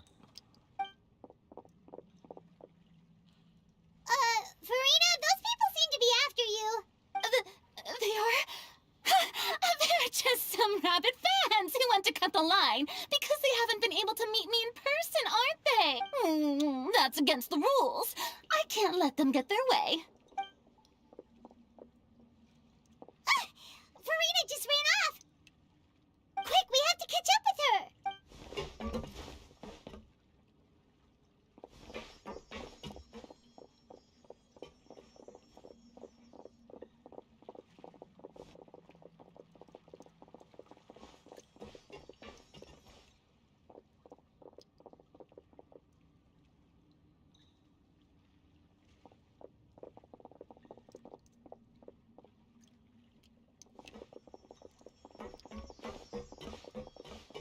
This should be the place, right?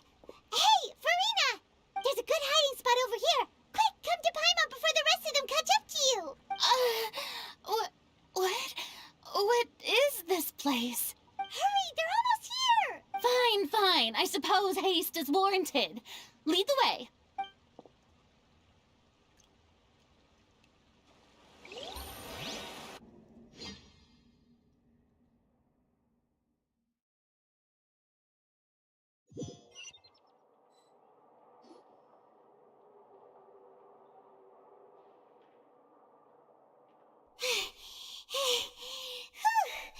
Paimon's exhausted.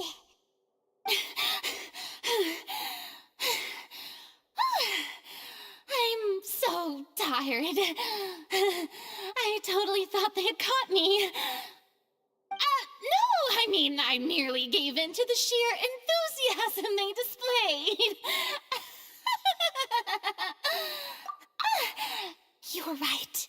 Yep, that's a good girl. What's happening? The ground's shaking. Is it an earthquake? Yeah, a quake of this kind preceded the flooding in Poisson, didn't it? It can't be. It's happening again. Well, there's no need to worry too much about that. Nouvellette's made some emergency plans, so the evacuation should go a lot smoother this time. Yeah, I hope you're right. But the people of Poisson, they've already...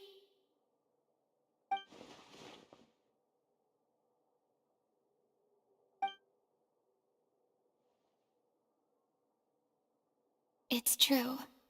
I've been investigating the prophecy for hundreds of years. I once had informants all over Tevat, searching for clues and feeding information back to me. I've tried all kinds of ways, too, to hold back the sea. Anything to keep the coastline from advancing. But all my efforts proved to be futile in the end. Really, the truth has been clear to me for a very long time. We cannot make an enemy of the divine. No matter what we do, the will of the heavenly principles will have its way, and the prophecy shall be fulfilled. Give up. I do love the sound of that phrase. It would mean finally coming to terms with fate, but also for me to finally be free.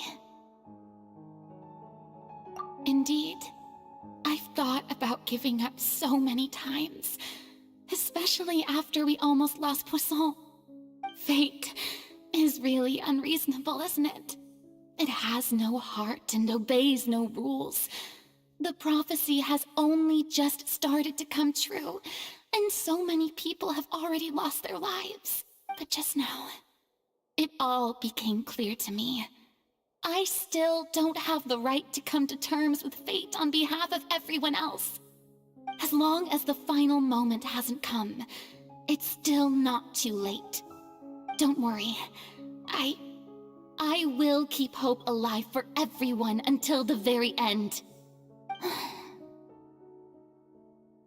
Well, that's enough for now. I got the impulse to play the stricken maiden, but honestly, considering my rank and station, that wasn't a good fit at all. Don't take any of what I just said seriously. How could I possibly let Fontaine fall to the whims of trivial prophecy? Come on! Paimon could have sworn you were actually being honest just now.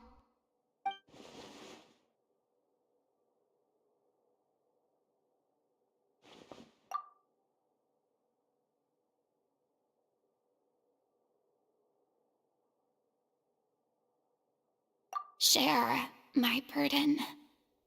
That's impossible. It was fated right from the start that this would be my duty alone.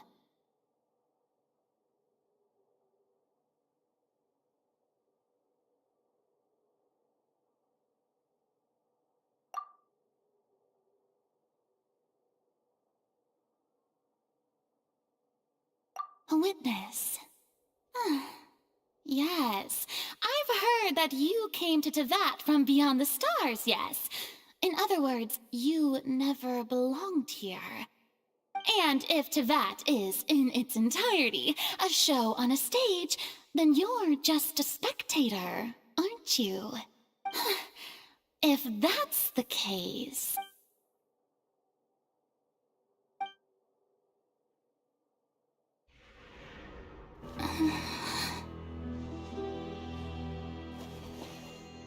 I...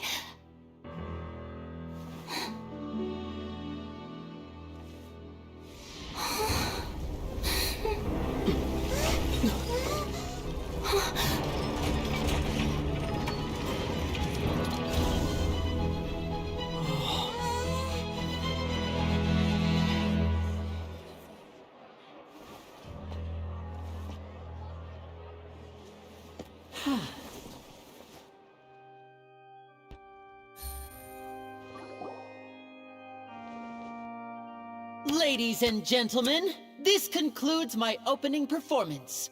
Now, without further ado, we may proceed to the trial of our god. So this is what it is. Yes, you deserve praise for the effort you took to raise the dramatic stakes. Do not forget, however, that I am Fosalor, the god of justice, the embodiment of justice itself.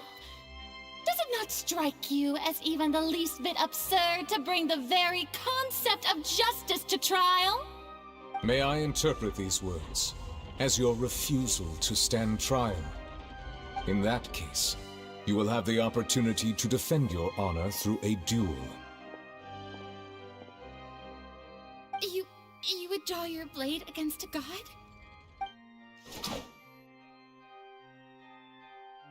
I see. It seems like you have made up your mind.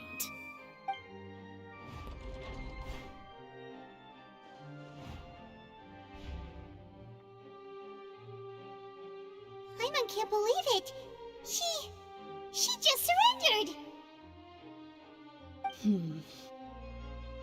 What the heck is going on? Did I just see an Archon surrender to a human? Wow, how utterly humiliating. Lady Farina, what is the meaning of this? Shh! It would seem that there has been a misunderstanding. To be clear, the raising of both hands is not always an indication of surrender. Looking for excuses again, huh? I raised my hands just now to indicate my acceptance of the trial. No duel shall be necessary. I will admit that I've been running away for a long time. I'm sorry, everyone. I was unable to protect the people of Poisson. It is my duty to stand trial for my crimes. You are not the only ones to be disappointed in me. I, too, am exceedingly disappointed in myself. But now, it is time for the Hydro Archon to show you her courage and resolve. I, Farina, will use this trial to show the world the true meaning of justice! This time, I will protect you. Applaud and rejoice! One of the most outrageous and fantastical arcs known to the opera epiclese is now unfolding before your eyes. Mark my words, this shall be one of the most exhilarating and brilliant shows ever to grace the stage of Fontaine! The trial of the Hydro Archon, Focalor, will now begin! Woohoo! Oh, now we're making history! Why does it feel like Farina just took over the whole thing? Like, come on! Didn't she just get forced to stand trial for her crimes? Also, even though she's still acting super dramatic, she is taking this seriously this time, right? All right, then. Who will be my opponent in this trial? The court asks the prosecutor to please take the stand. Is that so? Very well. Then please speak, witness of Tivat, my accuser and fated opponent.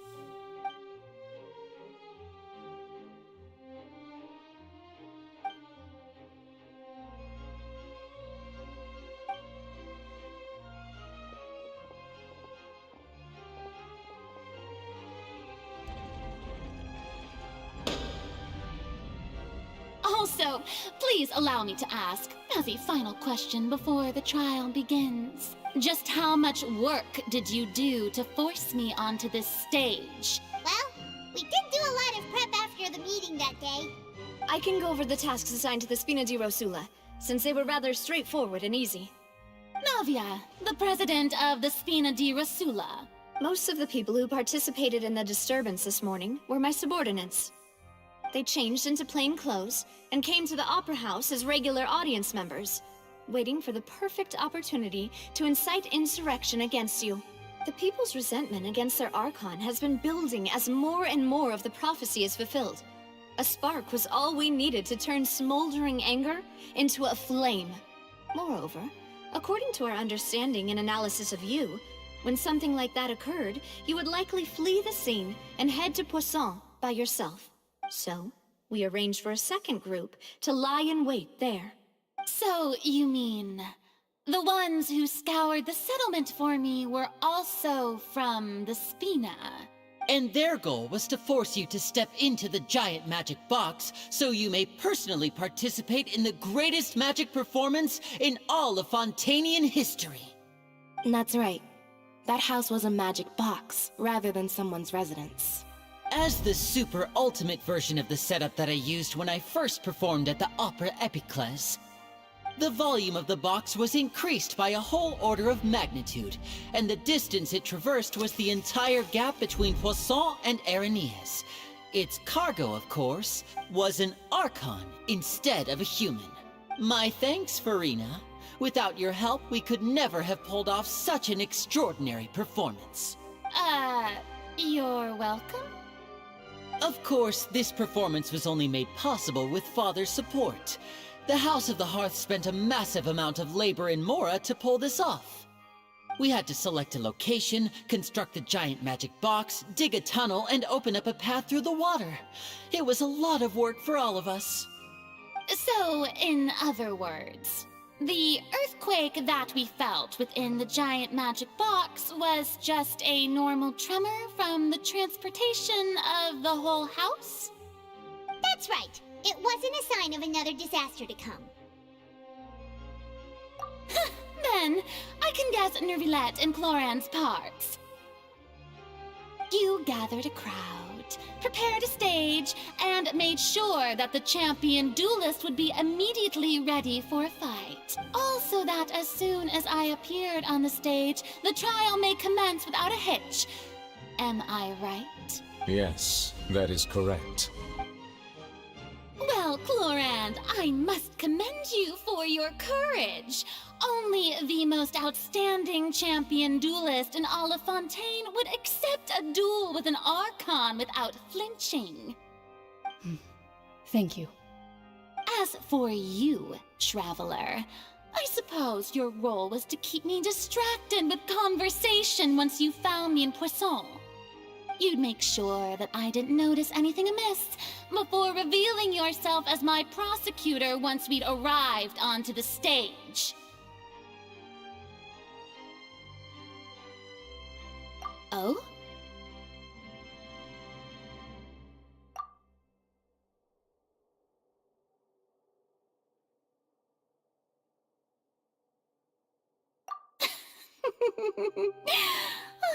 Is that so? Then I suppose I must have missed my final chance. It's fine. It matters not. What's done is done. The stage is already set, so there's no reason to disappoint the audience. Let's see this trial through to the very end.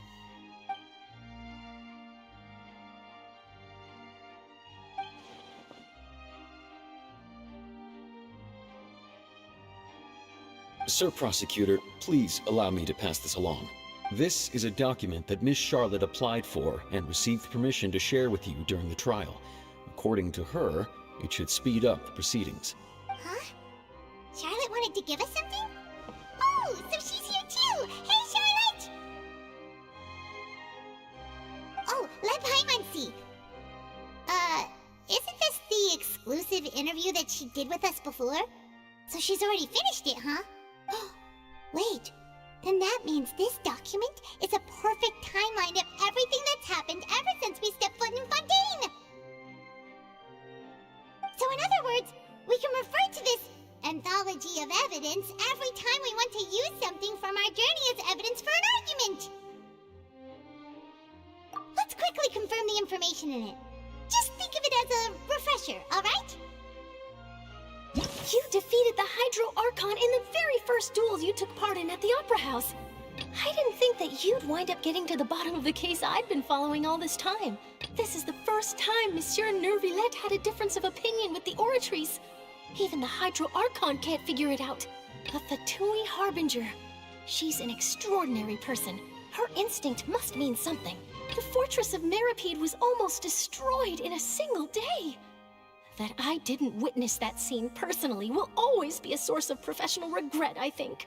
According to Monsieur Nervillette, both Child and that whale should have been in the primordial sea at that time. I nearly lost my awesome friend Navia. To be honest, that still gives me shivers. The words of someone as extraordinary as a witch can probably only be truly understood when something surreal happens to you.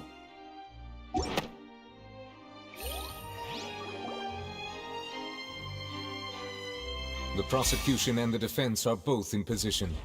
The trial shall now begin. Oh, come on, Nervillette. There's no need to repeat all the unimportant legalese. Just fast forward to the part where the prosecution lays out my offenses. As the defendant and the lead actress of this performance, I still haven't even been informed of my supposed guilt in all of this.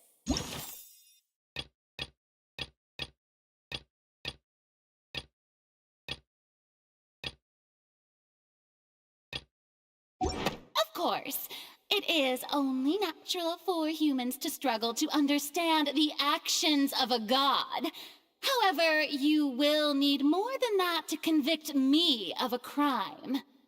That's true, but my charge here is unrelated to your conduct as an Archon. Instead, I would like to charge you as a fraud who's never been the Archon in the first place. Wait, what was that? Lady Farina's a fraud? Hey, I came here thinking that we were going to try the Hydro Archon for forsaking our duty, but did I hear that right? She's not our Archon at all? Charge accepted. Lady Farina, do you plead guilty to the charge? Lady Farina. I plead not guilty. How can I be guilty? There is no way that I, Focalor, otherwise known as Farina de Fontaine, a member of the Seven and the Regina of all waters, kindreds, peoples, and laws of Fontaine, could be anything other than your true Archon. Yeah, even though Lady Farina can be rather eccentric, isn't it going too far to doubt her very identity? Yeah, I've never questioned her identity either. Sure, Lady Farina can be super irresponsible, but what grounds does that prosecutor have to make such a huge claim?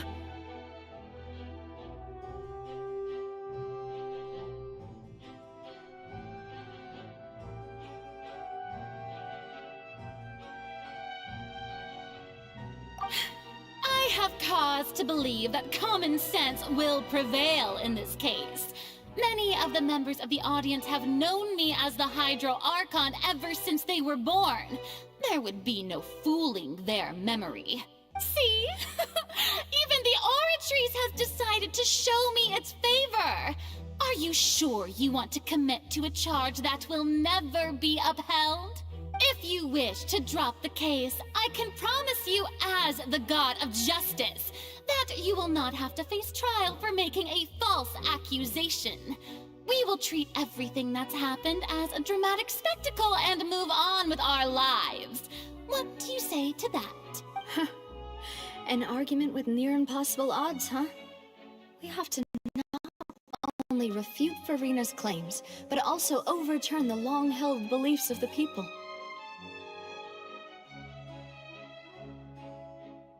Well, I tried to give you the chance to surrender. If you must persist, then let me ask. If you believe I'm not the Archon, then what manner of being do you think I am? And if I was not the Archon, then how did I manage to live for over 500 years?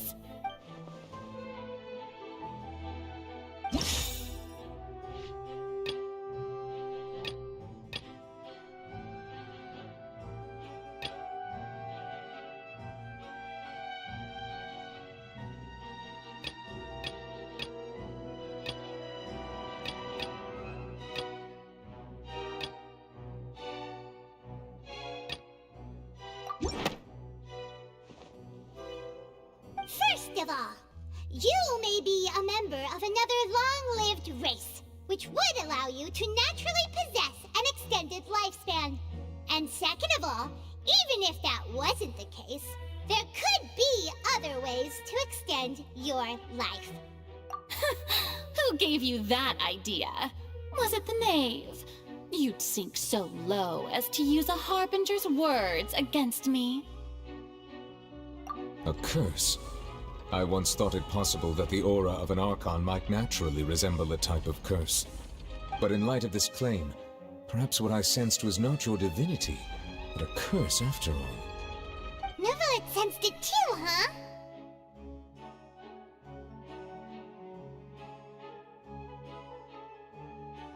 Lady Farina is actually a human?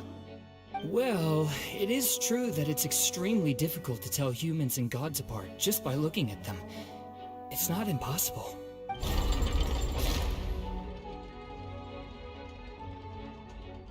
Well, don't start celebrating too early now. Even if I have been carrying a curse like you said, how does that prove that I am merely a human being? Besides, everyone knows that the main difference between a human and a god is the possession of authority. Gods can do what humans cannot. That's why they're worshipped as gods. For centuries, manifestations of my authority have served the nation of Fontaine. One need only to turn their eyes towards the Oratrice Mécanique d'Analyse Cardinal in this very opera house, or consider the endemnitium that is used in every aspect of life.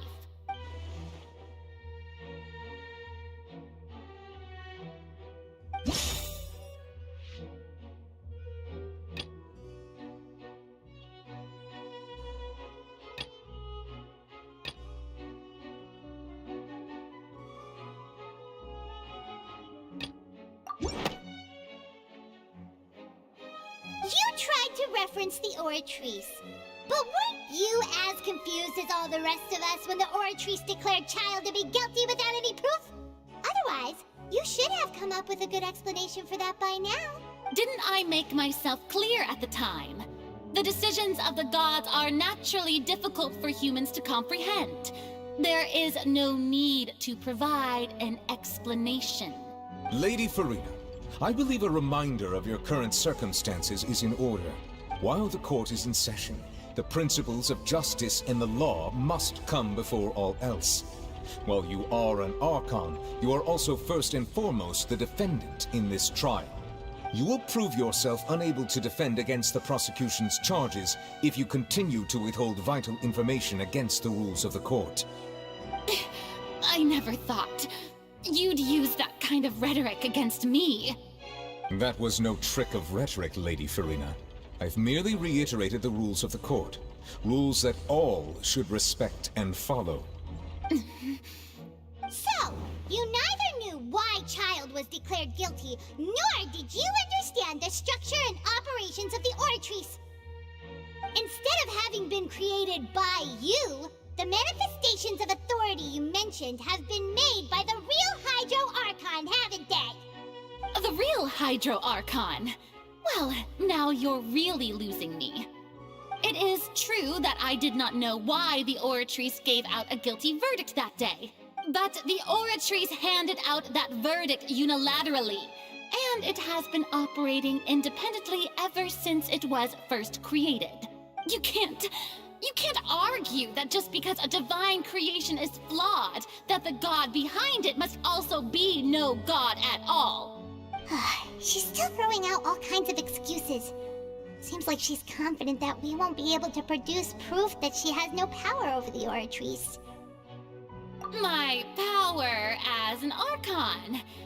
There are many ordinary citizens in the audience. How can I just carelessly demonstrate the formidable power of an Archon? If that poses a concern, I'm prepared to extend my protection to the audience.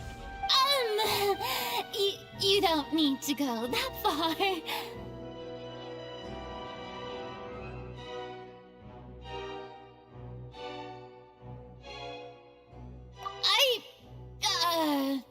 Aren't you the Hydro Archon?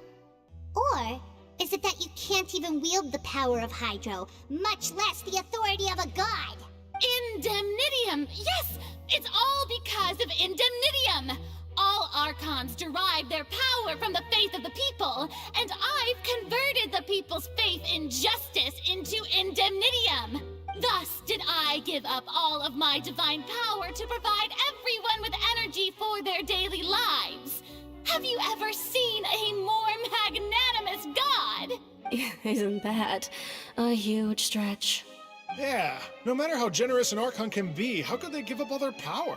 Can a god with no power even still be called a god? It seems like nobody's buying Farina's excuse. Hey, come now, everyone. Please don't stare at me as if I was a liar. I'm still the same Farina you knew, right? The one that you loved.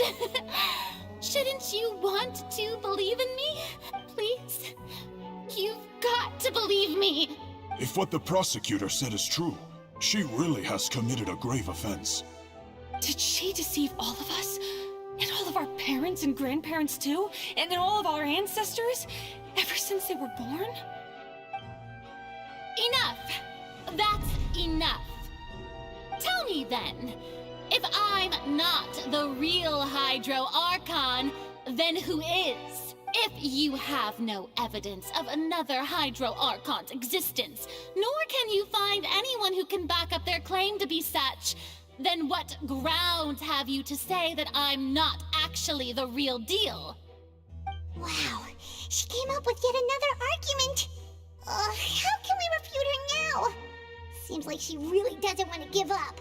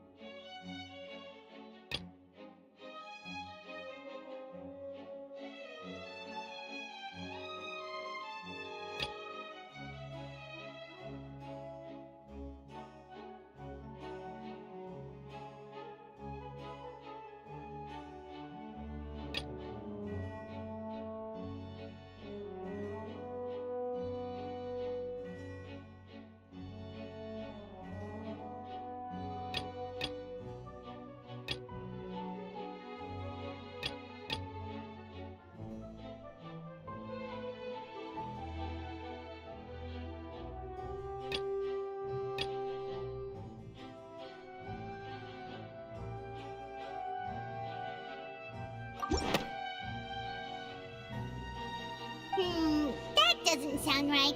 Paimon doesn't think this clue can be used as compelling evidence to build our case.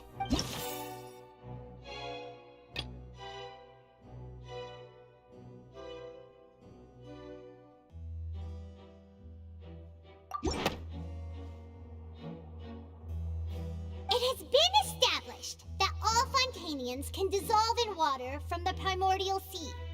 And that means... Since you insist on claiming to be a god and not a human, then there's a method that you can use right here and now to eliminate all suspicions of you being the latter. Miss Navia, please apply to serve as a temporary attorney for the prosecution before addressing the court. Though you act in partnership with the prosecutor, you must still adhere to proper procedure. Super sorry, Monsieur Chief Justice. I swear this really will be the last time that I'll speak out of turn.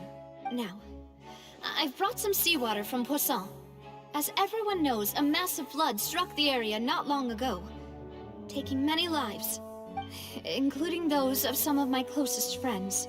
So, Miss Farina, would you dare to touch some of this seawater? If we are to believe that you are indeed the real Hydro Archon, touching this seawater would have no effect on you. All it should do is strengthen your case. But if you don't dare to touch it, then we would have basically proved the reverse. Oh, and I must remind you that after the disaster at Poisson, nobody wants to see any more people dissolve. I do hope you'll act prudently and choose the simpler path of admitting guilt. Navia from the Spina di Rasula. The Spina has governed Poisson for many years. I guess her suggestion is valid. If Lady Farina is indeed just a human, she's probably Fontainian like all the rest of us. Would she really dare to try?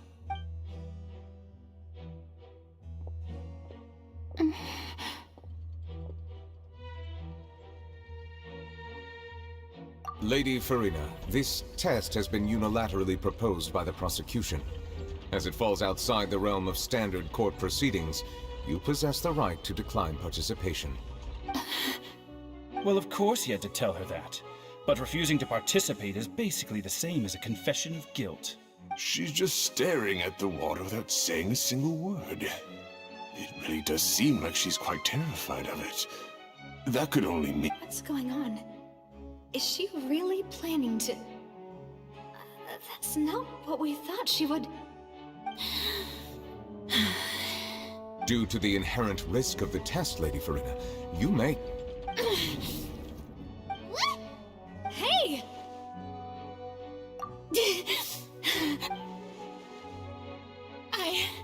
I'm fine! Look at me, everyone! My hand is still here! I haven't been dissolved! Will you believe me now? I really am your Archon!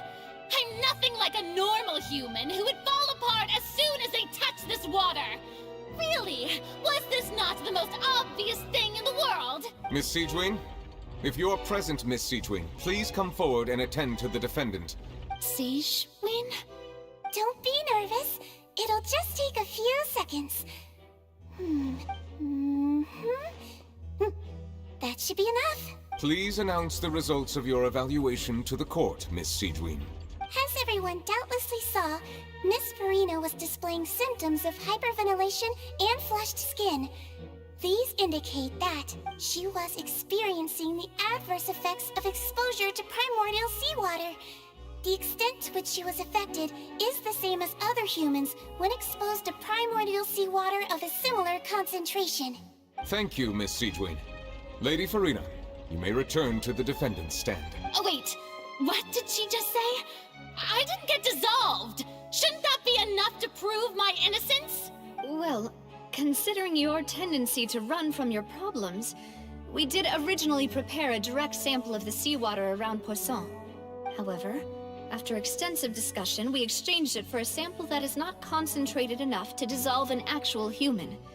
After all, on the off chance that something entirely unexpected might occur, we don't want anyone else to lose their life to the sea. Yeah, so out of regard for Farina's life, you secured a low-concentration sample and asked the head nurse to serve as an expert witness. It's a great thing that the direct sample wasn't actually used. Farina could have... I can't believe... You...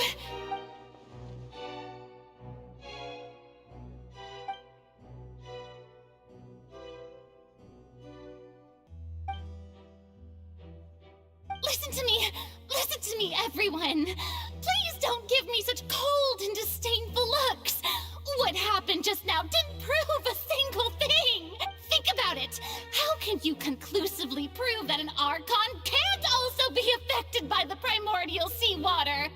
Also, if I was really just a human, why would I dare to just put my hand in that kind of water?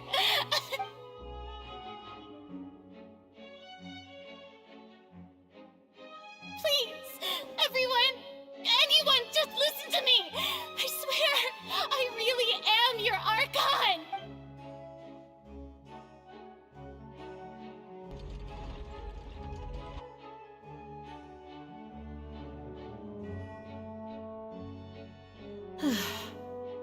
I don't think anything she says at this point will sway anyone.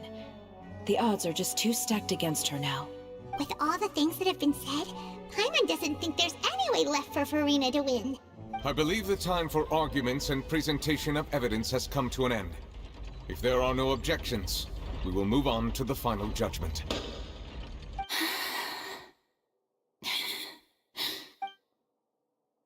I don't think anything she says at this point will sway anyone. She's too stacked against her now.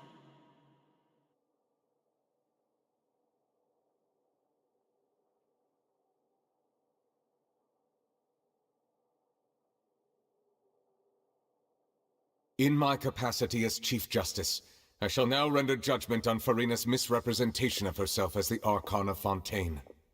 As a human who knowingly deceived her fellow citizens, Farina is... guilty.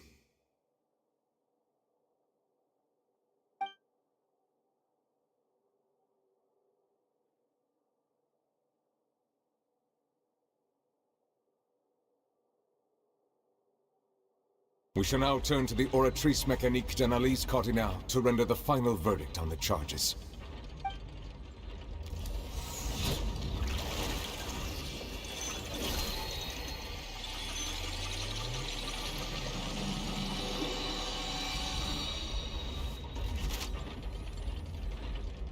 According to the judgment of the Oratrice Mécanique d'Analyse Cardinal, Farina is... Well, what's wrong? What's the Oratrice's verdict? No, the Oratrice also displays a guilty verdict. Isn't that correct then? However, the exact wording of the verdict is thus. The Hydro Archon, guilty, to be punished via the death sentence. The death sentence? That's actually one of the available sentences? I've always thought that it was just a myth. The one and only time the death sentence has been handed out at the court, and it's been given to the very person we've worshipped as the god of justice? What an unexpected twist. Farina's been sentenced to death by the Oratrice? We just wanted to use the trial to show her the seriousness of things so she'd tell us the truth. How did things escalate this quickly? This outcome is indeed quite strange. According to Fontaine's current definitions of justice, as well as its recommendations for criminal sentences, is this sentence really appropriate for the crimes that have been committed? Yeah! Even Fauché wasn't sentenced to death by the Oratrice. You know, the real evil mastermind behind the serial disappearances case. Indeed. Not only is Farina's sentence overly excessive, the very point of our trial today was also to prove that Farina has never been the Hydro Archon in the first place. But now, the Oratrice seems to have deliberately invoked the title of the Hydro Archon. What does this mean?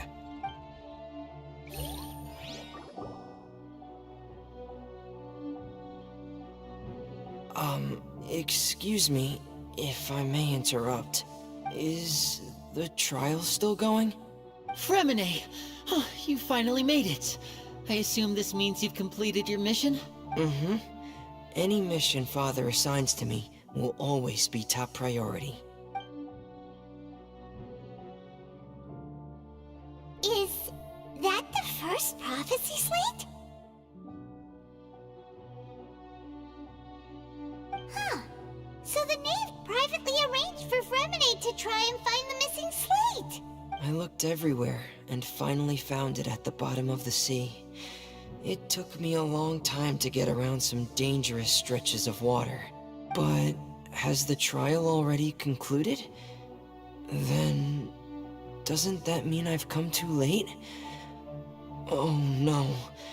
Father will be disappointed in me. Thank you for your hard work, Mr. Fremenade. Please allow me to review the record left on the slate. Traveler, I believe that you have already seen the other existing slates. We'd like you to come here and confirm their contents. Huh? So what do you see? What is it?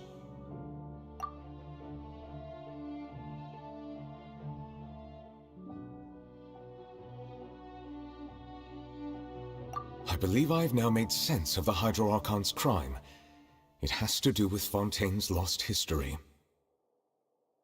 Huh? Isn't the Hydro Archon just guilty of deceiving her people? Oh, wait, no, that's Farina, and we've already proven that she's not the Hydro Archon. So when you say Hydro Archon, do you mean the real Hydro Archon we've been kinda talking about? In truth, everything that you've encountered in Fontaine up until this point can be traced back to the contents of these stone slates.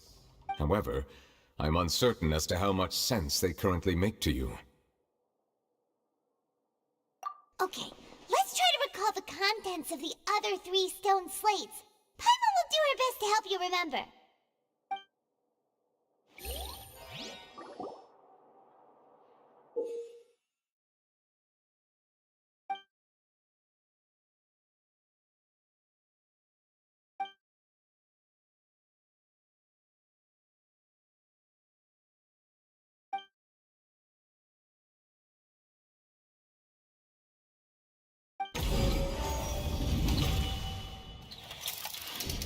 The first stone slate describes what you just said. It seems to show the previous Hydro Archon using her divine power, and then the Oceanids turn into humans.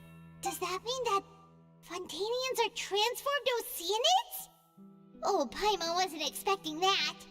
But if Oceanids can turn into humans, then perhaps this process can be reversed as well. The second stone slate shows Celestia floating in the sky, and the Hydro Archon and her people worshipping it together. But the heavens still brought judgment down upon them. This must be the point when the Hydro Archon and the Fontainians were branded with their original sin. Does this mean that the original sin and the Hydro Archon sin are the same thing? The third slate shows the Hydro Archon sinking into the sea surrounded by many people.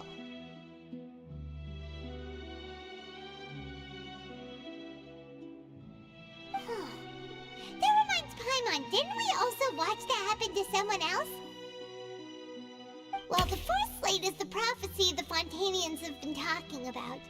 People dissolving into the sea, the Hydro Archon crying on her throne, and so on. We didn't believe that such a crazy disaster could happen at first, did we? But after that incident, it was just a question of when and not if.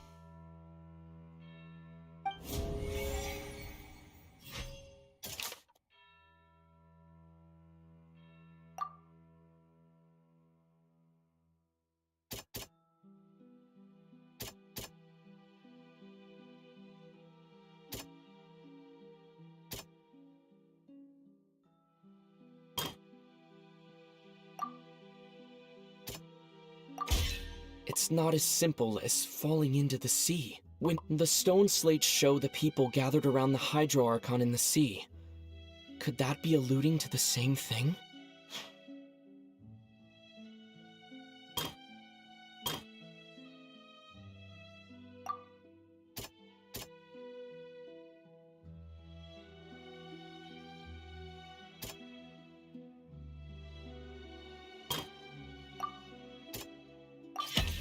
We know from the case of the serial disappearances of young women that Fontainians can be dissolved in primordial seawater, and this might be the reason that Fontainians can dissolve.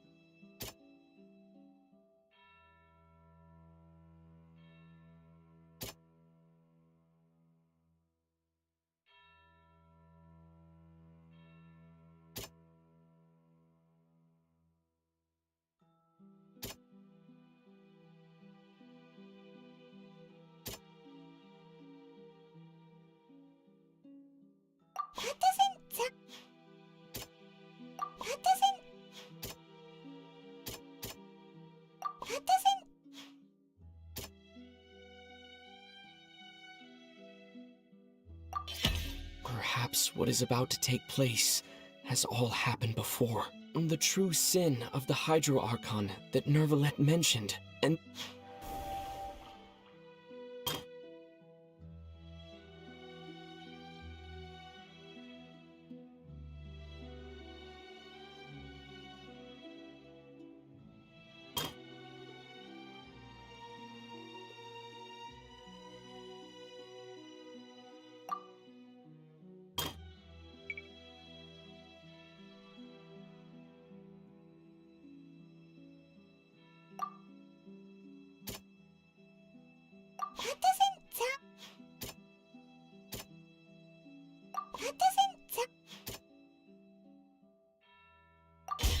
The prophecy from the stone slates found its way into society, but not many people believed it at first. The fortress of Meropide was nearly flooded with primordial seawater, which we know can cause Fontainians to dissolve.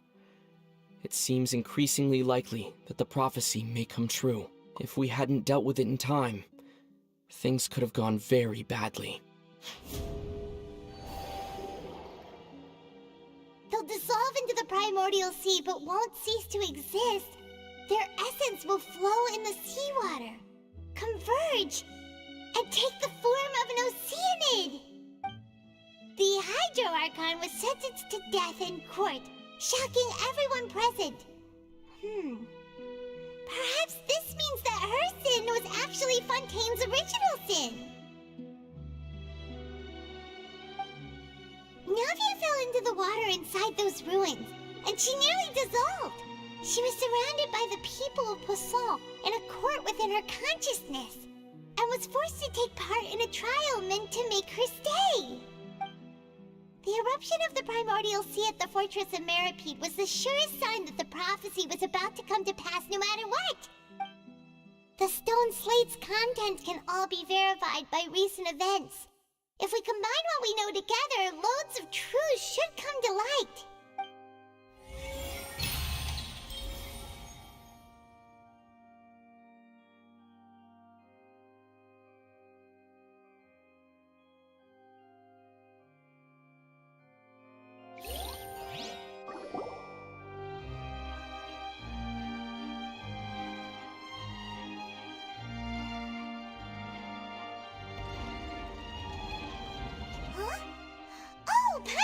It now, so that's how you can make sense of it.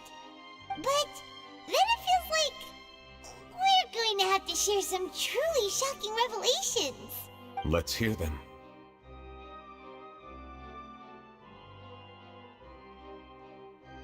Incredible!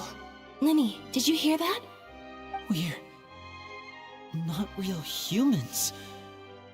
All Fontainians were originally created by the late previous Hydro Archon, with Oceanids as their basis.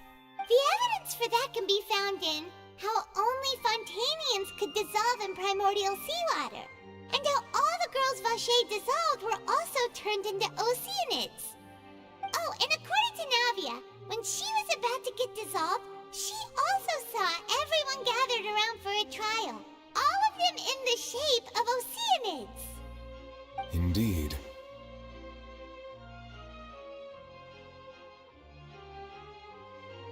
Yeah, and it follows from the content of the first slate that she probably angered Celestia by creating humans without prior permission. That could also also explain why the Oratrice judged the Hydro Archon to be guilty. It's to account for that ancient sin. The Hydro Archon's true sin was creating us? And yet, after many hundreds of years, the Hydro Archon's creations have turned around to try to judge the Archon within the Opera Epiclese. The twists of history are often the most unexpected of all. Yeah, isn't the image here just like when Navia fell into the sea? So wouldn't it be trying to show the image of the Hydro Archon also falling into the sea once the prophecy has been fulfilled in the fourth slate? In the end, the people will all be dissolved into the waters, and only the Hydro Archon will remain weeping on her throne. Only then will the sins of the people of Fontaine be washed away. Did Paimon get all that right? You've made some keen deductions. I must say, given how much you still don't know, it is impressive that you've already managed to connect so many pieces of the truth. However, while you were able to decode all the information on the slates, they've also been etched with an additional layer of hidden information using a different power source. When we were at the ruins, I tried to decipher the hidden information recorded in the slates. But since we only had 3 slates at the time, I was unable to come to a full conclusion. Now that the slate collection is complete, I shall make another attempt to decipher the narrative recorded within. If everything goes well, we should finally be informed of the unadulterated truth.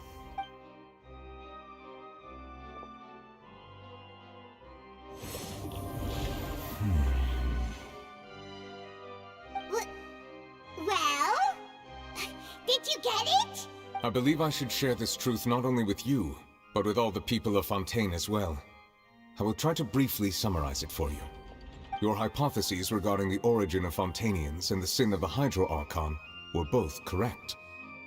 In the Fontaine of old, the previous Hydro Archon sensed the yearning of her Oceanid familiars for life on land.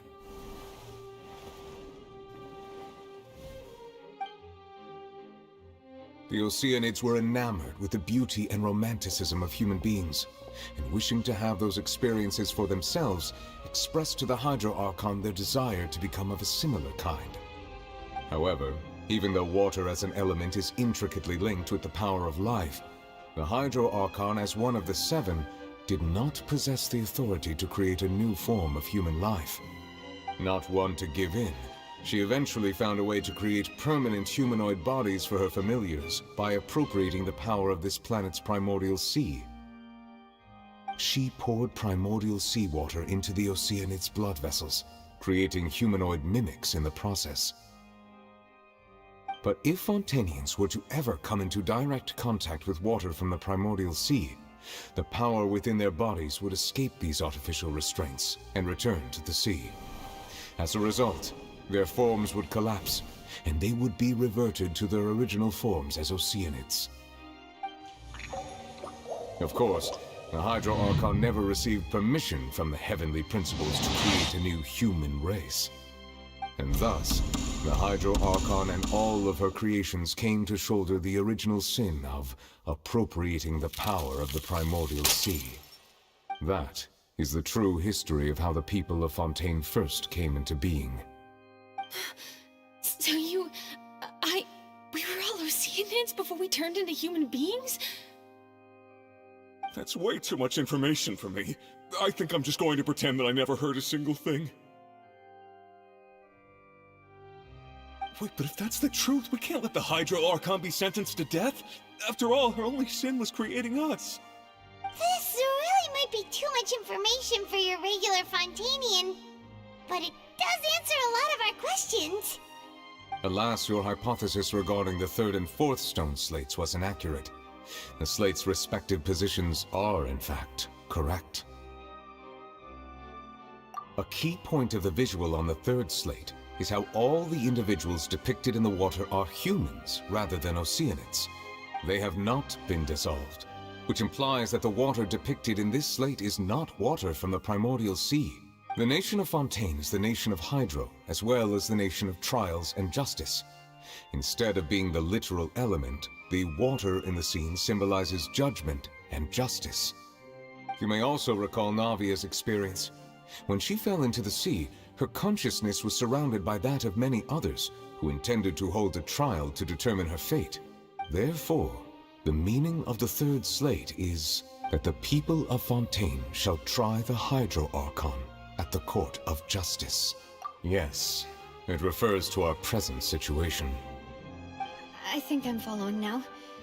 So, what you're saying is, even though we decided to put on this trial to avoid fulfilling the prophecy, in truth, everything we've done has happened exactly as the prophecy foretold. So now, it seems, we're the ones making sure it comes true. What should we do? Huh. No matter what, the prophecy will be fulfilled. Is this what it feels like to be a prisoner of fate? If that's the case, does that mean the scene in the fourth slate will also be fulfilled soon? Traveler, I would like to point out another small fallacy in your deductions. About the fourth slate. You probably thought that the eruption of primordial seawater beneath the fortress of Meripede served as the surest sign that the prophecy was about to come to pass, yes? However, I believe that rather than being a sure sign, that eruption could in fact only be a small warning of something far worse to come. As for the root cause of the catastrophe, I believe you've already encountered it once before.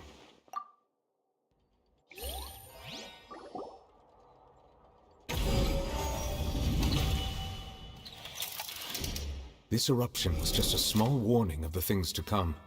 We must find the root cause of the disaster.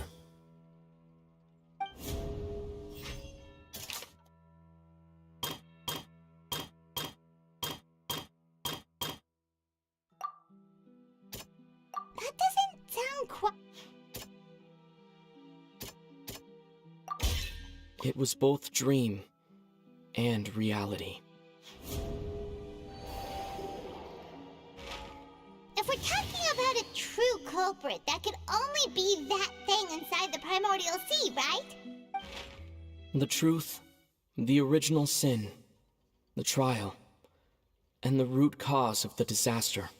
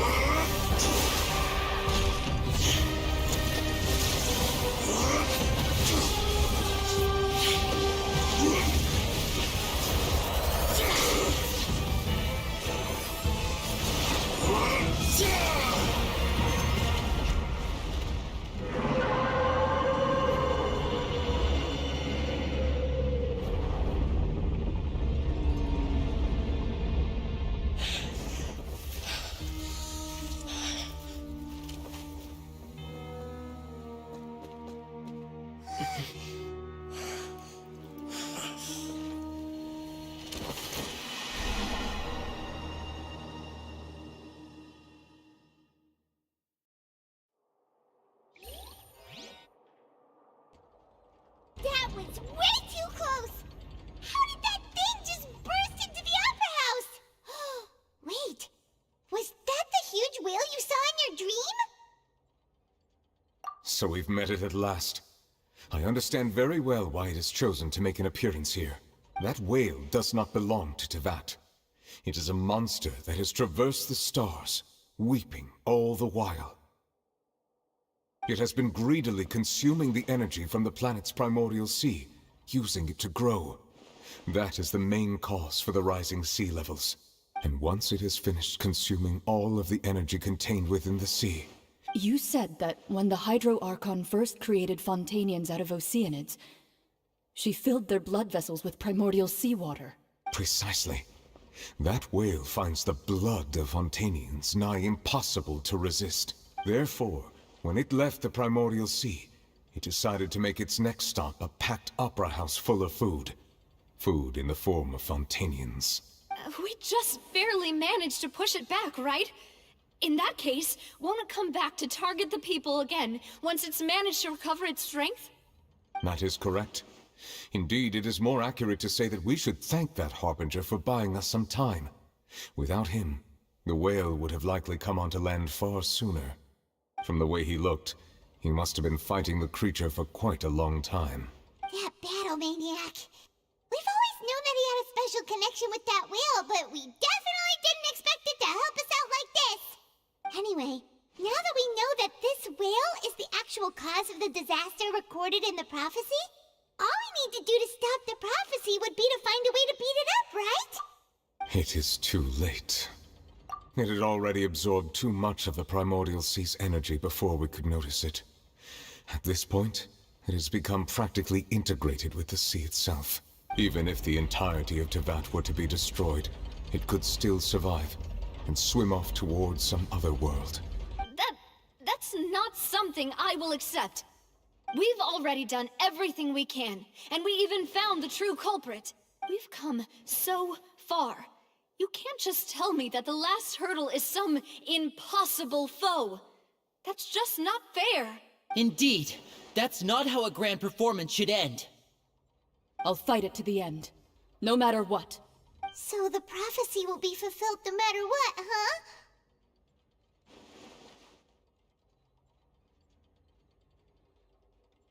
The prophecy.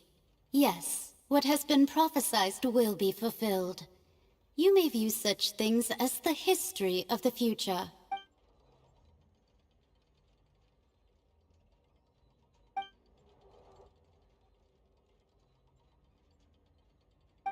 Just as prophecies are usually only the future as seen from the perspectives of the gods, could things be happening in hidden corners where the gods' gaze does not fall? Ultimately, fate shall serve as your only guide, no matter what will happen in Tevat's future. All you need to do is to play your part.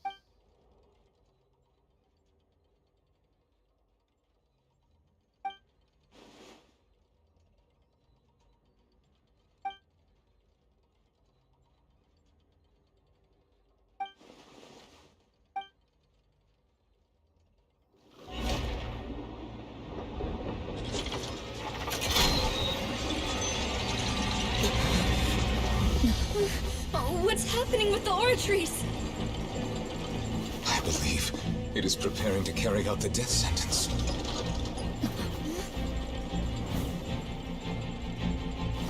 Farina!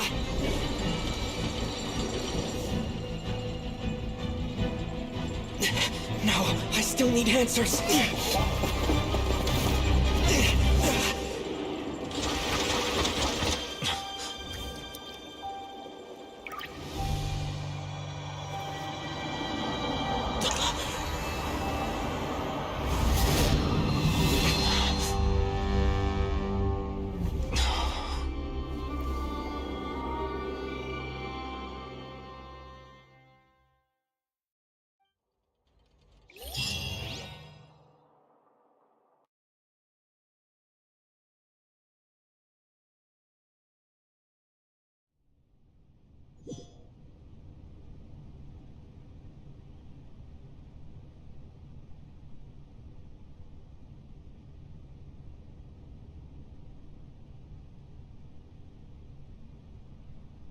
You... Sorry. That shocked expression on your face is just too amusing. I couldn't help myself. You are not Farina. Who are you? Ah, the sweet sound of bewilderment. Marvelous. A sure sign that my attempt to deceive everyone was a resounding success. But to answer your question, I am Focalor, You know, the god. Focalor, why did you deceive us? Oh, that wasn't my goal, of course. Goodness, no. But I had to fool everyone else too, if I was to stand any chance of deceiving the heavenly principles. Deceiving the heavenly principles? It's all because of that pernicious prophecy. Dreadful, wasn't it? Everyone doomed to dissolve. Fontaine condemned to be flooded. One was not amused. In fact, one was positively bemused when that problem was thrust upon me by my dearest predecessor. That's the former Hydro Archon Egeria, for the uninitiated. It hardly gets more disastrous than a preordained national catastrophe, now does it? She knew full well that the prophecy would surely come to pass. And as one of the seven, she also knew full well that one defies the heavenly principles at one's peril. So yes, as you have no doubt surmised, it was a rather impossible situation that I found myself in. I spent a terribly long time mulling it over, alone on the ocean floor. And I was almost growing barnacles by the time I finally realized there was only one possible solution to this confounding conundrum. I had to outwit the heavenly principles, allow the prophecy to be fulfilled, ostensibly at least, while saving everyone at the same time. I'm a genius, I know. I can only assume that's why Egeria chose me as her successor. Although, looking back now, it was hardly the inheritance one dreams of. Between the task of saving the nation, the quotidian duties of the Hydro Archon, and not to mention the original sin of creating a new race of humans, I dare say she left me quite a colossal mess to clean up. But one can only play the hand one is dealt. I did not choose this, any more than I chose to be one of her Oceanid familiars. So you were also once one of the Oceanids, transformed into a human by Egeria's hand? Yes, I was. I always dreamed of becoming human. And I still do, even now. In my eyes, to be human is to be part of the greatest opera ever known.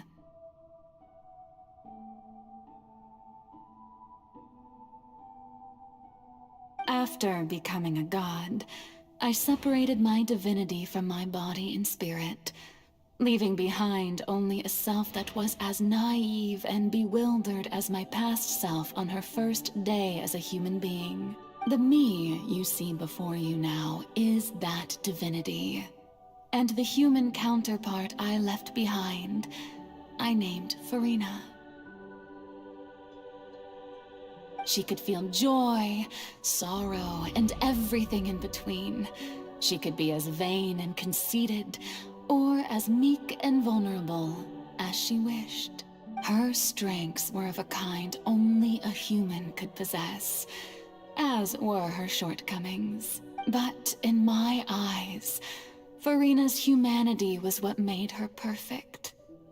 She was perfectly human in every way, the person I always wanted to be.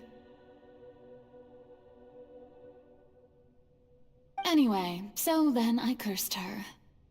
All part of the plan, of course. The plan to deceive the heavenly principles. Do you still remember the final scene of the prophecy? The Hydra Archon, alone, weeping on her throne.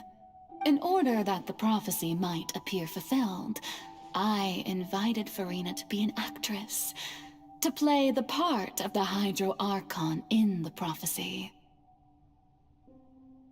Under the curse I placed on her, so long as I, Focalor's divinity, continued to exist, she could not die. But nor was she free to live her life in the pursuit of happiness. Instead, she was forced to take the stage in the opera house, to embrace the role of leading lady, to forever play the part of the god from the prophecy, all to create a deceitful appearance of that prophecy coming to pass. I suppose now you probably understand why your court is called the Opera Epiclese. But Farina is only human, isn't she? Even though she has had a long life, her mind is no stronger than that of any other ordinary human being. I cannot begin to fathom what she has had to endure. It must have been torture for her. It has indeed. And although she is, in a sense, me in human form, I most definitely owe her an apology for it. It's been 500 years. And all along, she's been playing her part in the most unimaginably long, unbearably lonely, and agonizingly painful opera of all time.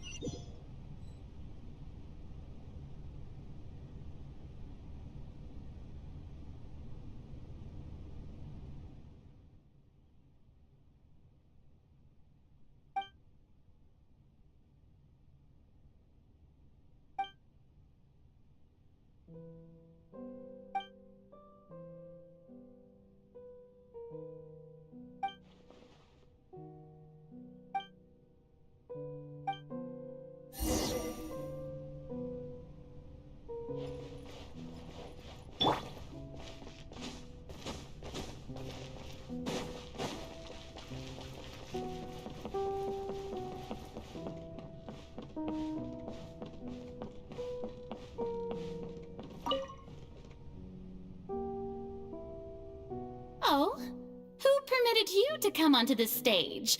Now, I understand your admiration for my august self, but I must ask you to keep to the rules. All right. It is not my intent to reprimand you. There is no need to state your name. Just be off with you. Do not distract me from my performance. Oh, do not jest. Can you not feel it? I am Focalor. The eyes of countless Fontainians are upon me. I must, at all times, display the utmost elegance and nobility.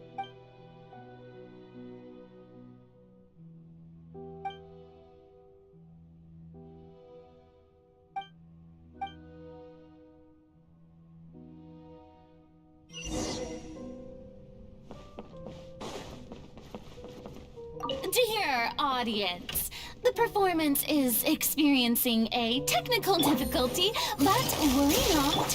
The guards shall resolve it soon enough.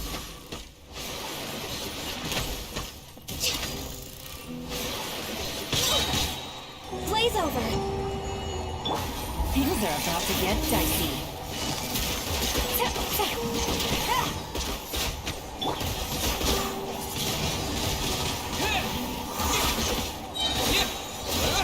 With the wind!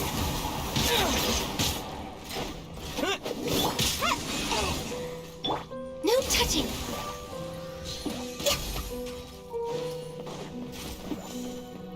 Hey, what gives? The audience is still watching me, you know. Guards? Wait, where are the guards? Guards! Game's up. Time's over.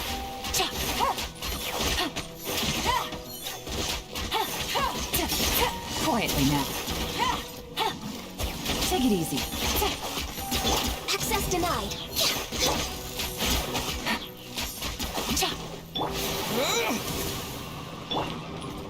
We're way behind schedule.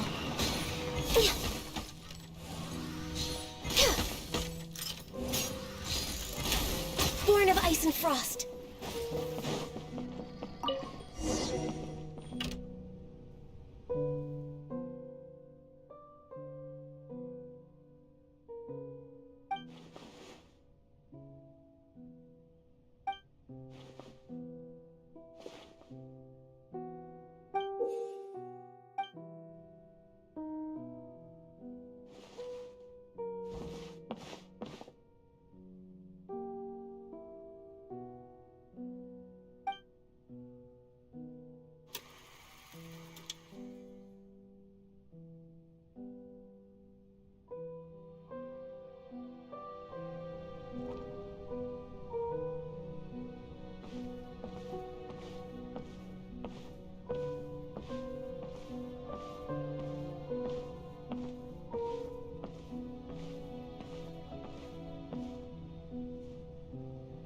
Farina.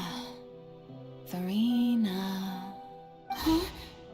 Who's that? Who's calling me? Where are you? Be not nervous. Be not afraid. I am before you. Wait a moment.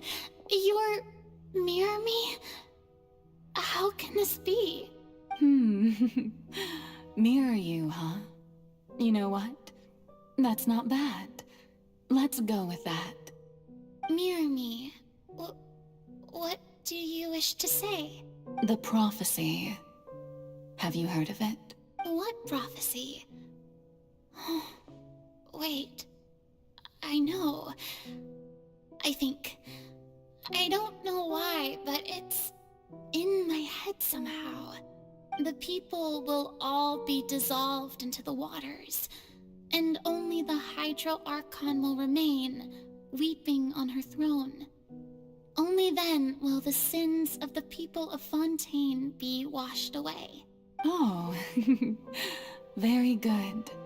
You know it well. What's going on? I can't seem to remember anything clearly. The only thing I know for sure is this prophecy. Will it really come to pass? Yes, it will. And that is why I've come to you. Disaster will come to Fontaine sooner or later. Things will develop just as the prophecy declared. There is no escaping it. But doesn't that mean everyone will die? I'm a Fontainian just like them. Will I dissolve too? Oh, don't worry. Magical meetings exist in this world precisely to give people a chance to turn things around. It is the reason why you met me today. I will tell you how to save everyone, but you may have to suffer somewhat.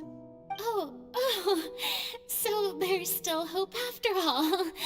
Goodness, you frightened me. You spoke so much and with so much certainty. As for the suffering, well, I will admit that the first thing that came to mind was, why do I have to be the one to suffer? But if the prophecy will come true, I'll also die anyway, right? So if I've already met you as my magical meeting in this world, if there were scales, with all the people of Fontaine on one side and my pain on the other, is it not obvious where the scales should tilt? You truly are the perfect human, my ideal. I suppose this would also be the justice that belongs to you. Huh? Don't worry, it's nothing. Listen well. Fontaine has just lost its Hydro Archon. I need you to play a role, that of the new Archon. Play as a god? That's right. You must begin a never-ending masquerade. You must never let anyone suspect your identity. If you can keep it up, then I shall have my way of defying this prophecy. But should your identity be revealed, then all hope will be lost. But how will I do this? A human assuming the role of a god without being exposed. Don't worry. What you must do is not to turn yourself into a real god. You simply need to play the role of a god as humans imagine them to be. Being a human yourself, I'm sure you already know what such an entity would be like. Remember, your true challenge will not be pursuing divinity, but contending against humanity. I'm still not sure I understand, but I'll try. I'll try to do this. So, how long am I going to have to play this role? To accomplish this mission, you will have to stay on the stage for many, many years. You will endure and not grow old until your task ends. But I promise you, all will eventually end in a magnificent and dramatic trial, and everyone will be saved. A trial, huh? How exciting. I'll be looking forward to it.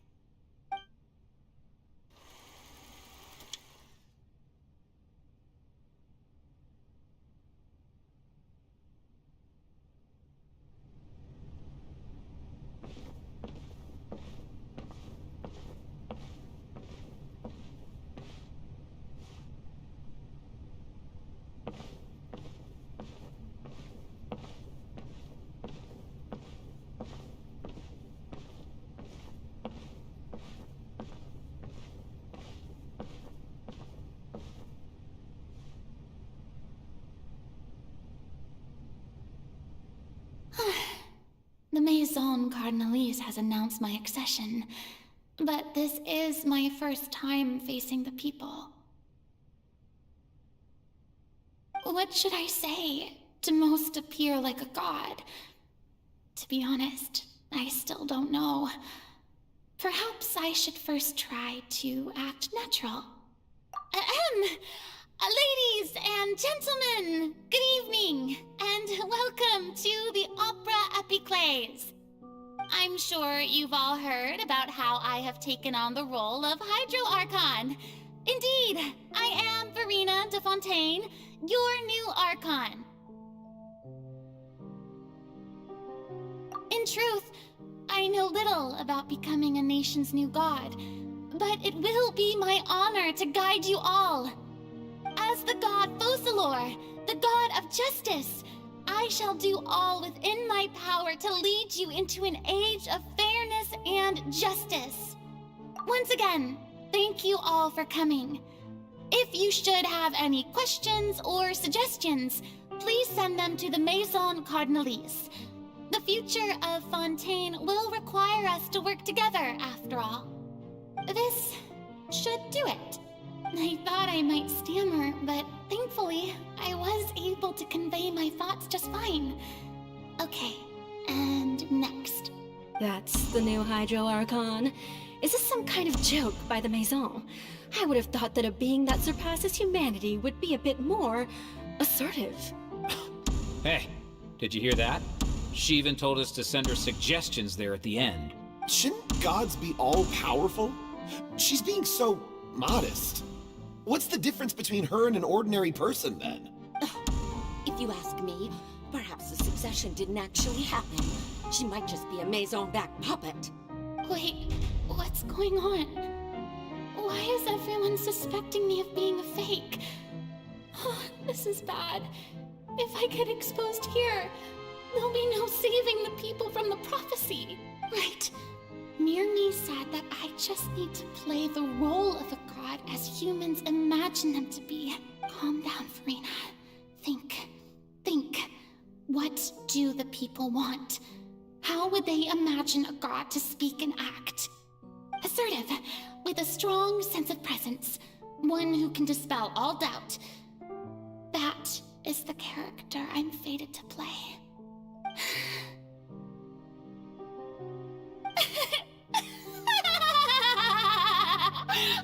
Oh, very good, my people. Only ones such as you are deserving of my rule. Now, I was wondering, if some weak puppet were to one day come onto the stage and claim ownership of this opera house, would the children of Fontaine follow them? Well, it seems that you would all see right through them.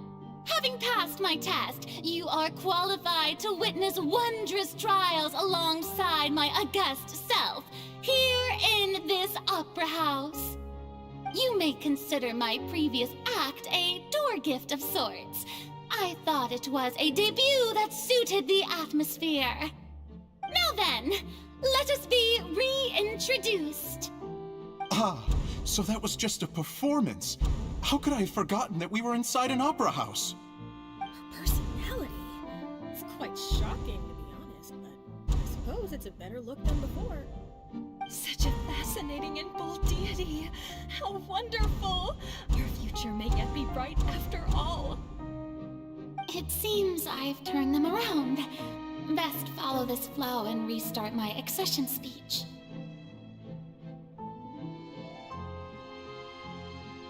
My dear people, whether you acknowledge me or not, whether you trust me or nay, I say to you, keep faith in your ardor for justice. We have heard it said that this nation's sins can no longer be washed away. Well, I say that justice is most fragrant when it blooms amid sin. The scales of justice should not weigh heavy in the hands of its God. On one side, it must carry fairness and justice. And on the other, praise and applause. May law be the prayer on our lips. May judgment be our worship. Let us light the fires and drink to the future of Fontaine! There is no trouble in this world that justice cannot solve. All that is needed is for you, my people, to believe in it, heart and soul. So long as I, the Archon Focalor, stand within the Opera Epiclese, so long as I stand before the Oratrice, I shall even judge the gods of this world!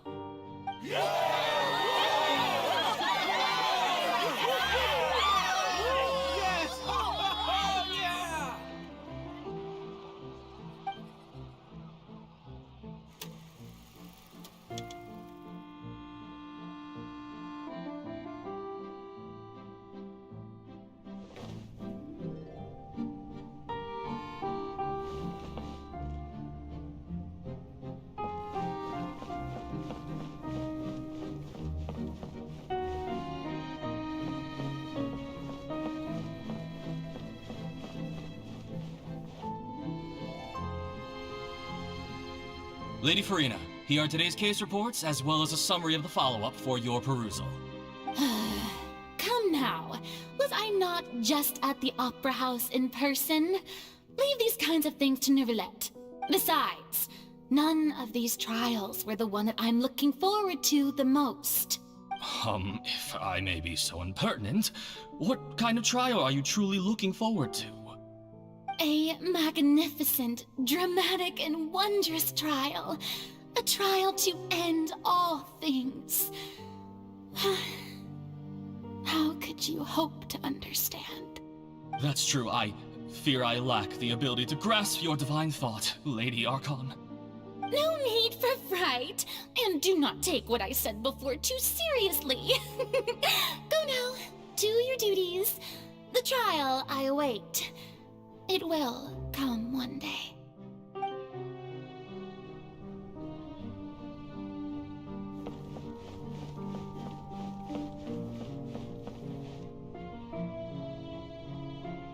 Lady Farina, I don't know what to say. Thank you for agreeing to see me. No need to thank me. Or rather, thank your own sense of perseverance instead. Long have you stood in line to meet me, have you not? Oh, I'm afraid that's just an inevitable consequence of my divine charm. All right, Deoteria, is it? How is your son's illness? You remembered me, and you knew of my family, too. He is doing much better now. In fact, he is far more of an ardent believer than I. He was the one who forced me to seek an audience with you, and to bring your words back to him. Oh, good. Very good. If this should happen again in the future, please do not hesitate to come and tell me. Going down to citizens' homes every so often, while not usual practice, should serve as a fine change of pace. Oh, you're such a gentle and wise god. Thank you once again, on behalf of my son.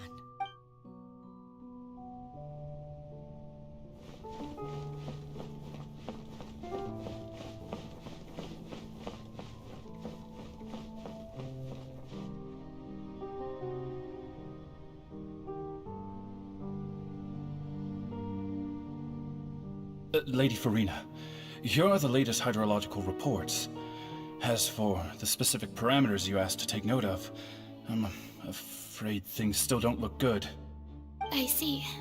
It's as I thought then. As your god, I did already expect this, but I wanted to see how far your human wisdom would allow you to analyze it. All manner of signs indicate that the prophecy will still come to pass. Forget it. That's not something you need to worry about right now.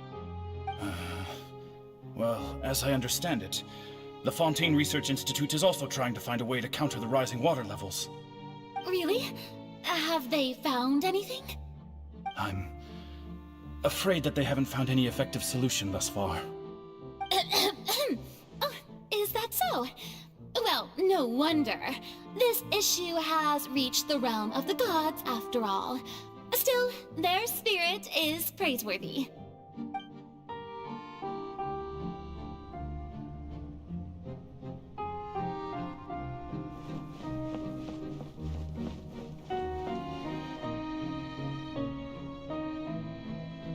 The day is finally over.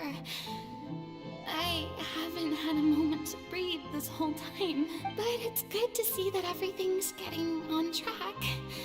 There are no longer any voices of suspicion. Maybe this is fine. I just need to keep going, and everyone will be saved. Alright, Farina, don't think too hard about this. You need rest. Tomorrow's a new day.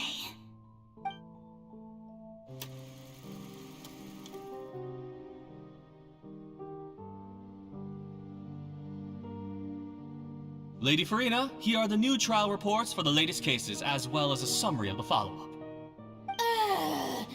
There'll be no need for that. I've seen them already. There's no need to go back over scenes I've witnessed in person before. Lady Farina, I've waited so long for this chance to see you in this manner. Indeed, my dear, loyal citizen. This joyous moment is an honor for us both.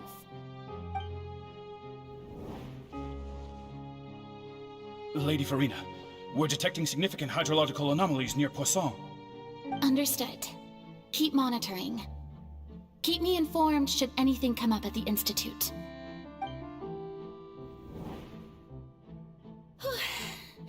I don't think I let anything slip today. I must show the people that there is nothing to worry about. I just don't know when these days will end. I feel utterly exhausted. Best to rest early today, too.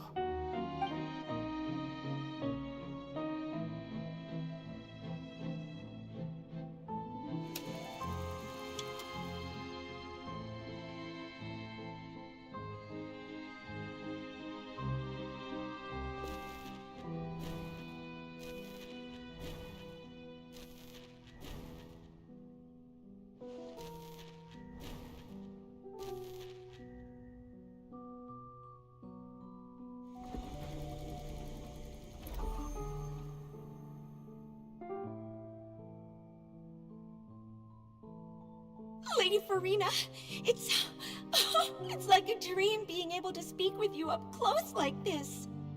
I've heard that the first member of our family who was honored to receive an audience with you was Madame Dioteria, almost 20 generations ago. And what a fine family yours is indeed. It brings me great joy to meet such a faithful believer. A descendant of a line most ardent.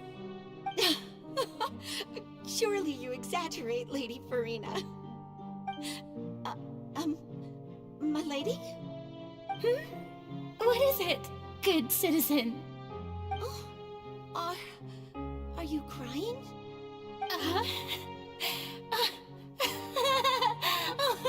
Really now? I didn't even notice.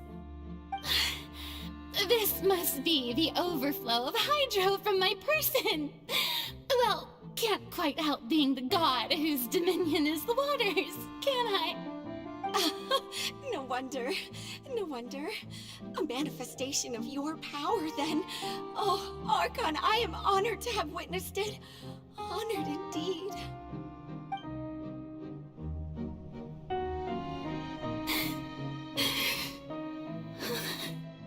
So interminable.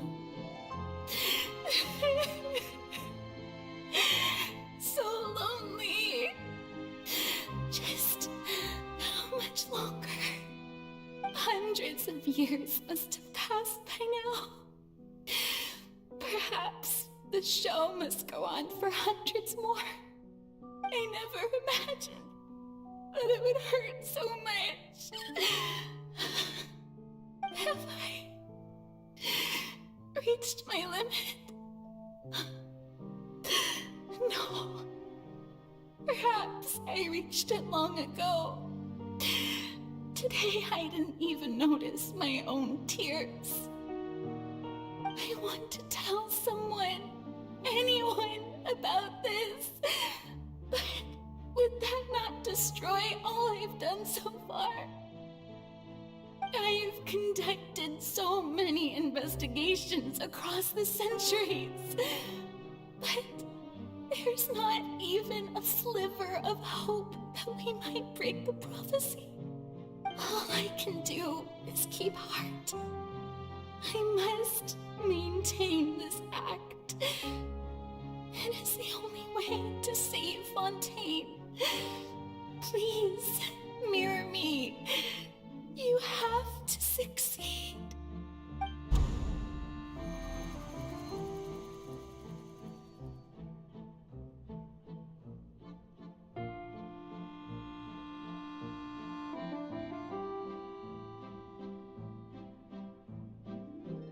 Farina, you don't have to shoulder this burden alone. Although I don't know what you might be keeping from everyone. Your people are more than willing to share your burden with you.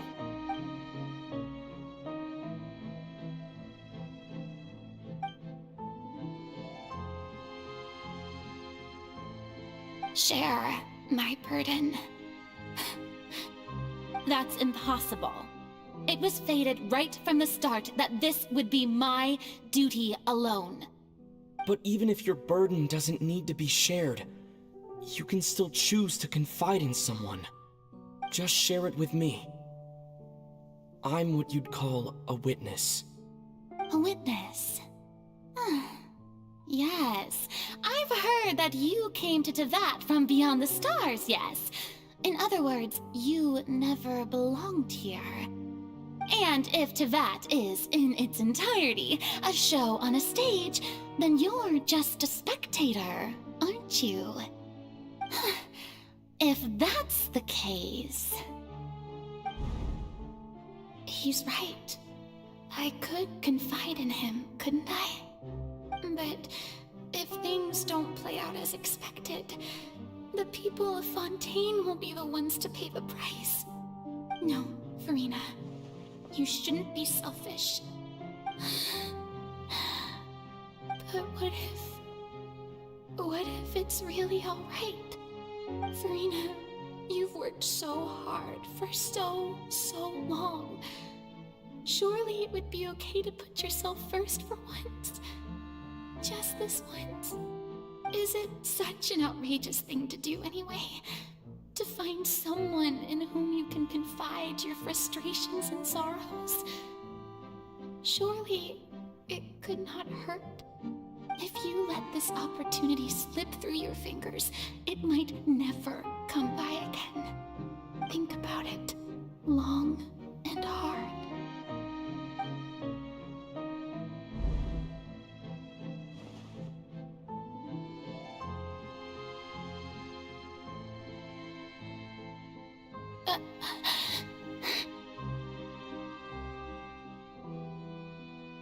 No, nothing to say. I am Farina, the Archon of Fontaine. Everything will surely get better. All you need to do, dear spectator, is to witness my performance until the curtains fall.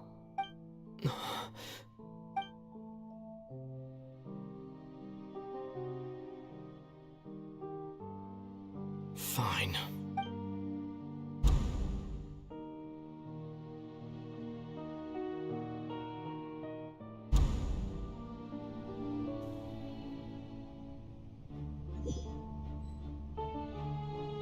So even Farina doesn't know the truth? You've never once let her in on the full plan? Yes, it had to be done. To deceive the heavenly principles, you must first deceive yourself. She did very well. If she had let her resolve falter even once in these 5 centuries, Fontaine would have been doomed to the most tragic fate. It seems that trusting humanity was the right decision after all. I believe that I understand how your deception works, but that is only half the truth, is it not? How would you build on this foundation to save the people of Fontaine? That is the most important thing. Ah, good. Of course, the Iudex of Fontaine has pinpointed the crux of the issue. I'm sure you've long sensed that the Oratrice is no simple machine, yes? I've always suspected that it had its own consciousness. And Lenny did mention that he heard a human voice within the core chamber. It now seems that that person was you, hidden within the machine all along. Am I right? And then I became one with the Oratrice, taking Fontaine's gnosis with me. Yes, it would seem so, wouldn't it? Alas, your understanding of this device still lacks sufficient depth. In truth, it is no enactor of justice. It is, in fact, a device created to kill the god of justice. I beg your pardon? Oh, you have it. And to be more precise, not only will the Oratrice take down the god of justice, it will also take down the divine throne upon which she has been placed. I mean, did you think I would be the sort to enjoy peaceful repose while Farina suffered? My work over these last 500 years has been to constantly accumulate indemnitium within the Oratrice. But really, some have already discovered that only a small fraction of the energy generated by the device was ever used to provide power to Fontaine. The vast majority had to be, accumulated to enact this death sentence. It was all a part of your plan then? Both the trial and the sentence? Indeed. This power, accrued over 5 centuries, could have sustained Fontainians for millennia, had it only been used for that purpose. Almost all of it has now been stored within the Oratrice. But only power of this magnitude could hope to destroy the Hydro Archon's divine throne, shaking the rules established by Celestia, and breaking through the institution that is the Seven. So the Oratrice's call for death was for neither Farina nor Focalor, but for the Hydro Archon. The destruction of that divine throne. If I do not misunderstand your intent, you must be... Returning what's rightfully yours to you, of course. In other words, this was all done to return the authority of the Hydro Archon to the Hydro Dragon of this planet. But...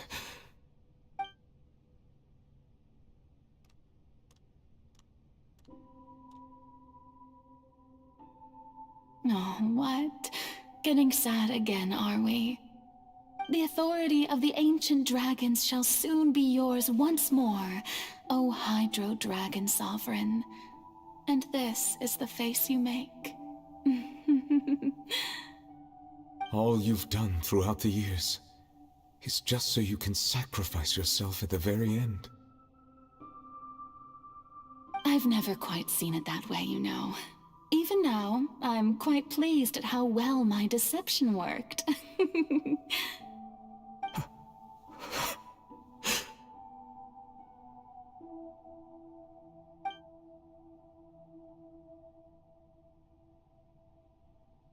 Hydro Dragon, don't cry. I must say, had it been within my rights, I would have loved to judge the heavenly principles themselves. Were they not guilty of essentially the same crime? Egeria stole the power of the primordial sea, and the heavenly principles stole the power you ancient dragons possessed. I, for my part, am the god of justice. And is it not just that your original powers should be returned to you? Speaking of justice, I have always believed that justice lies in the process of pursuing human existence itself. So, if the theft of the primordial sea's might was Fontaine's original sin, then, leaving matters of procedural right and wrong aside, the descent of the Fontainians as humans and their right to exist in this world would be Fontaine's original justice. In other words, existence was Egeria's justice, and to me, justice is the continuation of that existence.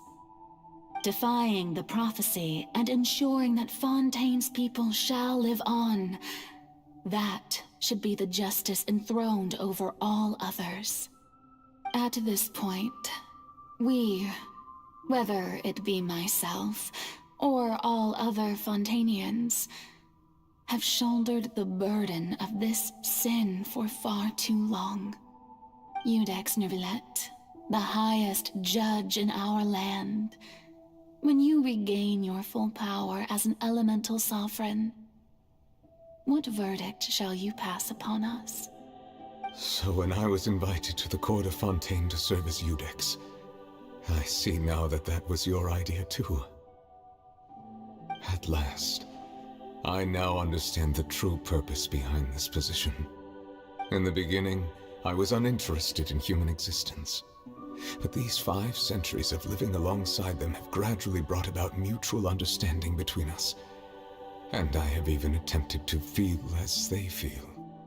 You are a devious one, Focalors. Things being as they are, surely you know that I could never declare them to be guilty.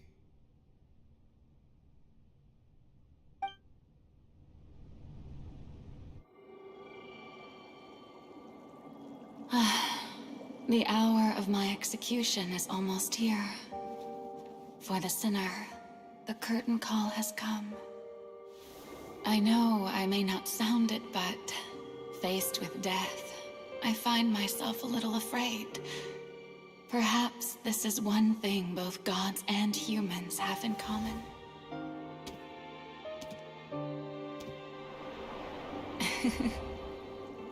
Farewell, Nervilette. I hope you've enjoyed the part you played these 500 years.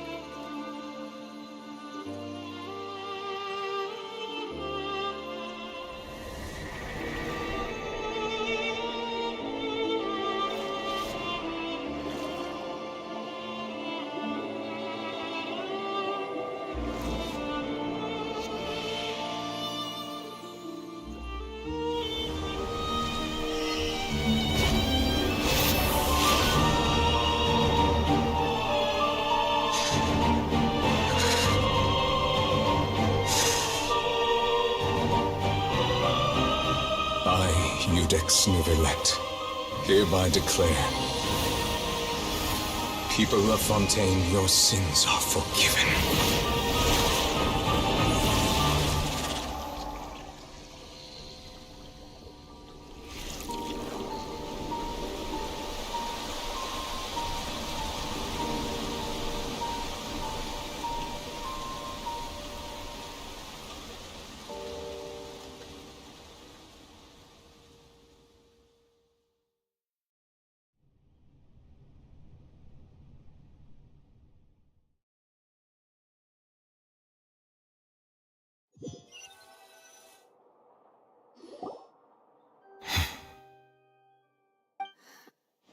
What just happened? Has the death sentence been carried out? Was that bright light some sort of misdirection? I have a feeling that something huge just happened.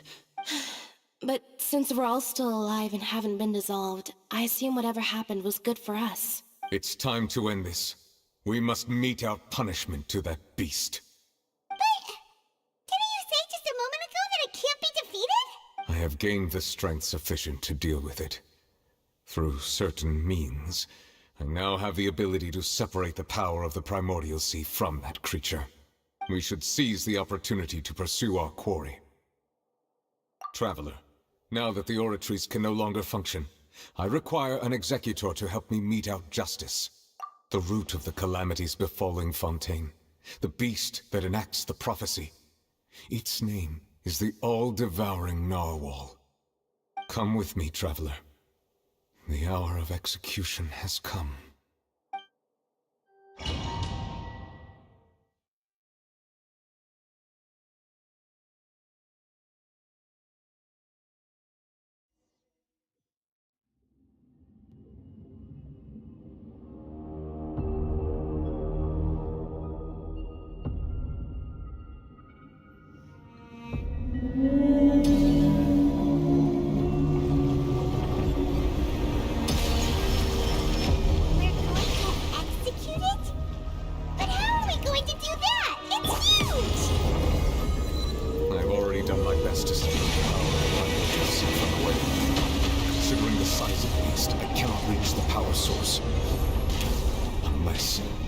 Find a way to attack it from within. We shall share a part of the ancient dragon's power. We shall look for an opening together.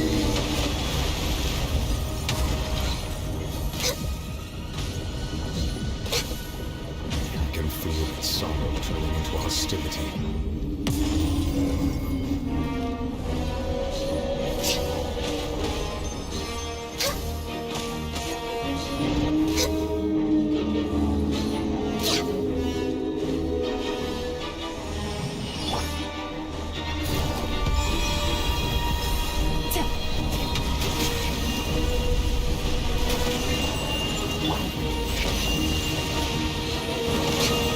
Devouring Narwhal cannot resist its instinct to devour. Continue to trigger its hostility. A chance will present itself. I can fix this.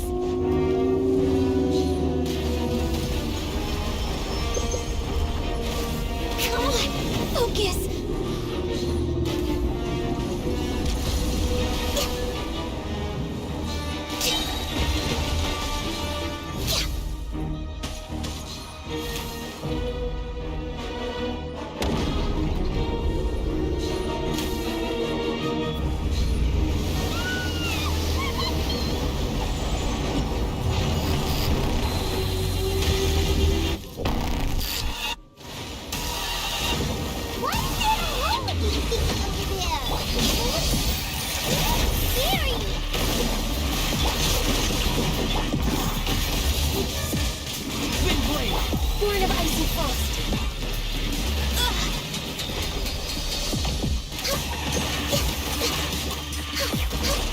I have granted you my protection.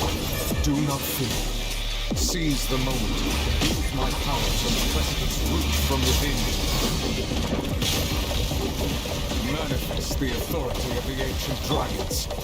Witness the might of the primordial sea.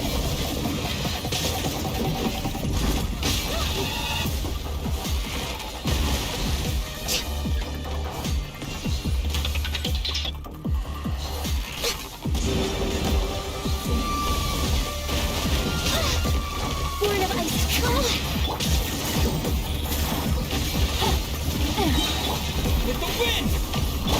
Game's up. Fun's over. For Rex Lapis!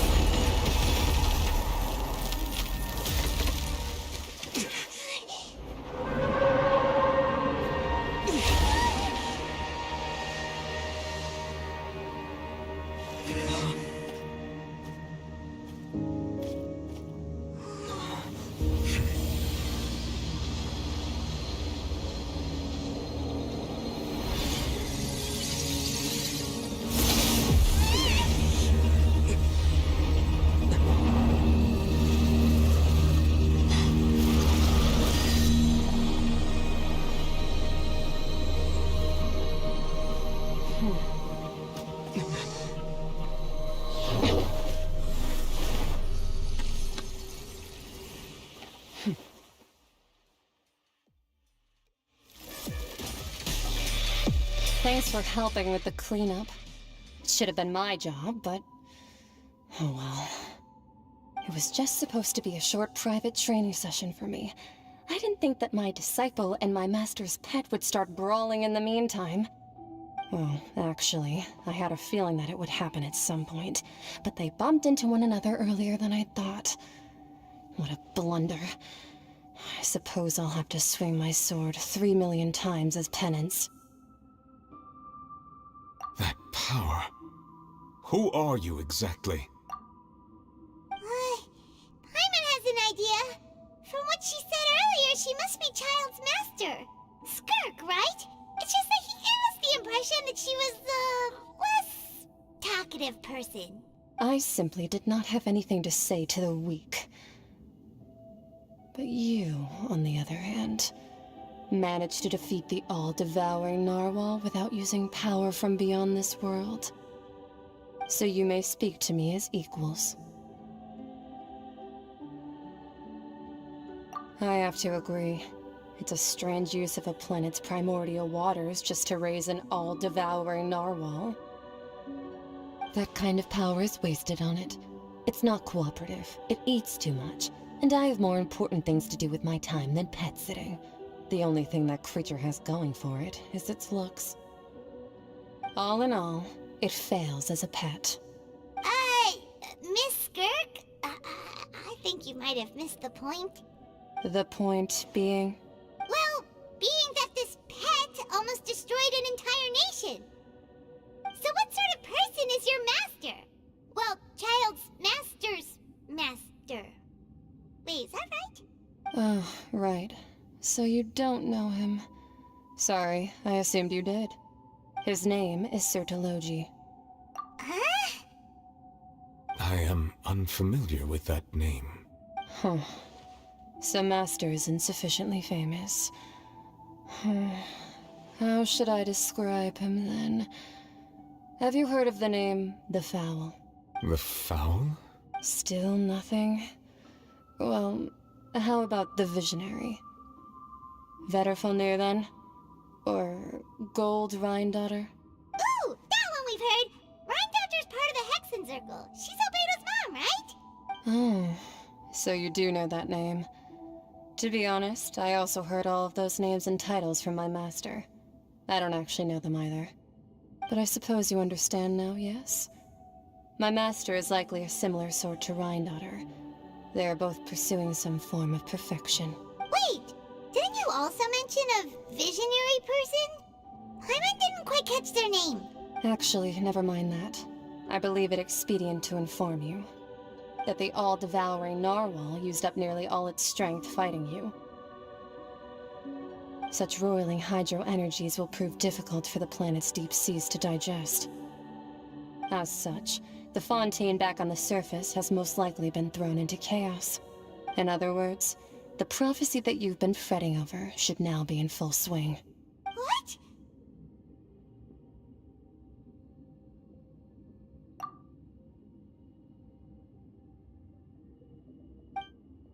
Not to worry. Focalor has already managed to deceive the heavenly principles. In the end, the people will all be dissolved into the waters, and only Farina will remain. weeping on her throne.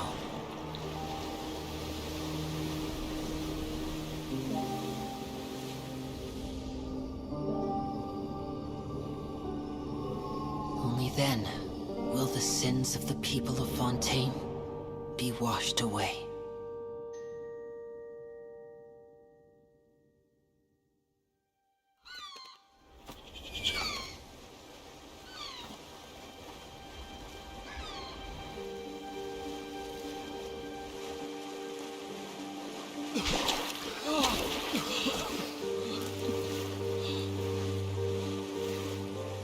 Hey! Help! Over here!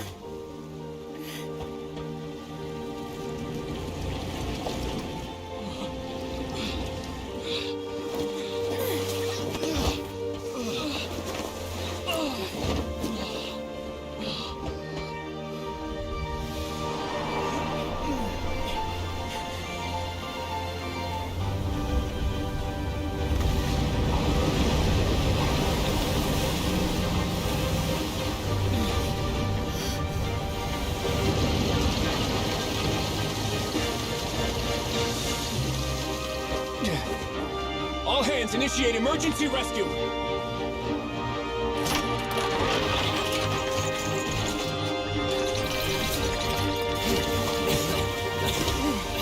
Hurry!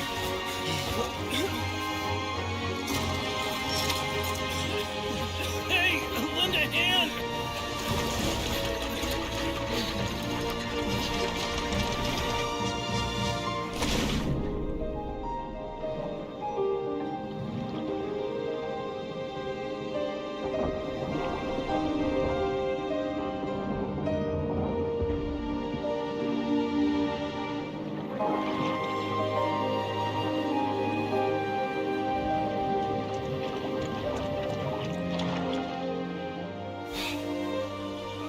Look!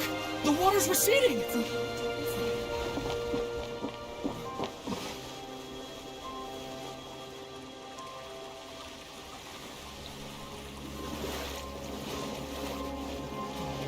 It's a miracle! Water's receding. We didn't dissolve.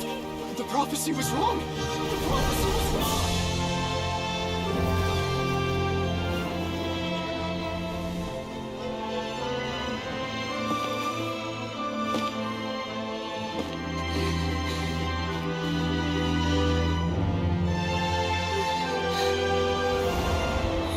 Are you alright? We're saved. The prophecy was wrong.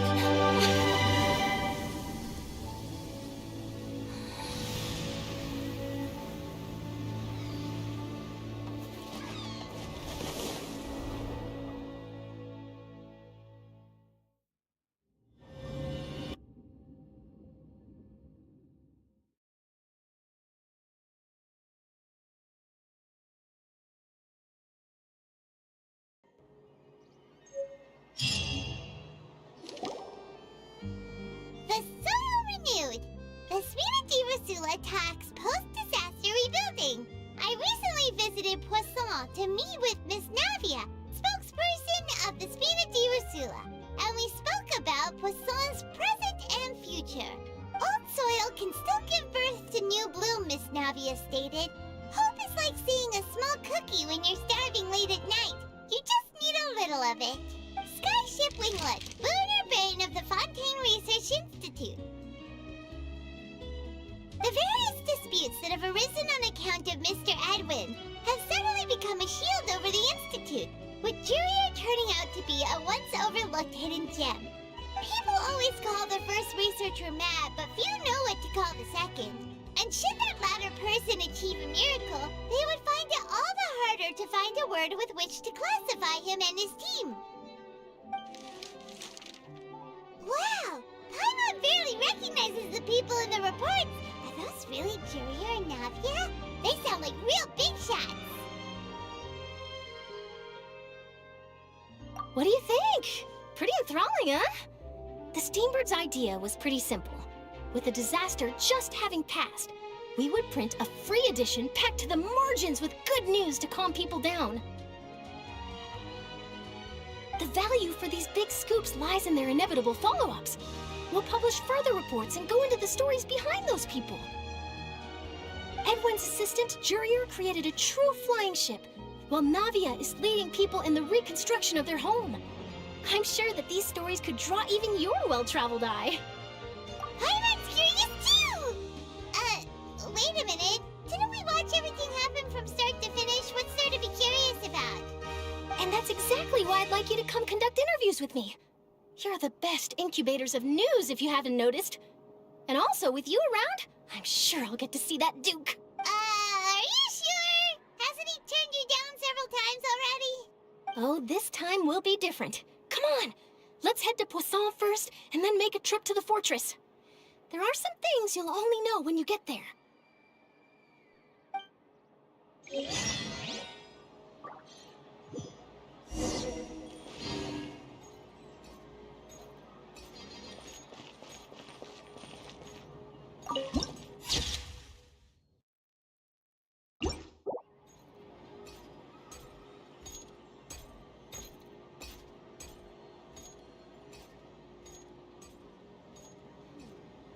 we have anyone doing maintenance